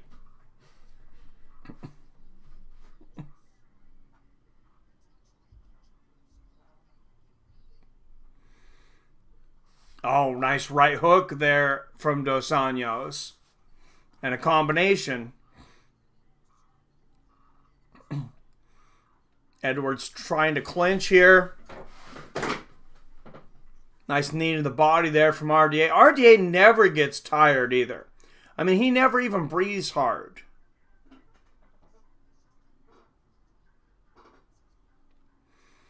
And Edwards gets the back up against the fence there.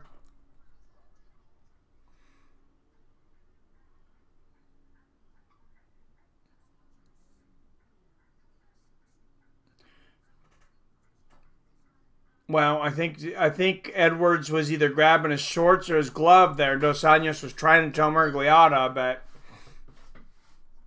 Murgliata couldn't figure it out. Oh, nice combination for Dos Anjos and a big leg kick. Oh, nice combination from Edwards. Good exchanges. Big left uppercut from Rafael Dos Anjos. And a straight right. He's got Edwards cornered. Oh, Edwards, great job. Check left hook out of the corner. Gets out of there. Beautiful footwork. He keeps putting his back up against that fence this round, though. He seems determined to prove that he can put this back up against that fence. And when RDA bowls in, he eats a big left hook and another right, that he can duck underneath and get out of there. I don't know if this is the smartest strategy from Edwards. Counter left hook there from Edwards. Straight right from Leon. Oh, big right hook there from RDA. And Dos Anjos is winning this round. Probably the only round he's winning, but he is winning this round. Goes for a body kick, and Edwards catches it. RDA looking up at the clock. And just 40 seconds left in this fight.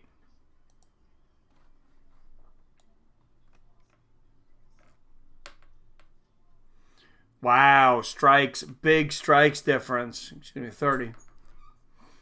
Yeah, I definitely should have done that the whole fight.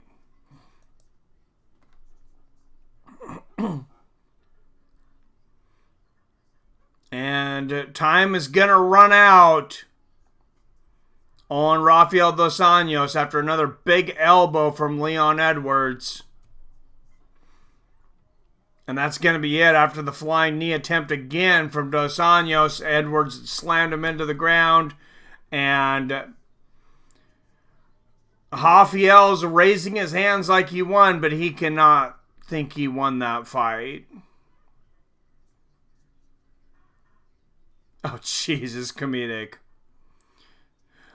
So if Chris Cyborg beats Felicia Spencer, which I have no reason to believe that she won't, next Saturday, do you guys want to see Amanda Nunes Cyborg 2? I do. I'm definitely down for it.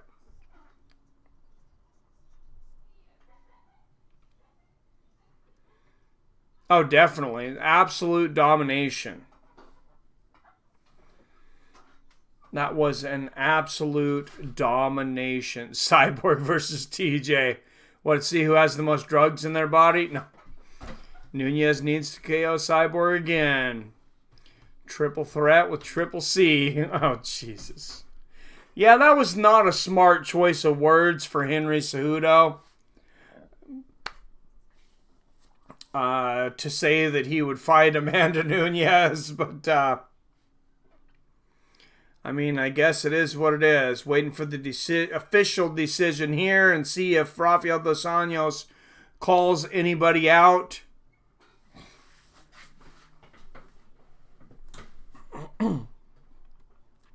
Who do you think you should fight next? Leon Edwards coming out of fight was tonight for sure. He was schooled RDA. This is what I would like to see. I think Colby Covington, he's earned the title shot over and over and over again. I mean, he had the interim belt. So you give him his title shot, schedule that fight, which is so strange that he scheduled to fight Robbie Lawler. I still can't figure out what's going on there. I think I know, but I don't really care for it. Give Masvidal Edwards, and the winner of that faces the winner of Covington and Usman. Unanimous decision, Leon Edwards. Couple of 49-46s in there.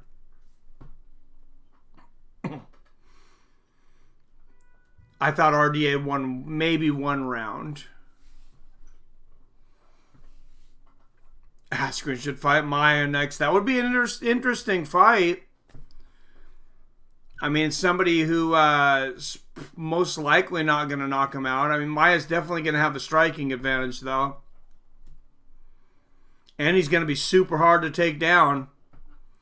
Edwards needs to call out Masvidal and not a rematch at Marty. I think he will.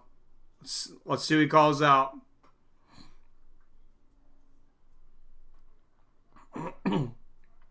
Yep, he just said. He just said, George Masvidal, you're not on my level. Let's make this fight happen. 8-fight winning streak for Leon Edwards. And what an impressive win streak it's been. Let's go over exactly what this win streak is. The fights in this win streak it's incredible.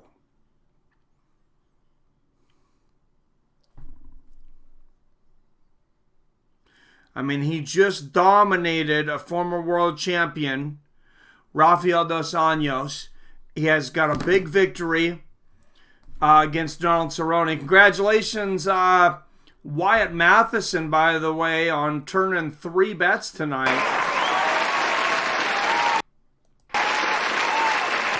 Well done, sir. Well done. With the Law Jam 170, Edwards versus Masvidal is a great main event for an ESPN card down the line. I agree. And Usman's injured. That's part of the thing.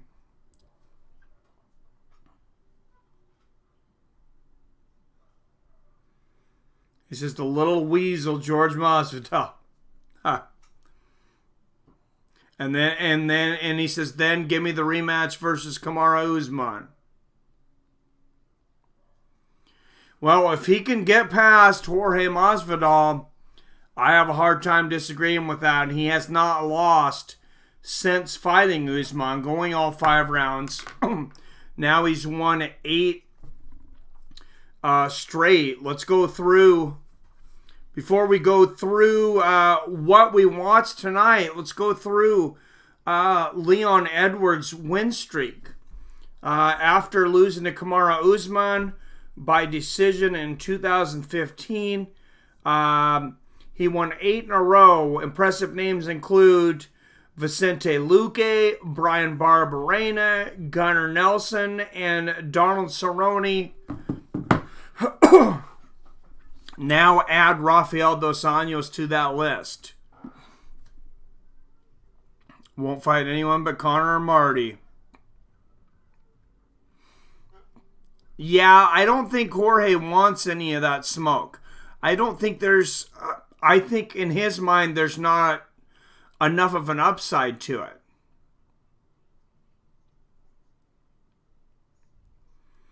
What time is... Oh, it's 9:12 at night. What time is the Pacquiao and Thurman fight? Have they already fought? It's on pay-per-view, by the way.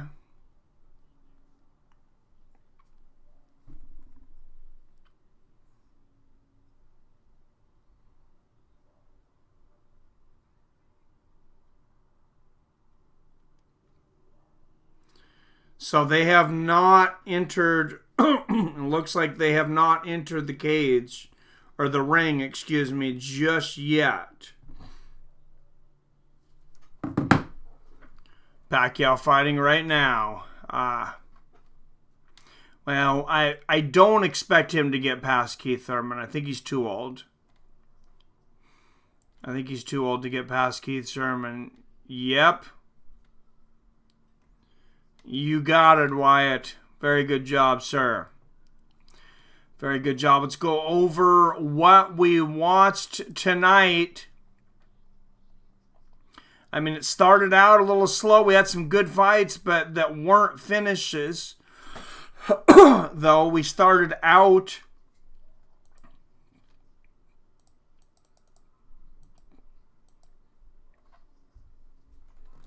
Well, that's I'm on the main card. We'll go over the main card. Started out.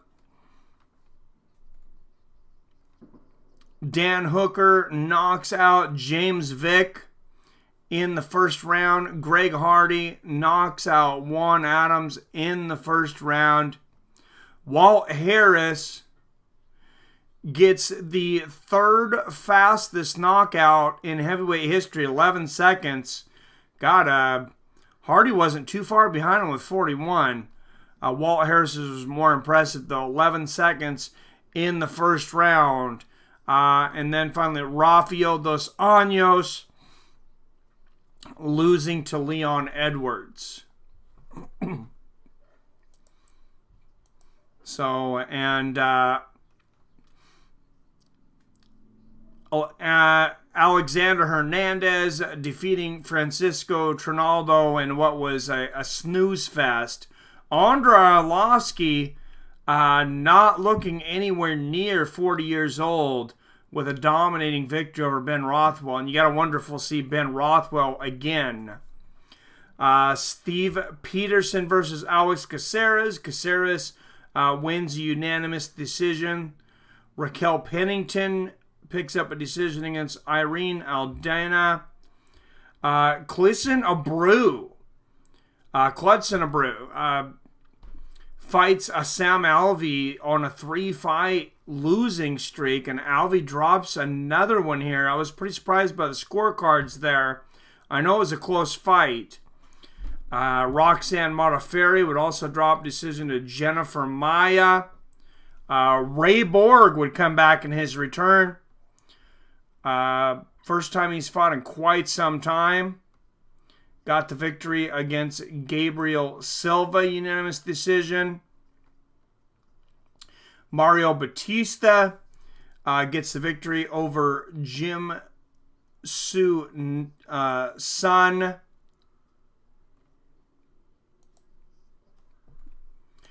And, I mean, where do we go from here? You mean Petra?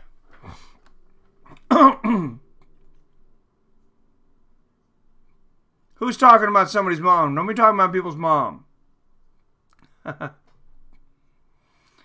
Later, Mike. It's been real. All right. Hey, thanks for coming in, guys.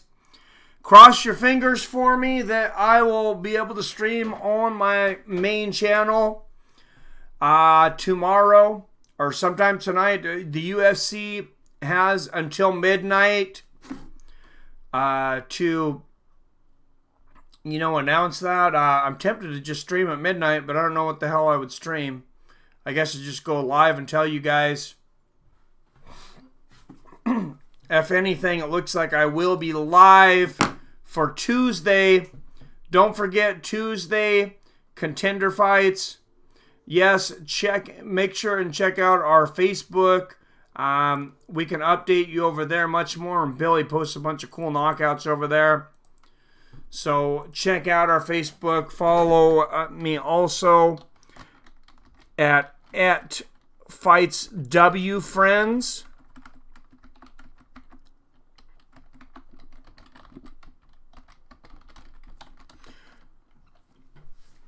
And you can follow Billy at AKA411, I believe. Is that correct, Billy? I'm trying to remember from memory. I think that's it. But we do a lot over there, and just follow me. Give me a follow. Let me know, and we'll give you a follow back as well if you're looking to grow your feed over there. And it does help out, when you're talking to maybe not just fighters, but people in the MMA community. Kind of shows that, hey, okay, you have a little bit of a following out there. Maybe I'll put some respect on your name. That's all I'm asking for. All right, guys. As always, thank you for another great night. And I love you. I respect you. And I'll see your fine asses later.